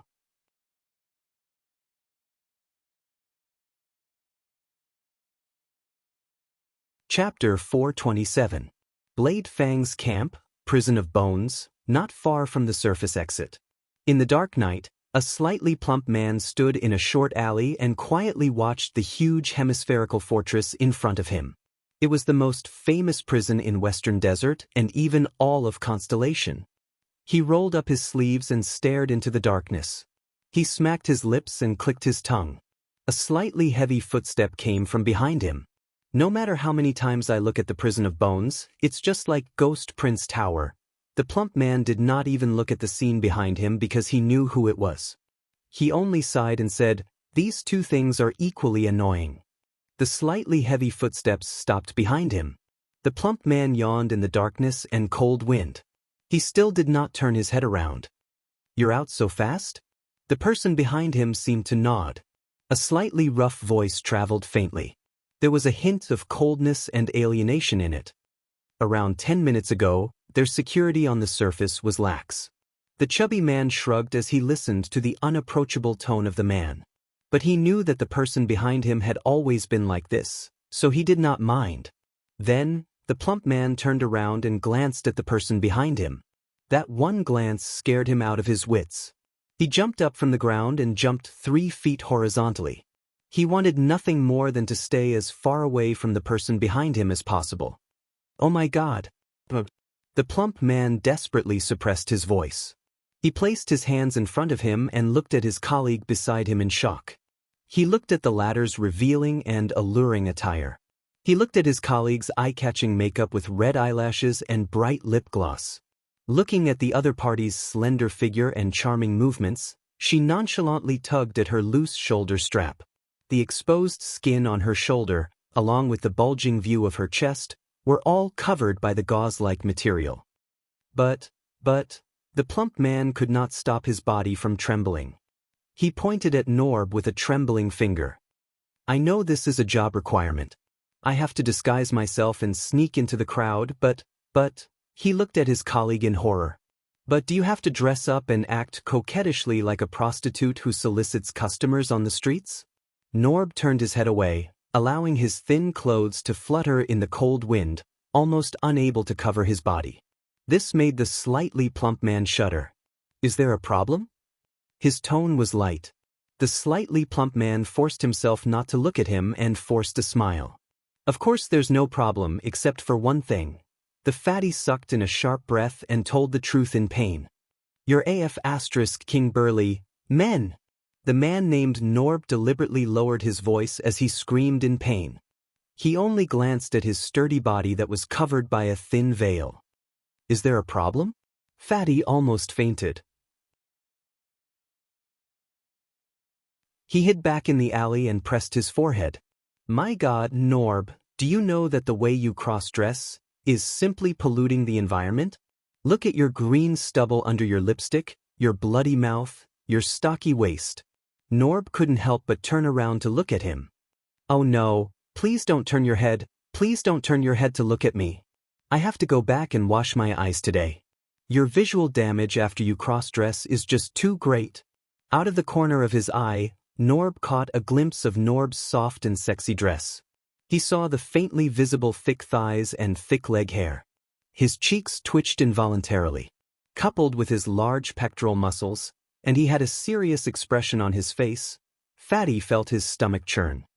"Bright moon goddess above, don't wait until the end of the game." Throw a meteor down now and crush me and him to death. Norb looked at his shocking attire again and grinned lightly without a care in the world. The smile with the stubble on his face was charming, and it almost made the man, who had just caught his breath, feel his heart stop. This is the essence, Gomez, just like how you're reacting right now. Norb spoke to Gomez with faint confidence. After I dress up as a woman, the ugliness and discomfort brought about by the intentional contrast will make people subconsciously turn their heads away and avoid me. You won't be too interested in whether a lousy male prostitute with a fetish for cross-dressing has other secrets, such as whether he's someone with ulterior motives who deliberately lurks in the shadows. As Norb spoke, he habitually extended his hand and combed his non-existent fringe. Gomez patted his chest in shock, but he still insisted on using the corner of his eye to talk to his colleague. Are you sure you didn't read too many bardic poems? Norb glared at Gomez. His eyebrows were furrowed and he seemed to be angry.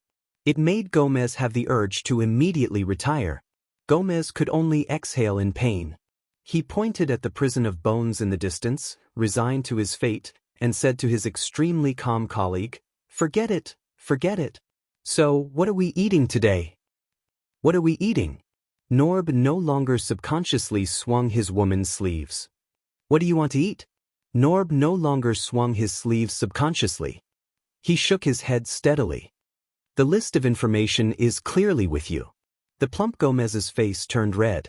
He coughed, took out a piece of paper from his belt, and slowly unfolded it. "All right, let me see." Gomez looked at the paper in his hand. He was instantly in high spirits, and the gloominess he felt when he was almost scared to death by Norb seemed to have been swept away. First, appetizer and appetizer. He looked at the prison of bones in the distance with great interest. His tone rose and fell. A personal envoy of the Northland Kinslayer King. Gomez stopped talking and suppressed his disgust. He looked at the cross-dressed Norb. "Did you see him when you were inside?" Norb's expression remained indifferent. He only nodded slightly. LaSalle Weeder, the former border baron of Dragon Cloud City. Witness confirmed. Norb was as calm as ever, but there was a rare hint of seriousness in his eyes. 6 years ago, I followed him to carry out surveillance until we entered Eternal Star City. Gomez nodded in satisfaction. He extended his short index finger and tapped LaSalle's name heavily. That imposing manner made him look like a suzerain stamping his personal seal. Gomez said eerily in the cold wind, This former baron may not be eye-catching, but he is the most important. His status is the most special, and he is the key that connects everything. His lordship has instructed us to find out his relationship with the secret room. Perhaps we can even get rid of the secret room spy. Not bad. As for appetizer, the quantity is small, the quality is good, and the taste is exquisite. Norb nodded expressionlessly. Gomez blew on the paper in his hand and shifted his gaze to the next person. Then, the highly anticipated main course. Gomez's eyes lit up again. Wow, guess what we have? A whole pot of Shadow Shield assassins. Full of sincerity. He was in high spirits.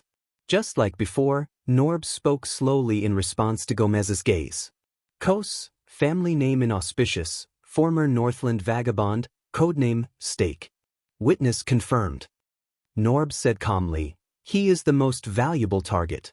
He fits the description of the shadow-catching operation 6 years ago. His lordship pays a lot of attention to him, especially to find the spy he placed in the upper echelons of the Western Desert. Gomez let out a sinister laugh and clicked his tongue, as if he was tasting the best steak. This might be the biggest gathering of Shadow Shield since 18 years ago. Phew, the meat is delicious, and the meat is of high quality.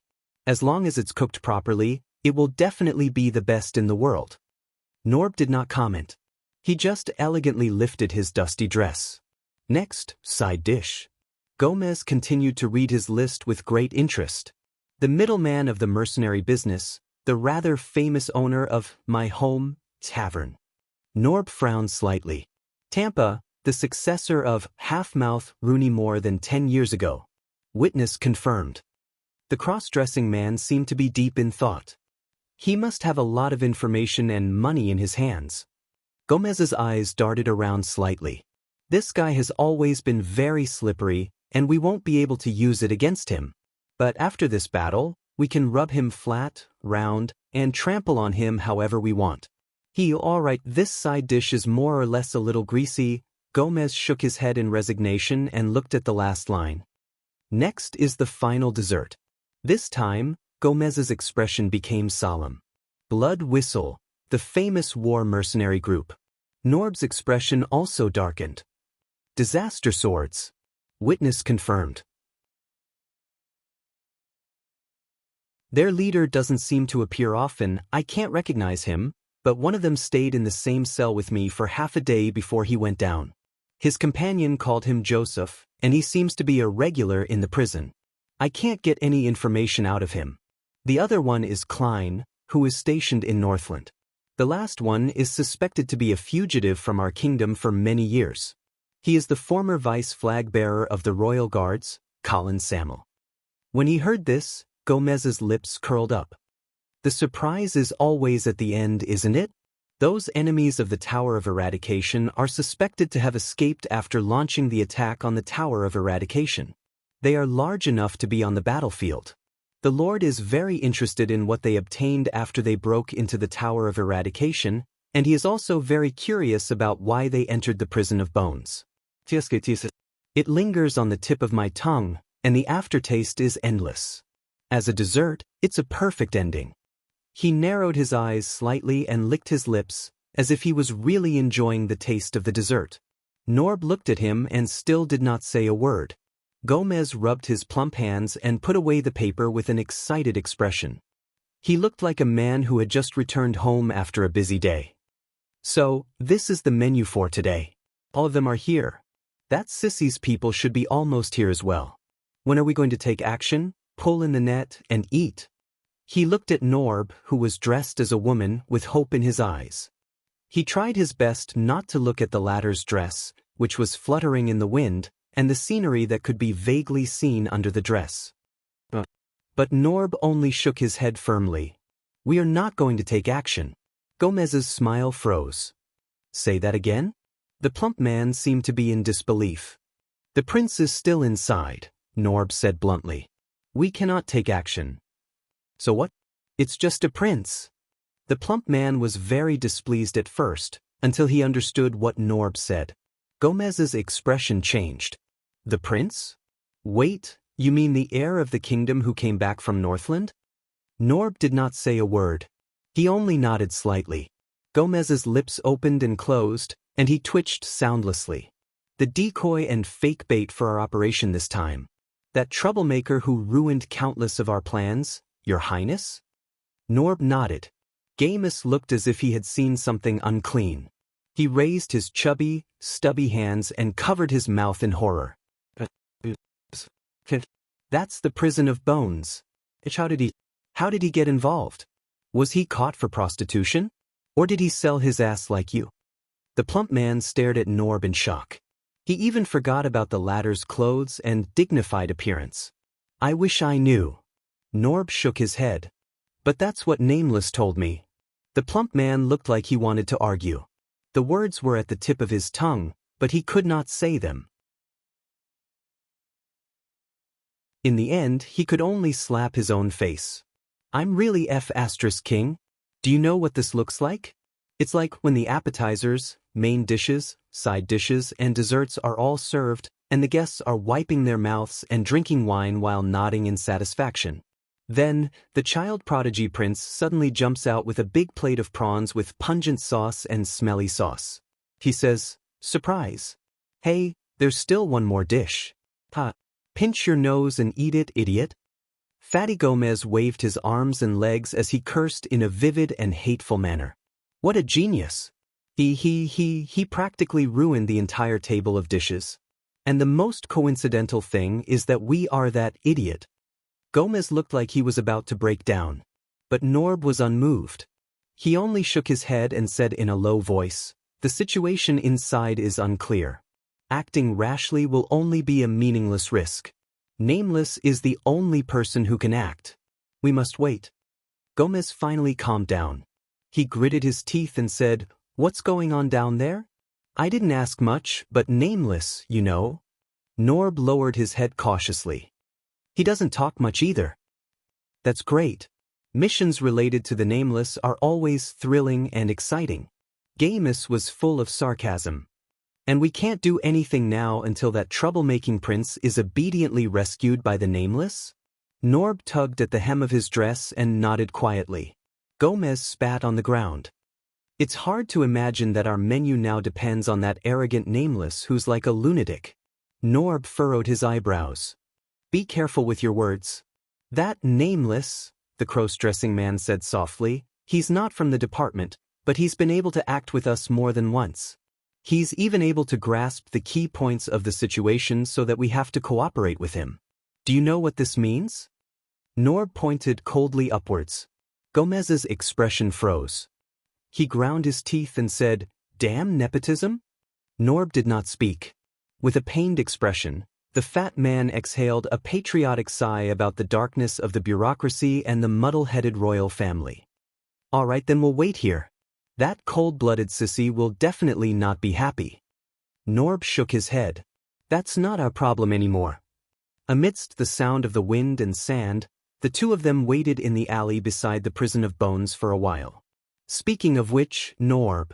Perhaps he was tired of the silence, or perhaps he could not stand the cold. Gomez picked his ears and said, "Never mind about Nameless. Never mind about the nameless one. He's always been mysterious and doesn't fight for it." "But," the fat man cast a cautious glance at Norb. "Are you really resigned to this?" Norb furrowed his eyebrows slightly. "You know, in terms of ability and achievements in the Western Desert, whether it's the Bloody Year or the Desert War, you're the most suitable person to be the Lord's successor."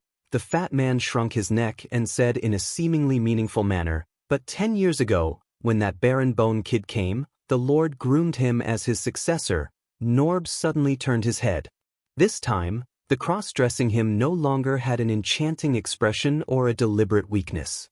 Instead, a pair of fierce eyes shot out a fierce and cold warning. It made the fat man subconsciously shudder. Norb enunciated each word clearly. "Do you know who dies the fastest in the kingdom's secret intelligence department?" Gomez felt a chill run down his spine.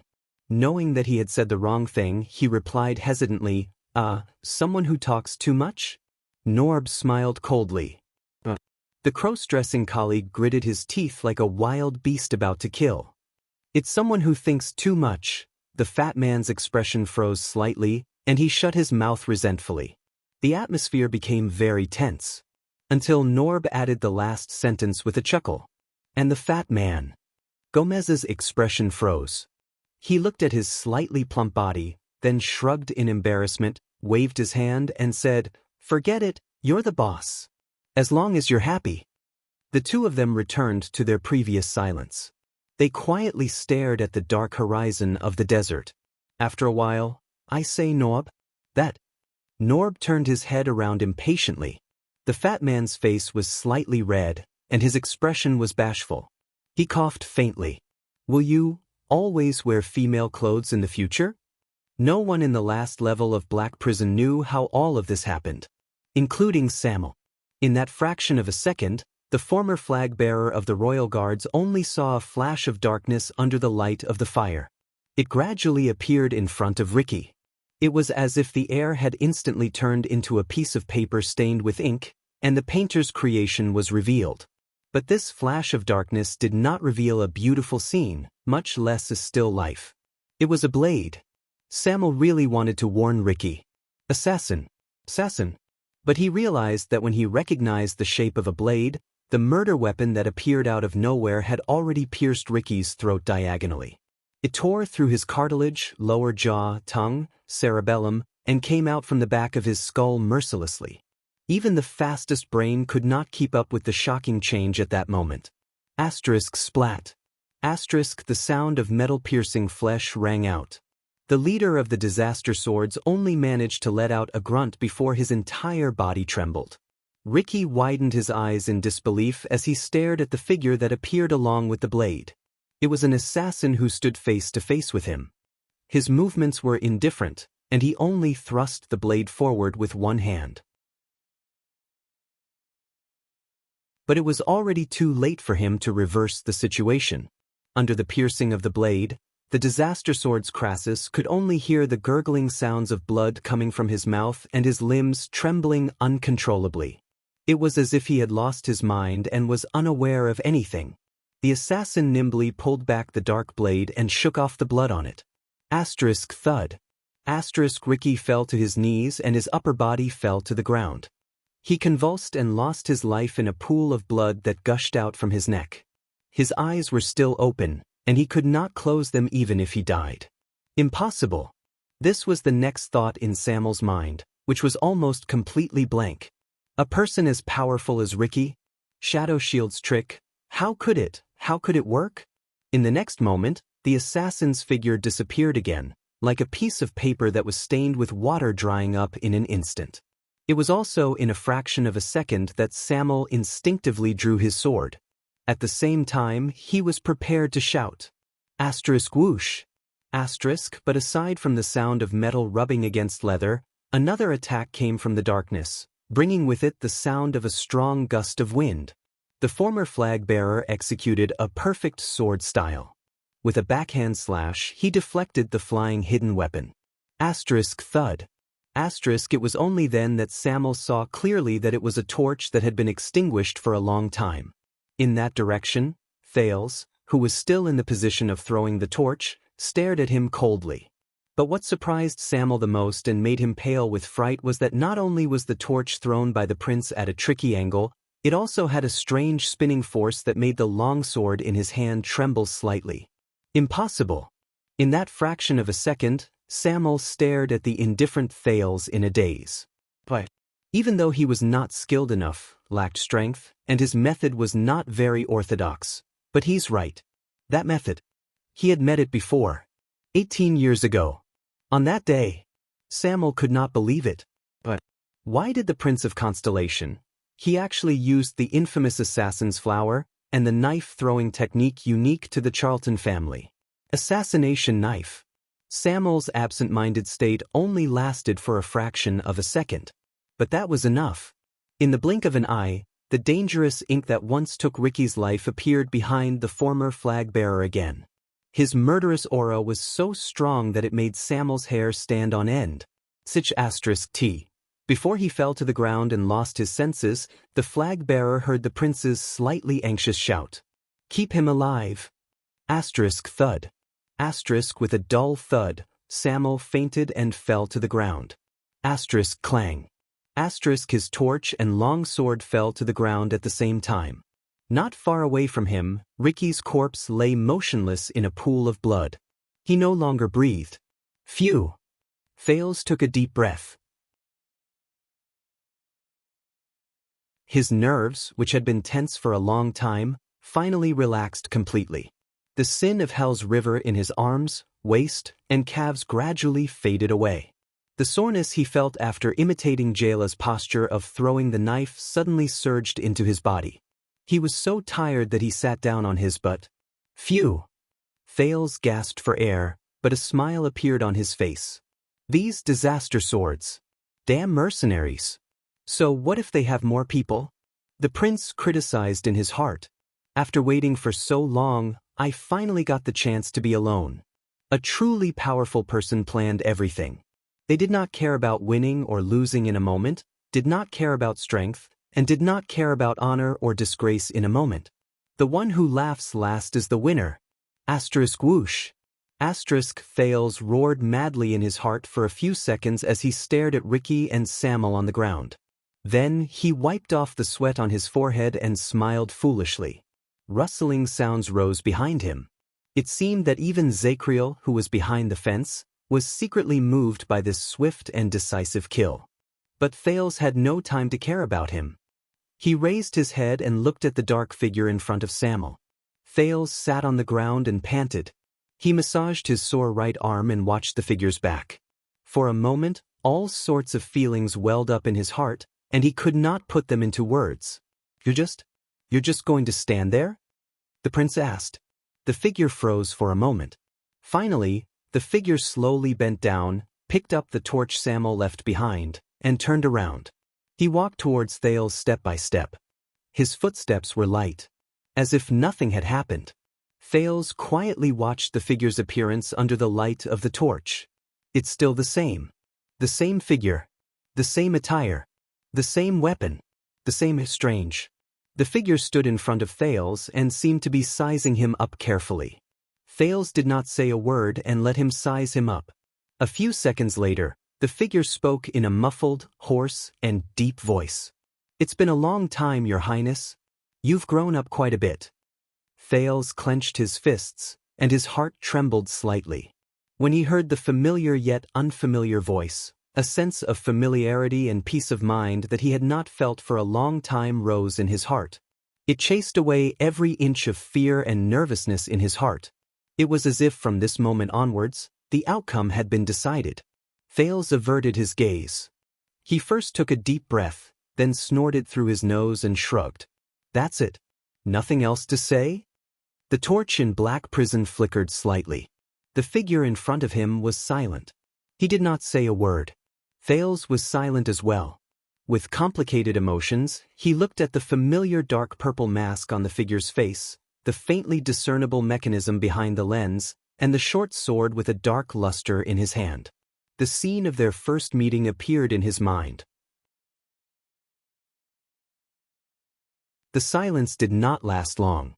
In the next second, the strange person in front of him put away the short sword and took a solemn step back. He placed his right hand on his chest, shook his left hand, and knelt down on one knee. It was just like their first meeting in Red Street Market. "Yodel Cato." The strange person's tone was respectful and solemn, but there were slight fluctuations in it.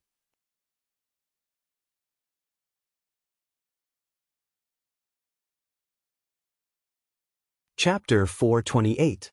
Yodel quietly knelt on the spot. The pair of lenses on his strange, dark purple mask were dark and without light. Thales suppressed all his thoughts and sighed softly. "So, you were there?" Yodel's mask moved. "Yes." A hoarse and muffled voice rose from under the mask. "I am." The man behind the mask gently extended his gloved right hand. "I have always been there."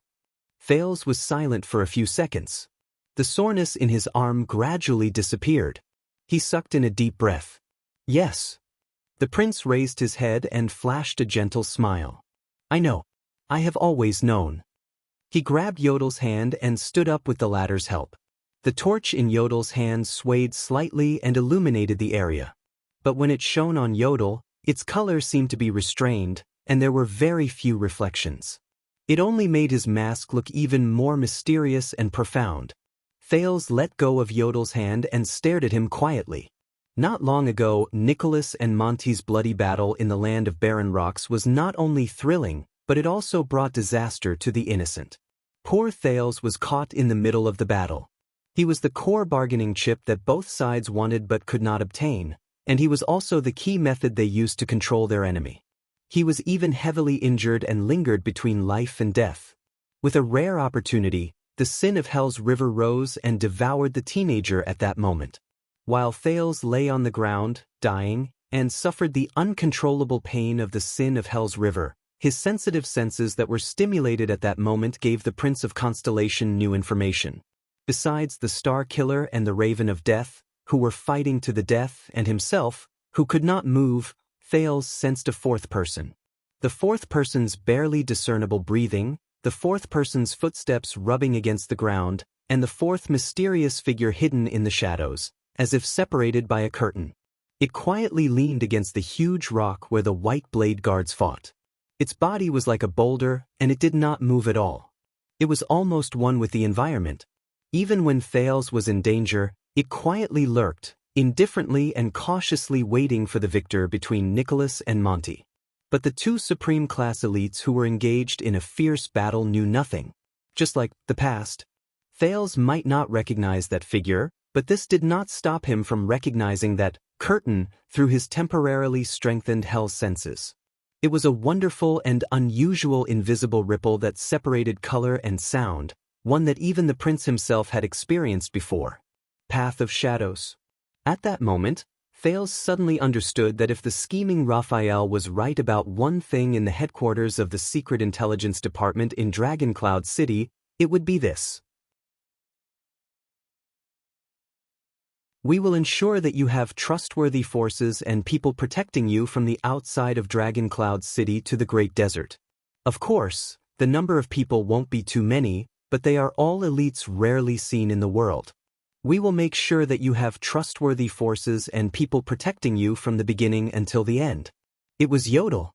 That was why Thales was able to leave Nicholas and Monty alive before he moved forward with an indomitable spirit and entered the desert without looking back. After they escaped from Dragoncloud City, on the surface, Monty led Thales away from the threat of the pursuers as the most outstanding scout. In the dark, Yodel, who had snuck into Northland at some point in time, acted as a safeguard in the shadows and monitored their movements. Perhaps the Secret Intelligence Department had long suspected the Raven of Death's loyalty, or perhaps this was the final test for Monty. In the Great Desert, Thales was in danger a few times, but in the end he would always escape the desert god's cold trap by some miraculous luck. Be it when he lost consciousness and fell on the yellow sand after he ran out of food and water, or when he was surrounded by the orcs and was surrounded by enemies from all sides, or when the merchant's camp strangely burst into flames and attracted Constellation's army. Now, it seemed that most of these luck and coincidences were in line with Yodel's usual style of hiding in the dark and attacking in secret. It's not just this.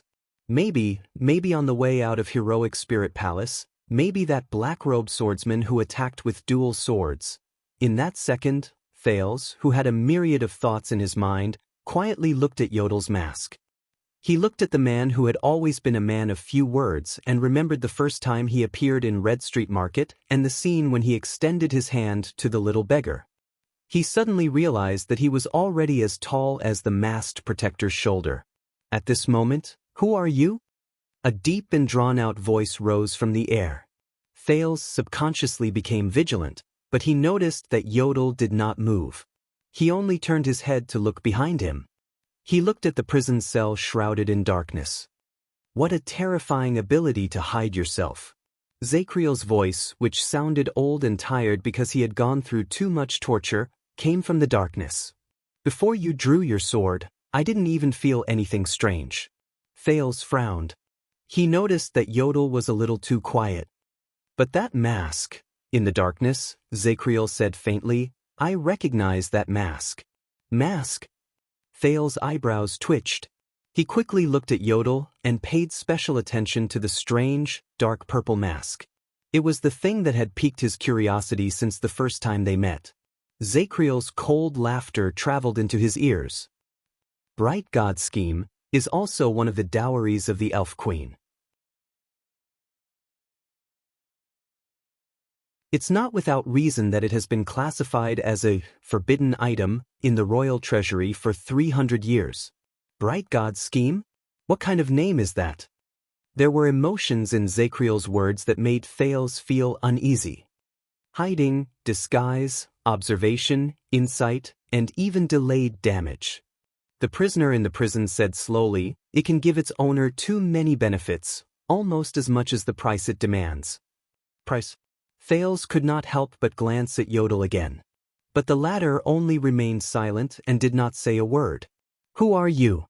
Zakriel seemed to be a little impatient. There was a hint of impatience in his voice. Even without looking at that mask, not everyone is qualified to control the Supreme Sword. The Secret Intelligence Department? Or the royal family? Just as Thales widened his eyes and wanted to remind them of their current situation, Yodel suddenly spoke. "I am just a nobody," the masked protector said faintly. The prisoner in the darkness was silent for a while. "No, you are not." His tone was firm. "You are not." The eyes behind the mask named Bright God Scheme moved slightly. Zakriel let out a long sigh. He seemed to have thought of something.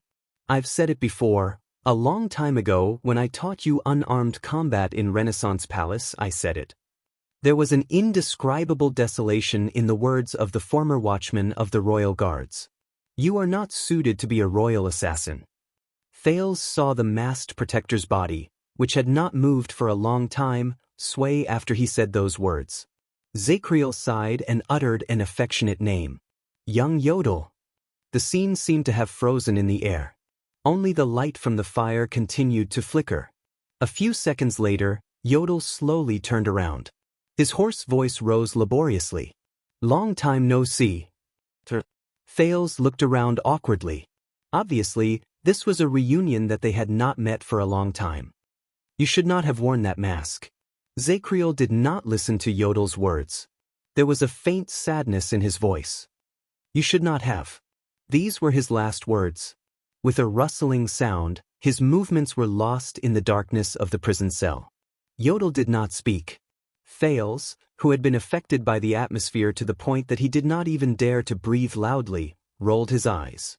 He carefully pointed at the path he came from, the dark tunnel. So, we are now. Yodel raised his head and no longer looked in Zachriel's direction. Do not worry. The Secret Intelligence Department is on the surface. They have prepared everything. This time, it was Thales' turn to frown slightly. The Secret Intelligence Department? Did they know all along? Ever since I came back, about Shadow Shield, the prison of bones, about... He looked at Yodel suspiciously. Yodel nodded, then shook his head. They learned about half of it from the Tower of Eradication. I was the one who told them about the other half of Shadow Shield. Your journey back home was not smooth, and many people are very interested in you. The masked protector said quietly. Thales exhaled. That's good news. A faint feeling of vexation rose in his heart. This is bad. This was the prince's thoughts. Thales tried his best to get rid of his irritation. He cleared his throat and said to Yodel, Listen, Yodel, how should I say this? When I came back, there was a mercenary. While Thales was troubled, Yodel suddenly spoke.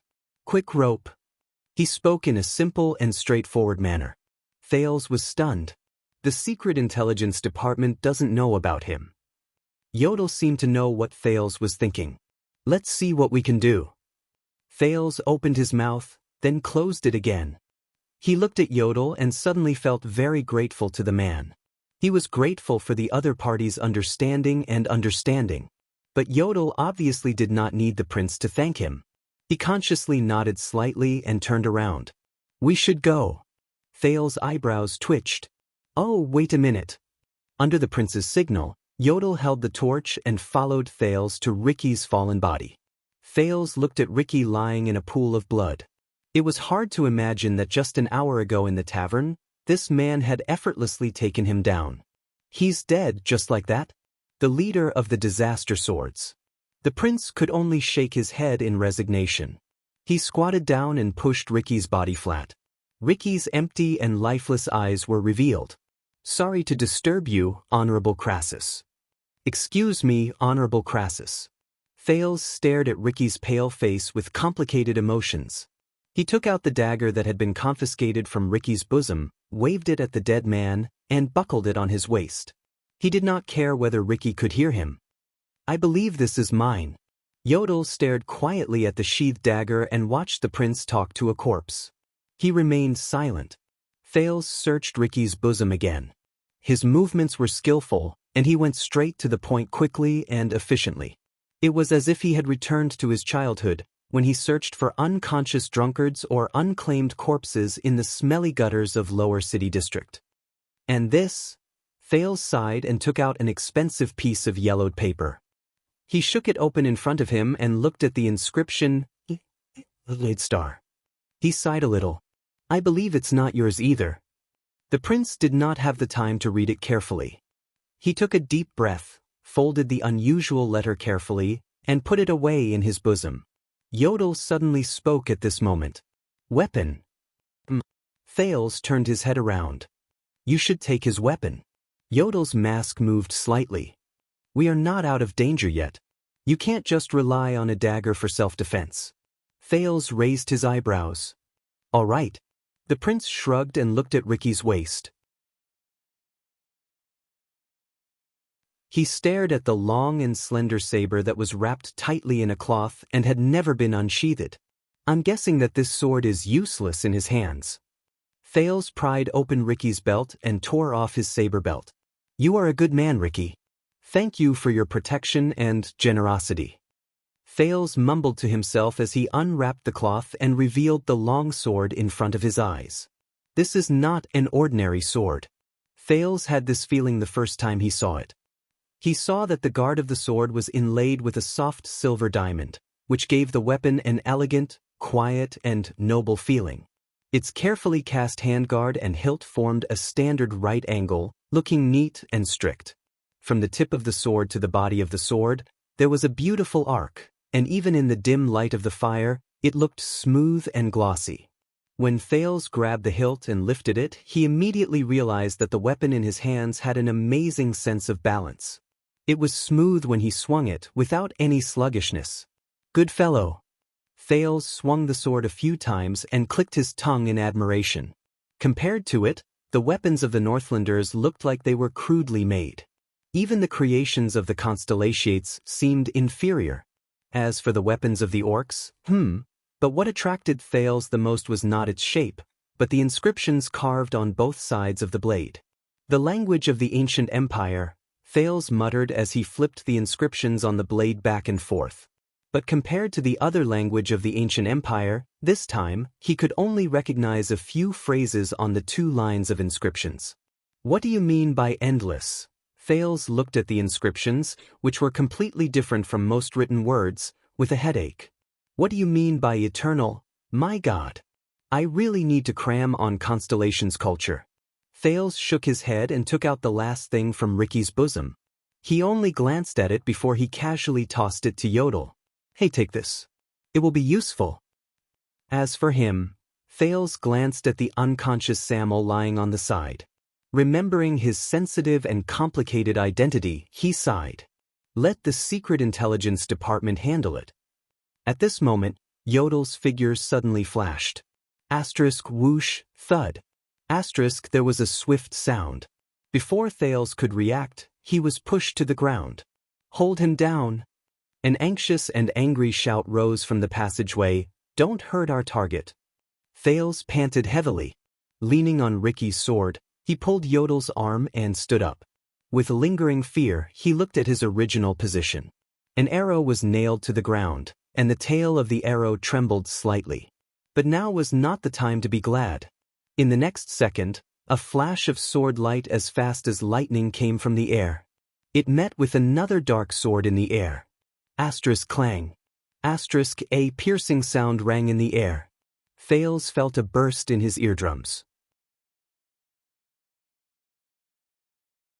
He was immediately pushed back by Yodel, and he took more than 10 steps back. The masked protector's figure flickered in the air many times. He tried his best to avoid the 2 subsequent attacks that were faster and fiercer than the first one. With a backflip, he landed in front of Thales. He looked more or less disheveled. When Thales saw the attacker who appeared out of nowhere, his heart tensed. This is bad. Klein, the middle-aged swordsman from Northland, stood coldly in front of them.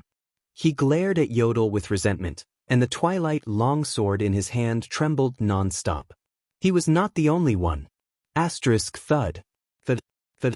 Asterisk multiple footsteps rose from the other end of the passageway, and they swiftly approached the area. As a disaster sword, Joseph appeared at the entrance of the passageway. Behind him were more than a dozen fierce mercenaries. My God! Joseph put down the crossbow in his hand and stared at the scene in a daze. He stared at his leader, who lay in a pool of blood, and the unconscious Samuel. Like his companions, he was shocked. Ricky? No. From shock to indignation, from anger to hate, the disaster swords looked at Yodel and Thales, who were the only ones left.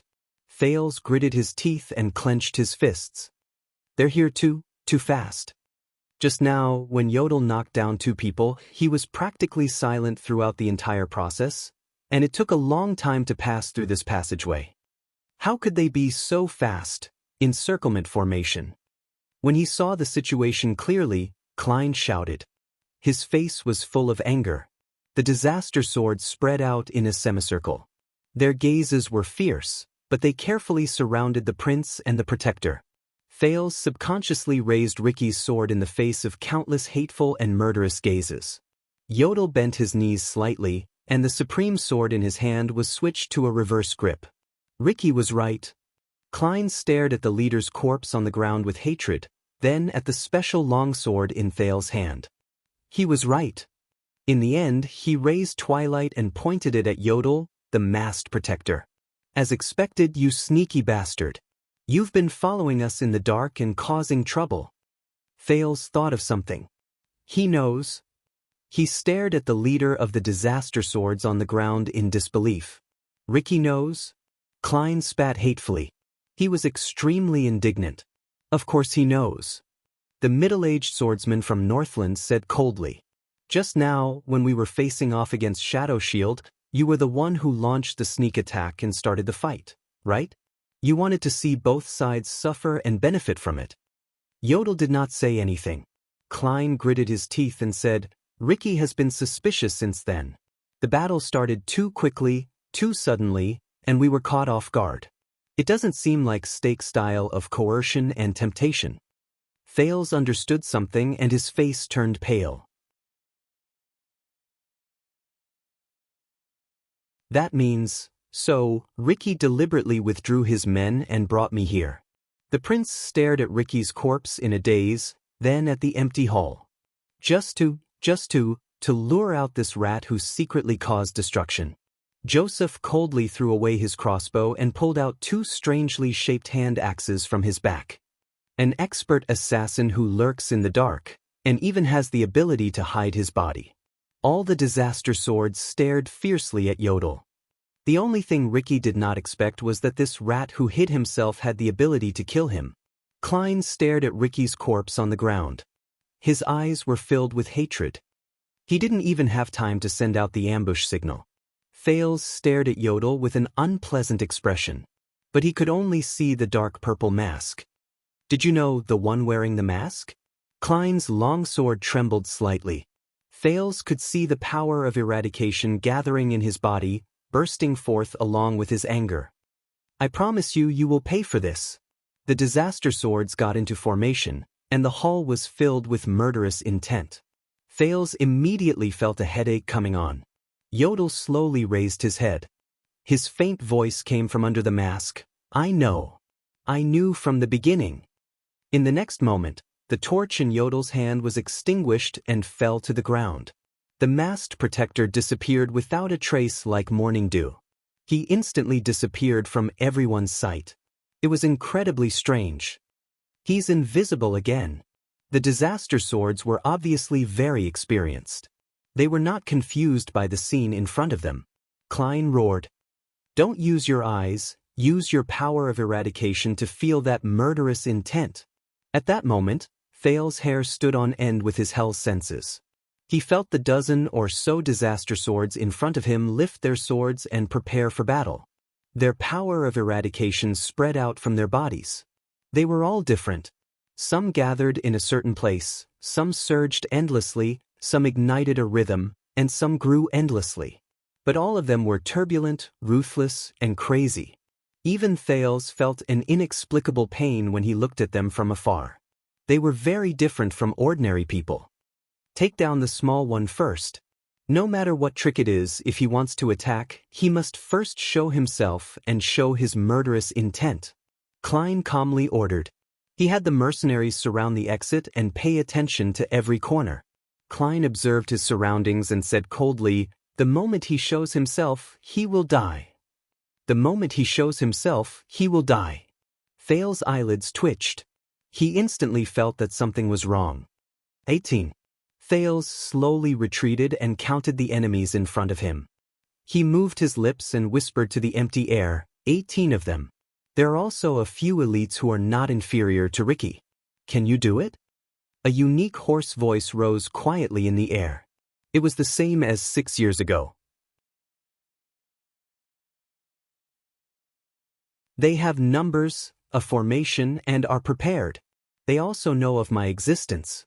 If I break through them head-on, Thales' heart sank when he heard what Yodel meant. I am not the kingdom's wrath, Yodel said dejectedly. Before him, The disaster swords were wary of their surroundings. They closed in on Thales step by step. So the answer is no. Thales was very dejected. He frowned, but he could only brace himself and think of a way. All right, then I will try. But Yodel's words continued to travel into his ears and interrupted him. But someone can. Thales was stunned. Someone can? In the next second, the wind howled. Asterisk thud. Asterisk one of the mercenaries holding a torch stumbled back, the torch falling from his hand and crashing into the wall along with an incoming rock. It was as if a gust of wind had blown past, and the 3 remaining torches in the disaster sword's hands were blown away. Over there! Klein shouted angrily. His sword flashed like a bolt of lightning. Thales only had time to see Yodel's figure flash in the air. Their weapons clashed against each other. Asterisk clang. Asterisk the masked protector's ghostly figure forced one person back.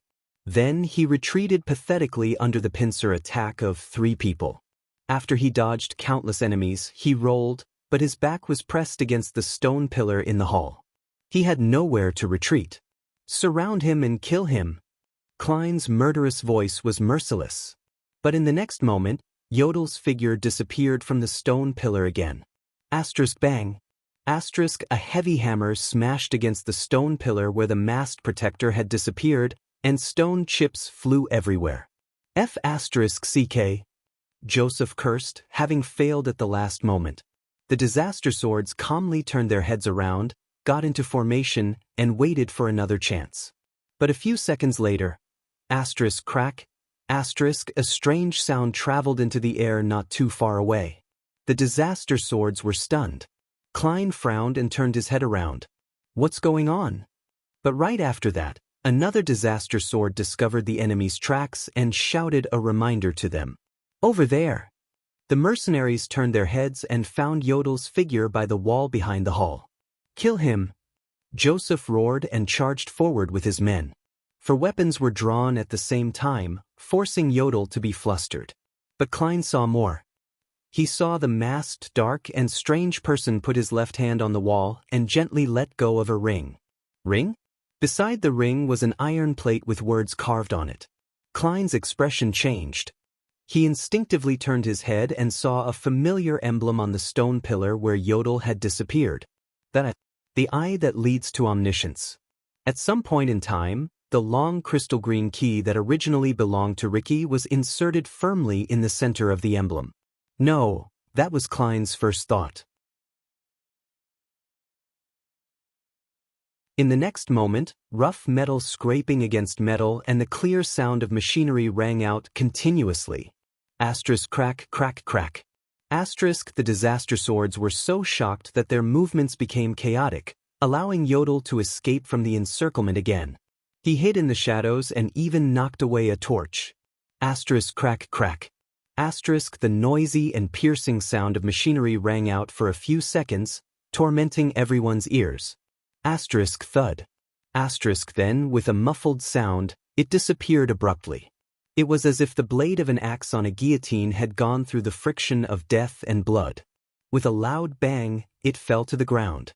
Klein and Joseph turned their heads around in shock. Under the barely illuminated light of the last torch, they looked at the back of the hall. It disappeared. Klein's eyes were wide open as he stared at the infamous black prison cell. It disappeared. At some point in time, the mysterious bars that isolated and tortured the prisoners in the dark cell at the back of the hall, they were gone. Only dozens of round holes were left on the ground, telling them where they had gone. Only the quiet darkness behind them served as a foil to the eerie silence. "Oh no," Klein blurted out subconsciously. He did not even have time to care about Yodel's whereabouts. As they stared at the ominous darkness that was supposed to be separated by the mysterious bars, the disaster swords instinctively retreated and gathered together. They looked at each other at a loss. Many of them felt an inexplicable uneasiness in their hearts. A second later, a long and distant sound of inhaling could be heard slowly from the deathly silent darkness that no one knew about. The sound was a little heavy, and the breathing was a little hurried. It was as if a person who had not breathed for a long time had just breathed in for the first time. Even the dim light from the fire flickered slightly. At that moment, the mercenaries who were immersed in the strange power of eradication felt their skin crawl, and their hair stood on end. Their powers of eradication went berserk at the same time, like restless animals. How? Stay steady.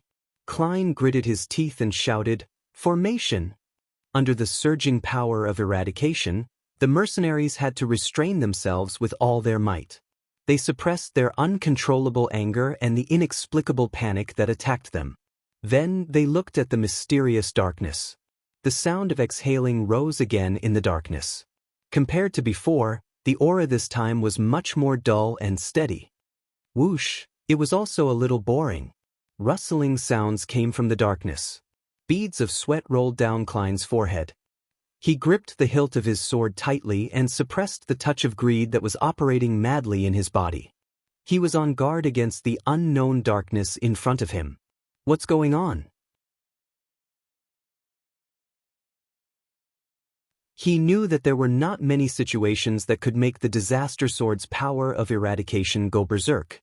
And that is, at that moment, a dull and ordinary male voice traveled faintly from the darkness.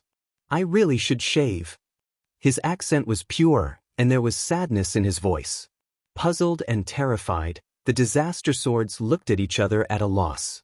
Their breathing quickened. Klein's eyelids twitched a little. The moment he heard the voice, he suddenly had an illusion. It was as if a terrifying beast had just woken up from its hibernation in the darkness in front of him. It exhaled its first languid and unhappy breath. Klein gripped the sword in his hand even tighter. He swallowed hard. So, the dull male voice rose again. This time, there was a little more life in it, and there was even a hint of a smile in it. "Do you have a razor?" Asterisk thud. Asterisk with a muffled sound, the only torch in the hall was extinguished. The light disappeared before their eyes. The entire hall, including the 18 disaster swords, sank into dead silence and deep darkness.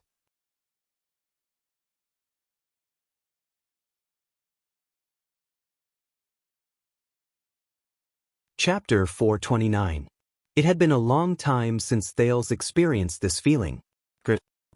He walked in a grayish-white world.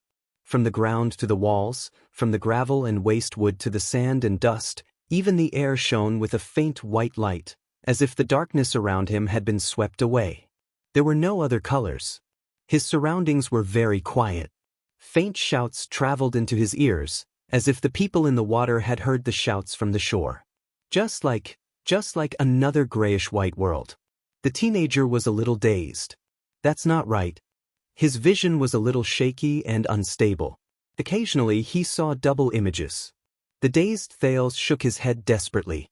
He propped his long sword against the gray ground to dispel the faint dizziness. He wanted to regain his sense of direction. He felt a grip on his right arm. A gloved palm covered in ripples clasped Thales' arm. "Focus!" Yodel's voice traveled into his ears and brought him forward. The path of shadows reflects reality. They sometimes overlap, but never overlap. We walk through this place like drifting in the sea. Sometimes we float on the surface, and sometimes we sink to the bottom. You have to distinguish reality from illusion. You can't get lost here. Thales staggered along the way. He was dragged forward by Yodel, the only thing in this world that had a normal color. He tried his best not to look at the grayish-white scene around him. This is bad. He took a few deep breaths and felt that the air that entered his lungs was a little unreal. Thales watched in shock as he walked out of the grayish-white hall and into the grayish-white tunnel. He watched as Yodel carefully avoided the disaster swords who had also turned into grayish-white figures. But no one noticed them. The teenager turned his head around. "We're just going to leave like this. You're not going to help him, but Zakriel?" Thales panted. He felt as if his words were echoing faintly, as if he was in a dream. "Subduing the enemy is not my task." Yodel shook his head and held Thales tightly. His purple mask created a series of overlapping images against the grayish-white background. "To me, you are the most important."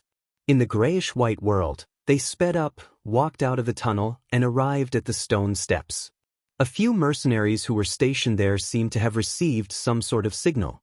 They hurried in the direction they came from and brushed past the two normal-colored people. "Don't touch them." Yodel's hint was simple. One of them seemed to have sensed something. With his grayish-white skin, he turned his head around warily.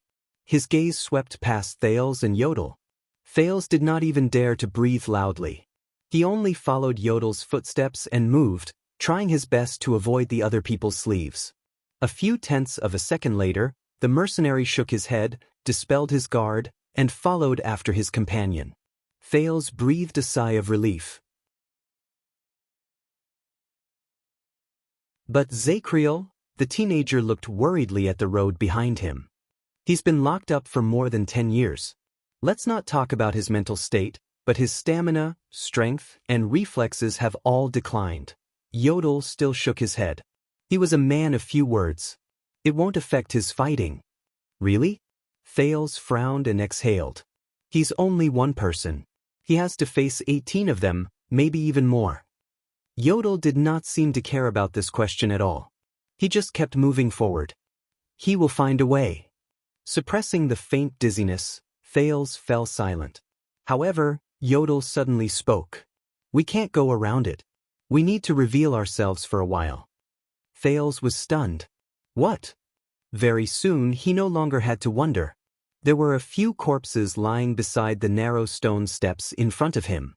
Some belonged to the mercenaries, and some belonged to Shadow Shield.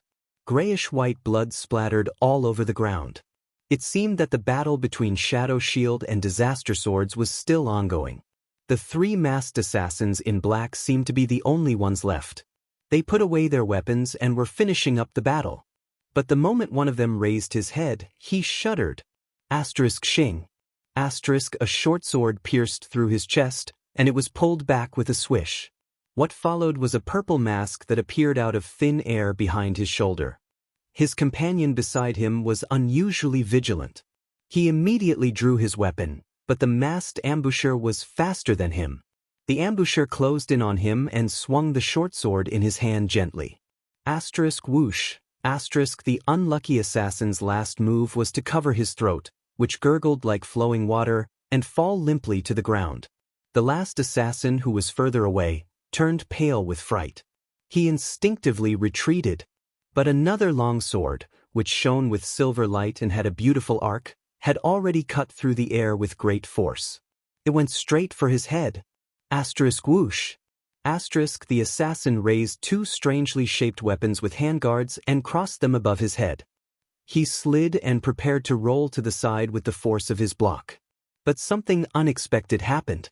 The trajectory of the long sword, which had a beautiful arc, suddenly changed. It changed from a slash to a thrust, and it thrust forward gently. The assassin could not believe it. He could only watch as the blade swept past his perfect block and pierced his throat.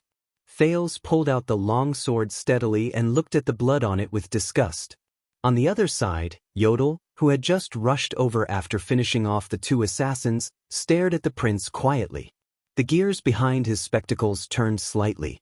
A beautiful strike.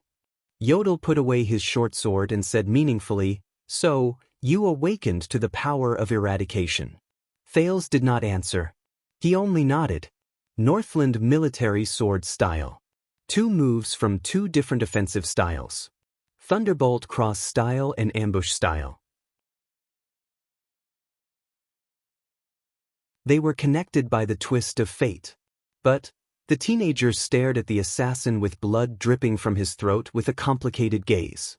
He watched as the assassin trembled and crawled on the ground, grunting as he waited for his life to end. He could not kill him in one strike. Thales stared at the assassin's despairing gaze and sighed.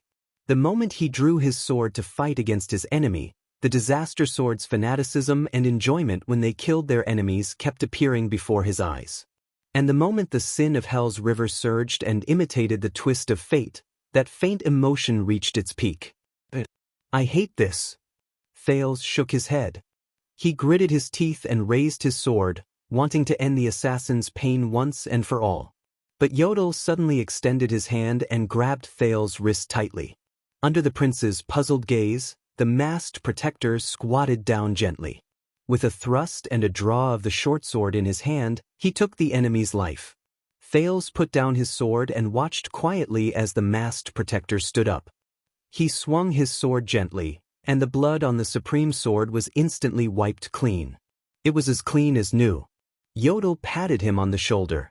"You shouldn't like it," the masked protector said faintly. Thales suppressed the discomfort in his heart and smiled at Yodel. The prince raised his head, picked up the torch, and looked at the path that led to the ground. "I don't know if you heard it, but the disaster swords might know another path that leads to the outside." Yodel shook his head. He took out the long dark green stone from his bosom and handed it to Thales. There was a hint of certainty in the masked protector's hoarse voice. "As long as the key is in your hands, we can capture all of them in one fell swoop. Now, we only need to reach the surface safely." "But what about after that?" Thales stared at the black prison key in his hand. More questions rose in his heart. What about Quickrope? What about Dean? What about the secret intelligence department? Thales, whose thoughts were in a mess, knew that this was not the time to think about these things. He tried his best to get rid of all distracting thoughts, threw away the torch, held Yodel's outstretched hand, and followed him into the path of shadows again. But luck did not always favor them.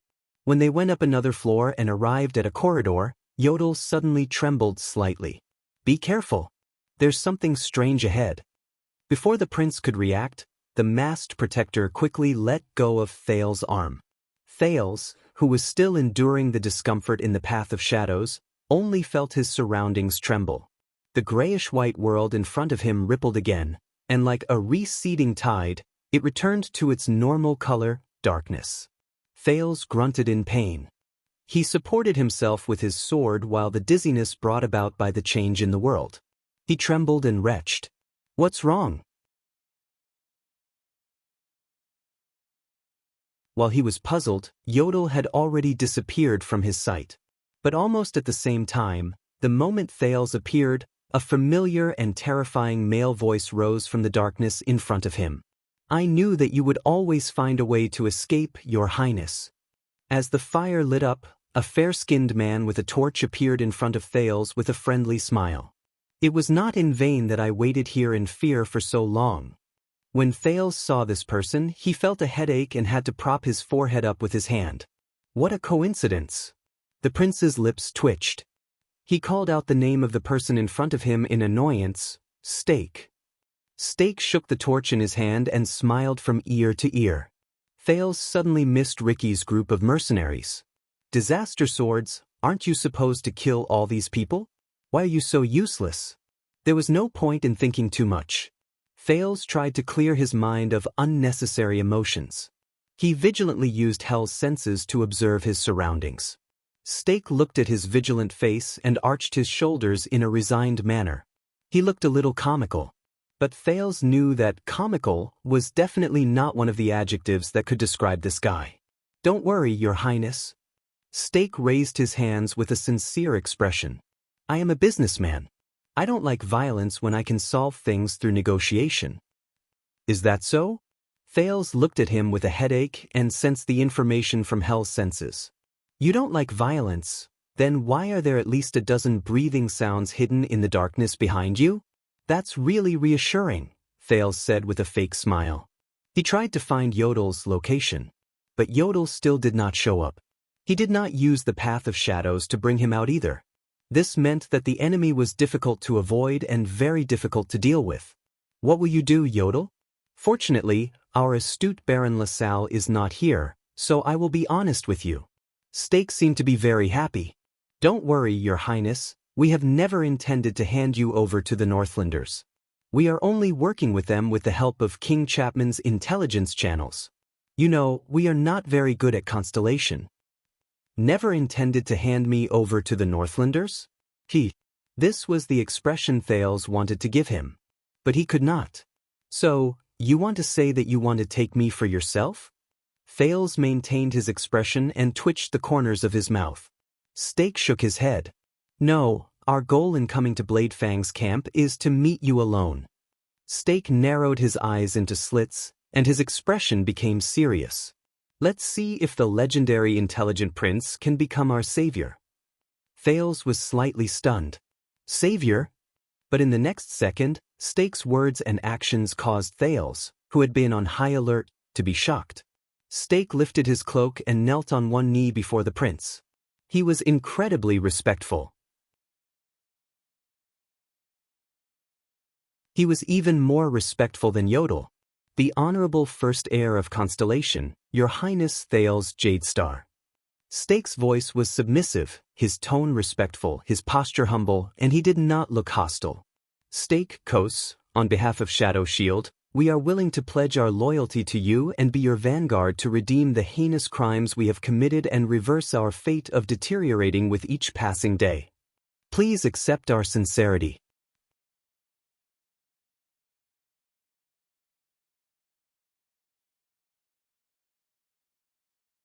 Chapter 430. What? At that moment, Thales' mind was in a daze. As he looked at Stake, who knelt respectfully on the ground, a few boring phrases from another world flashed in his mind. The aura of a bastard. Bow your head and worship me. Long Ao. Ahem. The 20th of May is here, and the only person who confessed to you is a man.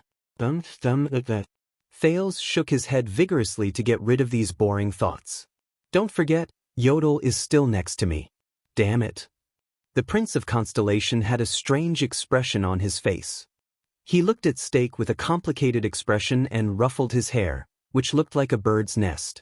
I really hope that I can be so popular when I'm in Dragon Cloud City. Stake smiled again. He slowly raised his head and stood up. As I said, Your Highness, Shadow Shield cannot survive alone. It needs the support of power, needs the demand of power, and needs a gap in power. Stake looked around, as if he was really worried about something. LaSalle and the group of sword sellers were there, so I had to be polite and say some pleasantries. But when I'm alone with you, I can say something from the bottom of my heart. Thales raised his eyebrows. He wanted to see what else Stake could say. Stake pursed his lips, and his expression darkened. A few seconds later he managed to say something, You're right. A few seconds later he said, I don't like Chapman Lampard, Your Highness. I didn't like him from the first time I saw him. The torch in Stake's hand crackled, and even the darkness in the corners swayed slightly. When he heard that name, Thales subconsciously tightened his grip on his longsword. He remembered the meeting between Chapman and Stake under Lampard's carriage 6 years ago, when he and Little Rascal were still in it. Thales sighed and said sincerely, Very well. Very good, then we still have something in common. Stake nodded in understanding. Your Highness, you have been a hostage in Northland for 6 years. I believe that you know more than I do. The ambition in that man's eyes and his actual methods are too terrifying. If Shadow Shield wants to survive on its own, we cannot rely on him. Thales narrowed his eyes. So? Stake shrugged. So we don't have much choice. He did not have much choice. Just when Thales frowned and felt that he had heard this sentence somewhere before, Stake continued speaking with conviction. In my opinion, Your Highness, you who represent Constellation, are the only one who can turn the tide in the future and fight against the Kinslayer King in the Western Peninsula. He looked at Thales sincerely and his tone was firm. At that moment, Thales curled his lips, and the expression on his face was very interesting. But Stake acted as if he did not see Thales' expression. He shook his head. And Shadow Shield can't keep hiding forever. We can't live in Constellation's pursuit for decades. Thales' expression did not change at all. Thales blinked and shook his head stiffly. So, you're saying that your goal of capturing the prince in Blade Fang's camp this time is fake, and you're here purely to look for a master? In his heart, he felt that even Ida would not believe what he said. But Stake was not embarrassed. Instead, he smiled and nodded slightly. When he said this, Stake seemed to be acting strangely. He looked around warily. A thought flashed in Thales' mind. He was afraid that the other party would notice something. Fortunately, Yodel was still silent and disappeared without a trace. Strange. Even though the masked protector was used to protecting Thales quietly and attacking from the shadows, for him to restrain himself for so long, Thales felt a chill in his heart. Unless the opponent is really difficult to deal with, such as the Star Killer and the Raven of Death. Stake turned his head around. It's not safe here, Your Highness. Whether it's the Disaster Swords or LaSalle's Northlanders, they all want to harm you. Why don't you allow us to leave and find a safe place? I knew it. Thales blinked. He wanted to know when Yodel would attack, but he had to continue speaking. So, you're saying that it's actually very safe to go with you, and that I don't have to worry at all? Because you came to capture me to become my vassal? Because you won't deal with me like how you dealt with Herman Jadestar 18 years ago? Thales' lips twitched, and he said sarcastically. Stake was silent for a while, as if he was deep in thought. I won't deny that I killed your uncle, Your Highness. This time, Stake looked like an old man who had experienced many things. He looked at the prince solemnly. But it's as I said. Stake frowned hard, and he mentioned the strange name with only one syllable again. The blood debt from 18 years ago is all in Teng's hands. That is also the dark history that Shadow Shield does not want to bring up the most. He stared at Thales. I was only acting under orders, and I had no choice. You are destined to become a king, and you must have the magnanimity to match it. Compared to the real culprit behind the scenes, there is no need for you to hate an unthinking blade and a sword without its own will. Thales rolled his eyes. He did not speak for a few seconds. The letter he stuffed in front of his chest seemed to have become a little heavier. Acting under orders, and I had no choice? So you don't have to bear the blame. Thales chuckled and shook his head while clicking his tongue. He seemed to have sensed something. You are a soldier who obeyed orders from the country, so you had no choice but to slaughter unarmed civilians, and you don't have to bear the blame. You are an official who represents the ruler, so you had no choice but to carry out evil policies that bring harm to the people, and you don't have to bear the blame. You are a petty official who was hired by someone, so you had no choice but to follow orders and exploit your subordinates, and you don't have to bear the blame either. It's as if you can always find the main body at the top, be it the country, the king, the employer, or even the tradition of the system. You seem to be able to throw all the blame on it, as if everything can be solved as long as you can find the source of everything. Thales spat in disdain. This is one of the excuses I despise the most. Stake was slightly speechless. Unfortunately, there has never been an unthinking blade in human society, and there has never been a masterless sword. Thales said coldly, regardless of whether they are aware of it or not, whether they admit it or not, whether they accept it or not, everyone has to pay the price for what they have done. There is no escape. There is no Jesus in the world who has suffered for others. Stake frowned slightly. He was slightly puzzled, but he still let go of his doubts and sighed. Of course I am guilty, and I do not intend to run away from it. On the contrary, I am now trying my best to make up for it, whether it is by pledging loyalty to you or changing the fate of Shadow Shield. His voice became a little low. Thales sneered. Make up for it? Loyalty? Stake bowed respectfully. Come with me, Your Highness. We can talk about many things and share a lot of information. There was a sharp glint in his eyes. Including the secret from that year, the secret that Teng hid from everyone for 18 years, the secret that caused the Jadestar royal family to suffer misfortune. Thales frowned. Similarly, we will show you our value. Stake raised his head, and a rare hint of steel appeared on his cold face. Since 18 years ago, the conflict between the royal family of Constellation and the great nobles has become increasingly intense. The Iron Hand King's ruthless and violent methods have exacerbated this situation. I believe that your path to being crowned king will not be smooth. Because of this, as the heir, you need a sharp blade that no one knows about. If there is no such thing as a masterless sword in this world, then let us become a sword that is willing and has a master. Let us become that blade in the darkness. Stake slowly pressed his hand against his chest. His words seemed to burn with boundless flames. To protect your crown. The future Supreme King of Constellation, Your Majesty Thales I. He said in a loud and clear voice. Thales felt his eyelids twitch. A few seconds later, the teenager exhaled and shook his head with the ghost of a smile. I can't believe it. Only 6 years ago, you tried to assassinate me under the fortress. Thales rubbed the hilt of his sword and could not help but laugh. But Stake shook his head. First of all, that was what Archduke Pofrit hired us to do. Stake was still indifferent, as if he was unmoved. He raised his right hand. Second, as a king, how can we not be tempered? Our hatred is indeed as deep as the sea. We are enemies, Your Highness. Stake pointed at himself, then gestured respectfully at Thales. But the most brilliant ruler not only destroys his enemies, but also turns them into friends, and uses them for his own use. Thales stared at him in a daze. It's hard to imagine. This guy is giving me a political lesson? Stake curled up the corners of his mouth, revealing a casual but not frivolous smile. Besides, if we did not have that thrilling encounter during that assassination, how would we know what kind of king you are? How would we know that you are worthy of us entrusting our lives to you and serving our swords loyally after we got rid of Teng's nightmare? The next moment, Stake put away his smile and bowed solemnly and cautiously. The fate of Shadow Shield is in your hands, Your Highness. Hold it in your hands to prevent us from becoming an unstable factor again, or let go of it and let the assassin organization, which has been in disunity for a long time, continue to fall into depravity and bring harm to the world.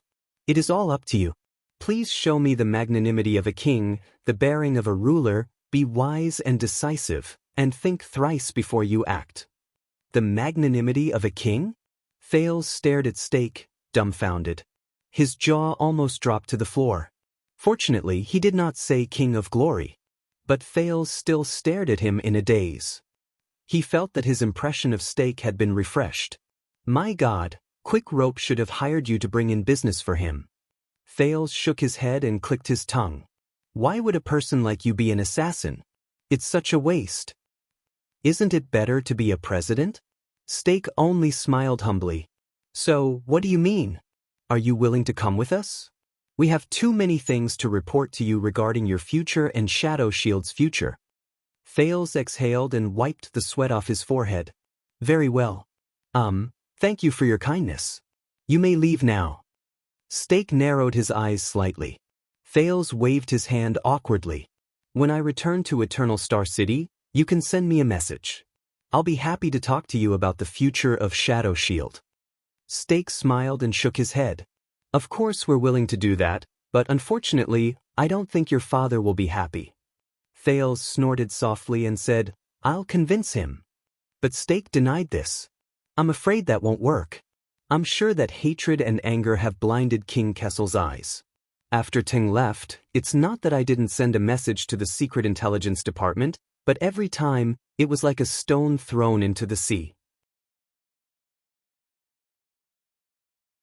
Thales frowned slightly. That's why we had no choice but to come to you. We could not get close to you when you were in Extet, and when you arrived in Constellation, you were locked in the palace and surrounded by layers of iron curtains. It was only at this time that we had the chance to meet you without being disturbed. Stake was extremely respectful. Please do not worry. You will be safe and you will return to Constellation.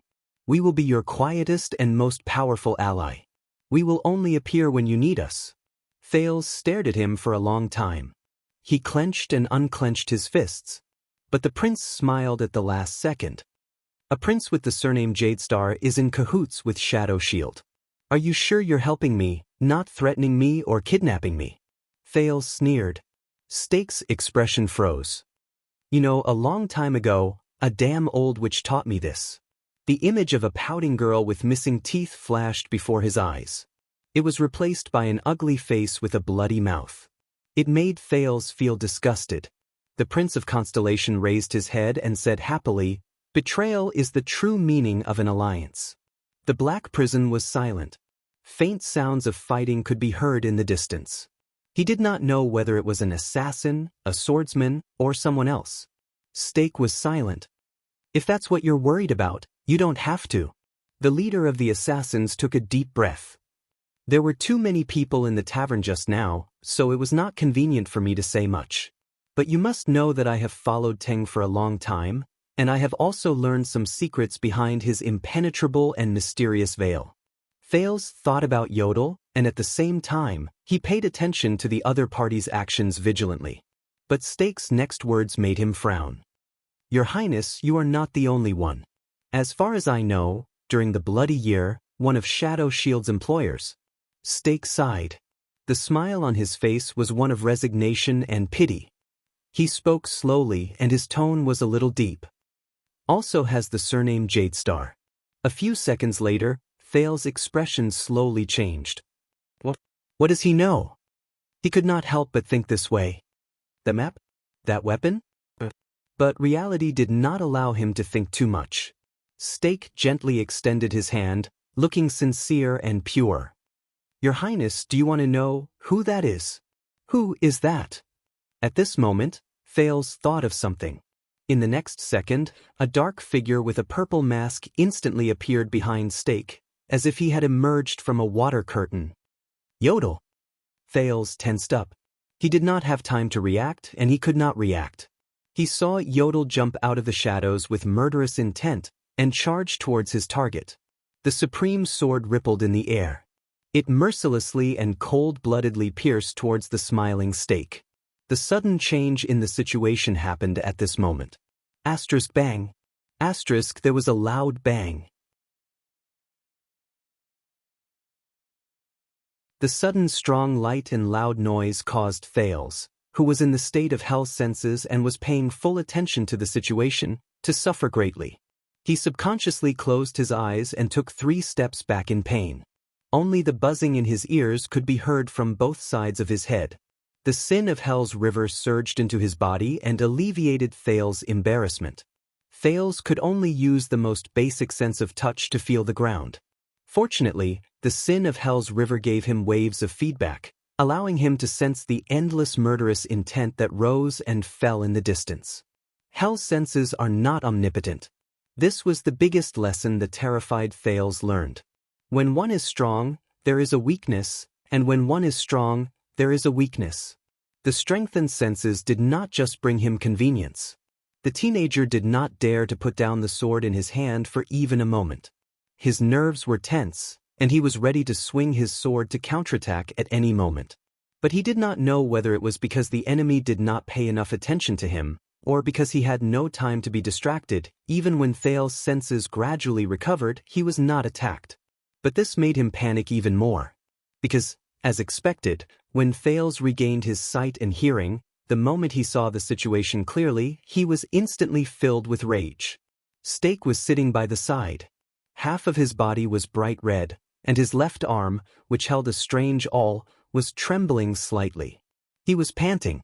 He looked very pathetic. There were 2 assassins lying dead beside him. Both of them had their throats slit. But the most important thing was that the masked Yodel stood in front of them. He held the supreme sword tightly in his hand, but he no longer had the strength to move forward.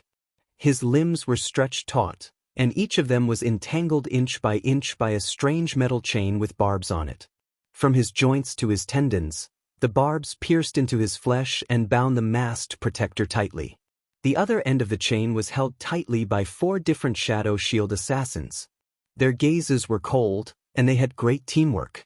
They did not loosen their grip at all. Thales felt a chill in his heart. Yodel's limbs trembled slightly. He tried his best to fight back and held the supreme sword in a reverse grip, but because of the angle, he could not cause any damage to the chain. Shit. This is, Thales' heart clenched. His grip on the sword hilt became stiffer. You know, those in our line of work are inexplicably sensitive to our peers, where to hide, when to attack, who to target, what route to take. Stake's voice rose faintly. The leader of the assassins struggled to get up from the ground. He wiped off his cold sweat, as if he still had lingering fear from the dangerous situation just now. But I really did not think that one day I would be able to use this experience to save my life. Stake first looked at Thales, then at Yodel, who could not move. He patted the dust off his body. He stared at the masked protector, who was restrained. He composed his expression and revealed a sincere smile that he had not shown for a long time. We finally waited for you. It was so scary.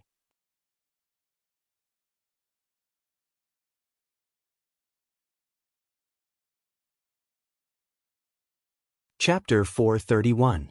Thales could not believe his eyes. Yodel, who always hid in the dark and always killed, captured? The shadow shields behind Stake lit up 2 torches and illuminated the small corridor. Even though his expression could not be seen through the mask, Yodel's struggles became weaker. His body faded a few times as he withstood the pulling force from all 4 directions. He tried to enter the path of shadows, but under the strength of the chains, his attempts failed repeatedly, and he was forced to show himself. Lurking, provoking, and profiting. You really had a good time down there, my dear colleague? Stake seemed to breathe a sigh of relief. He put on a slightly ferocious smile and looked at the masked guest, who was invited by the chain. Perhaps you feel that it's a pity that we didn't fulfill your wish of fighting to the death against the disaster swords because of the strange provocation? Yodel did not answer in the dark and dreary black prison.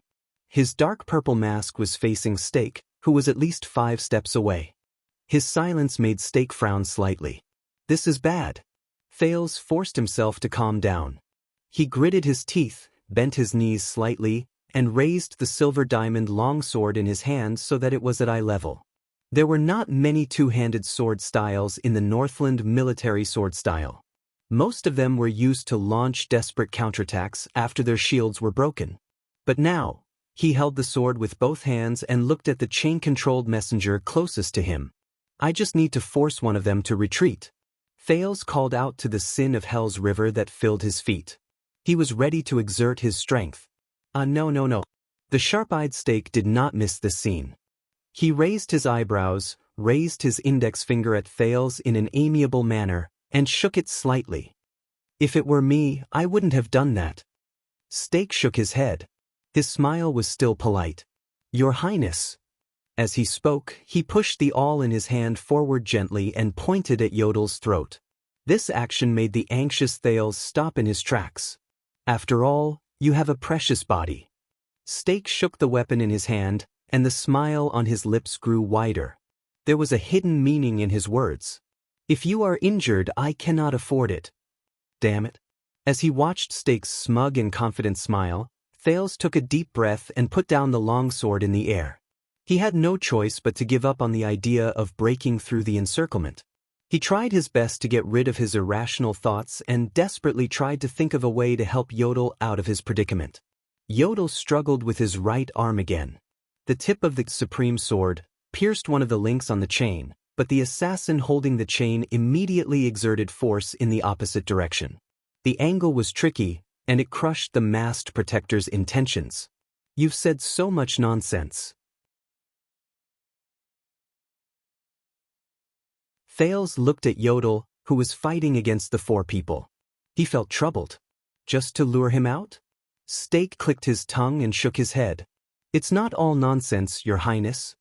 The leader of the assassins bowed as politely as before, but Thales could no longer sense the respect in his words just now.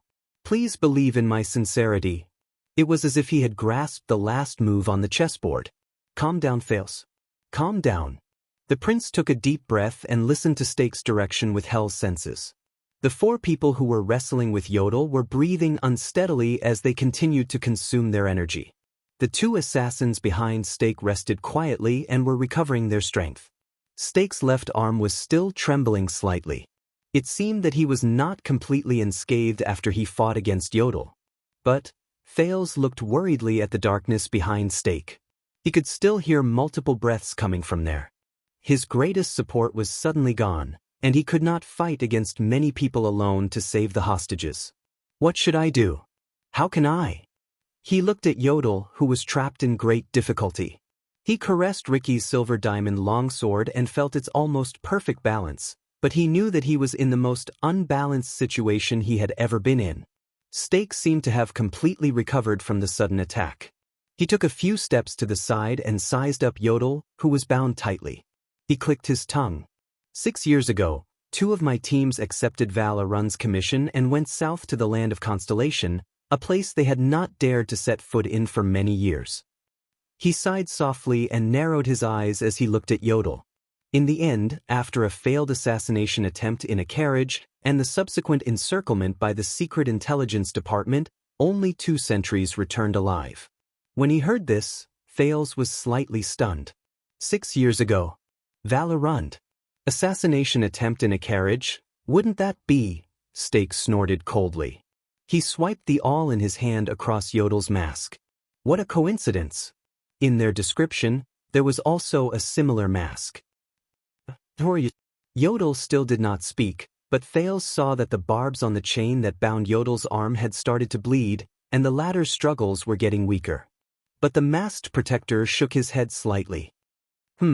Stake, who did not get a response from his target for a long time, curled up the corners of his lips. I can tell that you are not an eloquent speaker. Damn it. Thales' breathing became faster and faster. He raised the longsword in his hand a few times. Yodel still did not speak, as if someone had used an iron brand to cover his mouth. Under the dim firelight, the familiar yet unfamiliar dark purple mask looked simple and monotonous. The assassin leader finally gave up on trying to communicate with the strange masked protector. Maybe he's a mute. Now, the uncertain factors that affect our communication have been resolved. Stake slowly turned his head and suddenly looked at Thales. Can you come with us, Your Highness? He still had that amiable smile on his face. He stood among the group of assassins with their faces covered, stood in the impenetrable darkness, and extended his hand to Thales from afar. But the prince only felt a chill run down his spine. We can get along and we will work well together. As he stared at Stake's palm, Thales furrowed his eyebrows so tightly that his teeth were about to shatter. He swung his hands, and the long sword drew an arc in the air. He was getting used to the characteristics of this weapon. Ambushing my protector is not a good sign for cooperation. Stake lowered his palm and said with a smile, I think so. After all, he did not hesitate when he swung his sword at me. Thales was speechless for a moment. He changed his attitude and said coldly, Listen, Stake, if you still want to get out of here alive. When the prince said this, he stiffly stopped himself from saying that the kingdom's secret intelligence department has already surrounded this place. No. Confirming this news in front of Stake would only make him more desperate, and he would care more about the hostages and bargaining chips in his hands. What should I do? Thales looked at Yodel, but he could only see a reflection in Yodel's lens. We can discuss what you said, Thales braced himself and said, but as the first step of the negotiation, I am more willing to see my protector healthy and safe. Stake stared at him carefully for a long time, then he smiled. He smiled very happily. As he smiled, the chain-wielding assassins bound Yodel even tighter. The masked protector shuddered and shook his head at Thales again. There is only one way to ensure his safety, Your Highness. Perhaps he was tired of Thales' words. Stake's smile was a little cold. Stake narrowed his eyes into slits and tilted his head slightly. And you already know. Thales tightened his grip on the hilt of his sword. Damn it. He's so stubborn and slippery. Cooperation, negotiation, and benefits, nothing can attract his attention. He only wants me. Stake stared at Thales for a long time. He did not seem anxious at all. In fact, I heard a lot about you from Baron LaSalle, and he heard a lot about you from King Chapman, including your personality. When he heard that name again, Thales suddenly had a bad feeling. Stake smiled and took a step forward. He looked at Yodel, then at Thales. For example, you are kind, resolute, and brave. Stake's expression changed slightly. He raised the awl gently. But I've always been curious. How can these two characteristics appear on the same person? Then we have a chance to verify it today. Before Thales' unpleasant expression, Stake gently pressed the tip of the awl against the masked protector's neck and grinned. Yodel still did not move. His arms were bloody.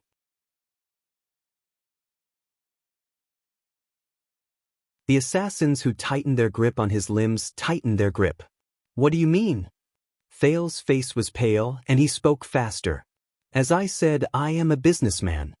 Stake spread his left hand in a seemingly resigned manner, but the awl in his right hand suddenly tightened around Yodel's throat. Thales could not help but clench his fists. Transactions are always consensual. So, I hope to see you come with us quietly and willingly. Do not cause trouble, do not make mistakes, and do not play any tricks. You must know that we are deeply aware of how difficult you are to deal with. Steak twitched the corners of his mouth in a profound manner and gestured at the silent Yodel. Make your choice, Your Highness. Steak smiled, but a cold glare shone in his eyes. Do you want the generosity of a king or the decisiveness of a king? Generosity. Thales looked at Yodel, who could not move, with a pale face. Or decisiveness. He glanced at the awl Steak had pressed against the masked protector's throat. Damn it. In the dim firelight, Yodel shook his head in a barely noticeable manner again. Thales looked at him in anguish. Damn it. No. Thales sucked in a light breath and suppressed the resentment in his heart. Calm down. Calm down, Thales. Calm down. He took a few deep breaths, and his gaze swept past each shadow shield assassin. They want me. Thales subconsciously repeated this in his heart. They want me. A few minutes later, the Prince of Constellation curled his lips and smiled. He smiled with great confidence.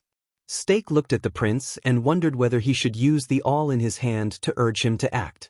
It's not a problem for me to go with you, but I have a question. Steak raised his eyebrows to show that he was willing to listen. Thales said in a low voice, You don't care about me, do you? What? Steak was slightly stunned. No matter what you want from me, be it wealth, secrets, bargaining chips, power, hostages, or amulets. Do not forget that I am first and foremost the heir of Constellation. Thales looked away and spoke in the most indifferent and alienating manner he could think of. Shadow Shield, why don't you consider the king's attitude and perception? Let's assume that you are still in that position after today and give orders to your subordinates. Steak, take a guess. After today, compared to Lampard and my father, what kind of future will the future Thales the First give you? Steak's expression changed slightly, and his expression slowly turned cold. Asterisk whoosh. Asterisk, the prince coldly raised his long sword and pointed it at Steak. What kind of future will Constellation give you in the decades I am on the throne? If you really value me, then you will not use the life of a guard to threaten me, Thales said coldly with a tough attitude, but you still did it. Maybe it's because you don't care. Steak narrowed his eyes slightly. Your Highness, but Thales spoke very quickly and interrupted him.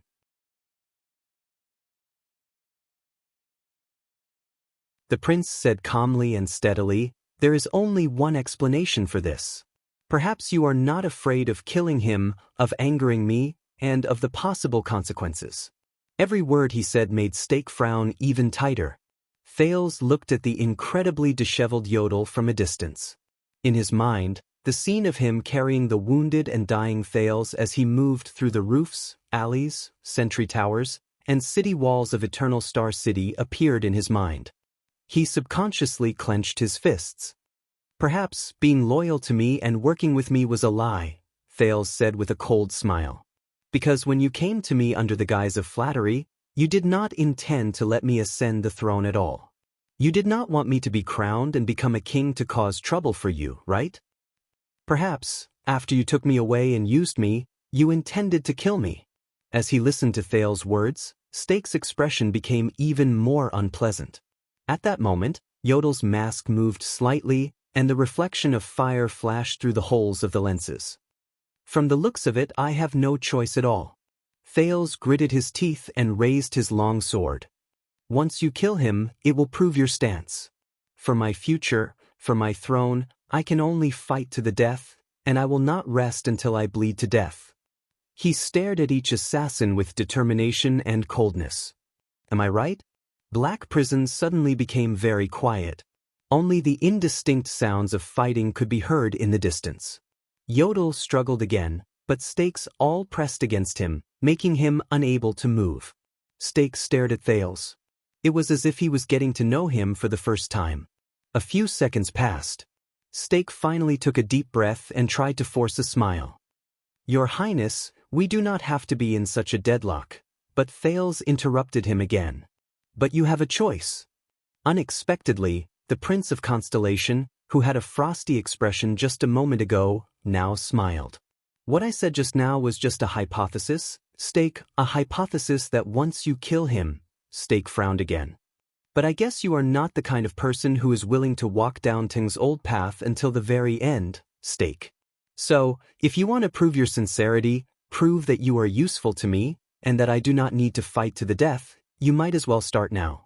Stake stared at him, and his expression froze. Thales put away his aggressive expression just now and raised a finger seriously. There is only one way to ensure your future. Thales lowered his sword and extended his palm towards Yodel. His gaze never left Stake. And you already know, Stake. As he listened to the prince's reply, Stake could not help but frown. Thales stared at him. Yodel's mask was still dark and heavy. The only holes in the lenses reflected the faint light of fire. Stake's face contorted. Make your choice, Stake.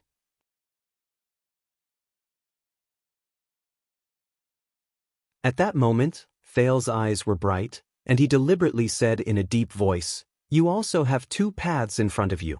One can make me cooperate with you in a friendly manner, and the other can only make me fight to the death." He curled up the corners of his lips. His left hand gently brushed against the ridge of the silver diamond longsword, and he gestured at the bound Yodel with his chin. "You want the king's forgiveness." Thales laced his fingers together and tapped his head calmly. "Or the king's life?" At that moment, Stake's face was livid.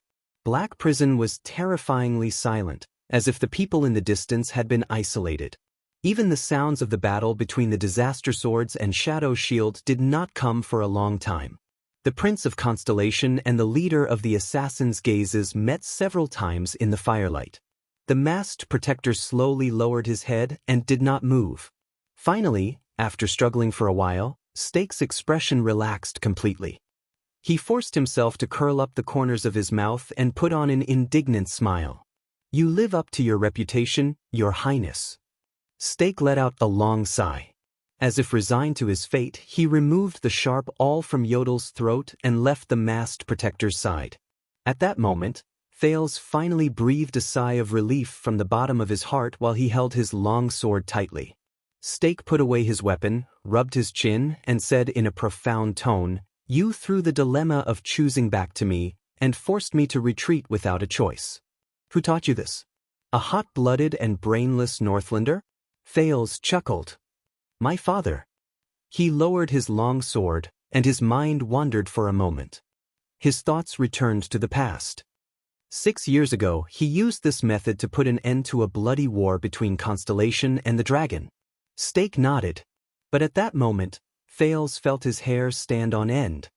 His hell senses instantly sensed something strange. Someone's there. At that moment, the prince, who had been through a lot of danger, subconsciously turned around and swung his long sword. The sin of Hell's river surged into his mind, and it was as if time had slowed down in an instant. Asterisk whoosh.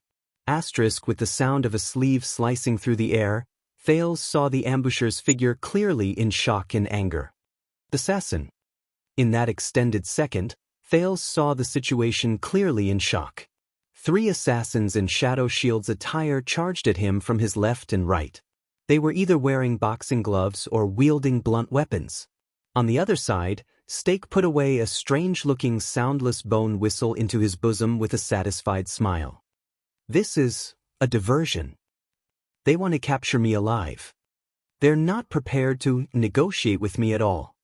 Thales subconsciously said in his heart. Asterisk T. The sin of Hell's river surged into his body and filled his arms and legs.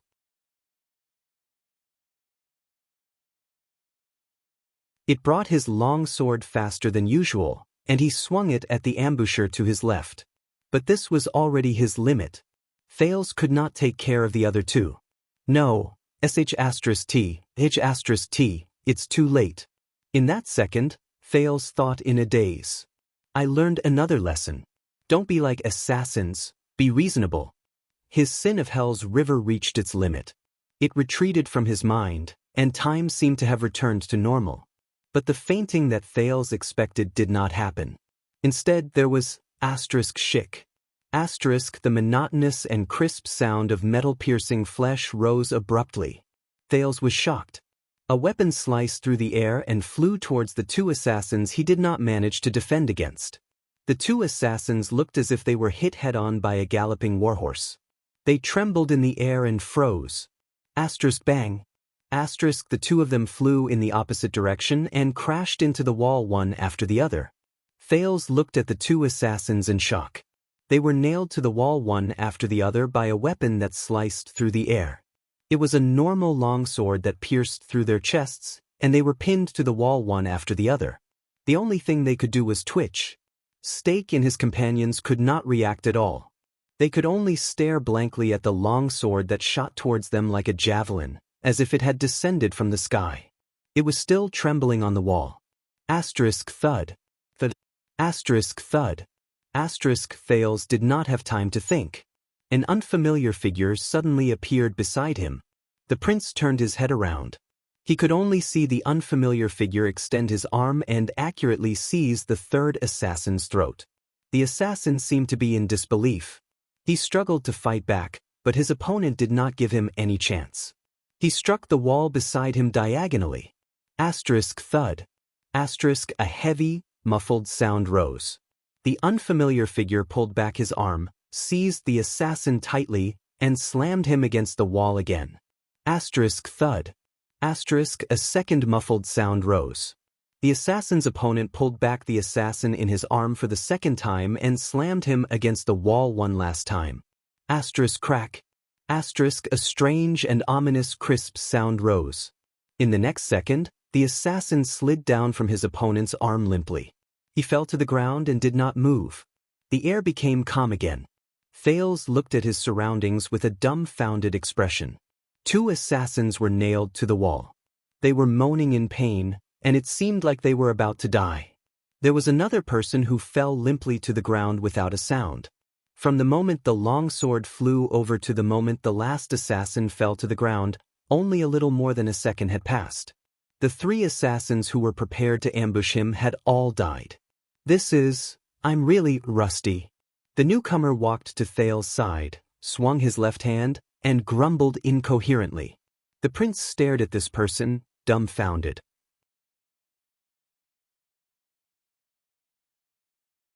Stake and the Shadow Shield assassins also stared at him, unable to hide their shock and anger. This uninvited guest. A man's figure was illuminated by the dim firelight. A very special man. He wore the light, slightly worn leather armor unique to mercenaries, but he was equipped with a total of 8 or 9 weapons. The man held 2 crossguard swords in his right hand, one long and one heavy. A slightly old one-handed axe and a bag of arrows were tied to his back. A fully strung infantry crossbow hung from his left leg, a sheathless saber was tied to his right leg, a blood-stained hammer was tied to his waist, and a straight saber with a chipped edge was tied to the side of his waist. There was even a short sword that was the length of a forearm in his mouth. He's like a human-shaped armory. Thales thought dumbly. He's dressed like a mercenary. Is he from Disaster Sword? No, doesn't seem like it. The man was not young and he was not neat either. In fact, his hair was messy past his ears, and he only used a dirty string to tie it behind his head. He looked unkempt, and his face was bruised and swollen. He was missing a piece of scalp on the right side of his forehead, and there was even a black-rimmed, extravasated blood in his left eye. Aside from the leather armor that was still brand new, the rest of his clothes were tattered. There were clear bloodstains and wounds on some parts of his body, ranging from scratches to bruises. At first glance, there was not a single part of him that was unharmed. It was as if he had just come back from being tied to a horse and dragged in the sand. But what was special was his chin. Even though he looked dirty, unkempt, and a little hairy, the man had shaved his chin clean, leaving only a patch of green. It formed a stark contrast with the upper half of his face. Wait, beard? Thales suddenly shuddered. He looked at the man's forehead, and he was instantly shocked. As expected, there was a ferocious and terrifying blood-red brand there. It was the alphabet of the ancient empire. Thales stared at the man beside him in a daze. He watched him remove the short sword from his mouth, grimaced, arched his back and swung his upper arms. He was like a warhorse that had not been out of its cage for a long time and was exercising its joints. It's him, Thales thought dumbly. Even though he could not recognize him because he had shaved his beard, but it's him. Beautiful movements. The Knight of Judgment, Zacriel, stood beside Thales with a calm expression. He narrowed his left eye, which had a black rim, and swept his gaze over the shadow shield assassins in front of him. He spoke coldly to the prince in his unique, dry voice. It's very stupid to be absent-minded. The area around them fell silent for a while. At that moment, Thales stared at Zacriel, who had changed his appearance and equipment, dumbfounded. On the other side, Stake also stared incredulously at his dead subordinate.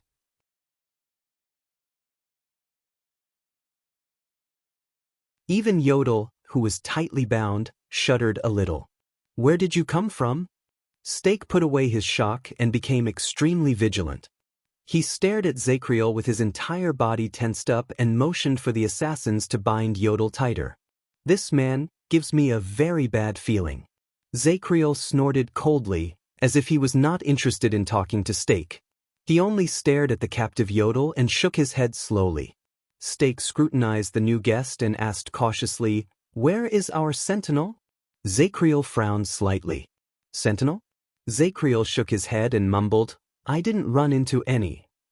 On the way here, aside from some blind people hiding in the dark, Zacriel thought about it. I don't think I ran into any normal sentinels. For example, glacial sentinels are troublesome characters. When he remembered his unpleasant past, Zacriel frowned hard. Beside him, Thales took a long, deep breath. "Why found Razor? But, you're still alive?" Thales could not believe his eyes. He sized Zacriel up from head to toe and asked in a stiff and clumsy manner. "Yes." Zacriel's gaze was still unfocused, as if he was not paying attention. He snorted like a tired patient to show his answer. Thales blinked in surprise. "Where are the enemies? Where are the people who surrounded you?" Zacriel rubbed his eyes, as if he was not used to the light source. "They ran away," he answered gloomily. The Prince of Constellation rolled his eyes in puzzlement. "Ran away? They ran away just like that? How is that possible? 18 disaster swords, let you go just like that?" Thales could not understand it. Zacriel tugged at his mercenary leather armor and shook his shoulders in extreme discomfort. "Yes, they ran away." The Knight of Judgment, who was released from prison, silently recalled the battle just now. "Those sword peddlers, they ran away. How many of them ran away?" Zacriel scratched his head. 2 or 3, maybe 4? I can't remember. When he thought of this, Zacriel exhaled in displeasure. He pounded his forehead in pain and felt sad. You're tuning in to the Passion Pages YouTube channel. We're so grateful for your support, and don't forget to subscribe to join us on this incredible journey through captivating stories. Your generosity through donations truly makes a world of difference, as it's the primary source of revenue that allows me to expand and enhance this channel for you. Thank you from the bottom of my heart for being a part of this adventure.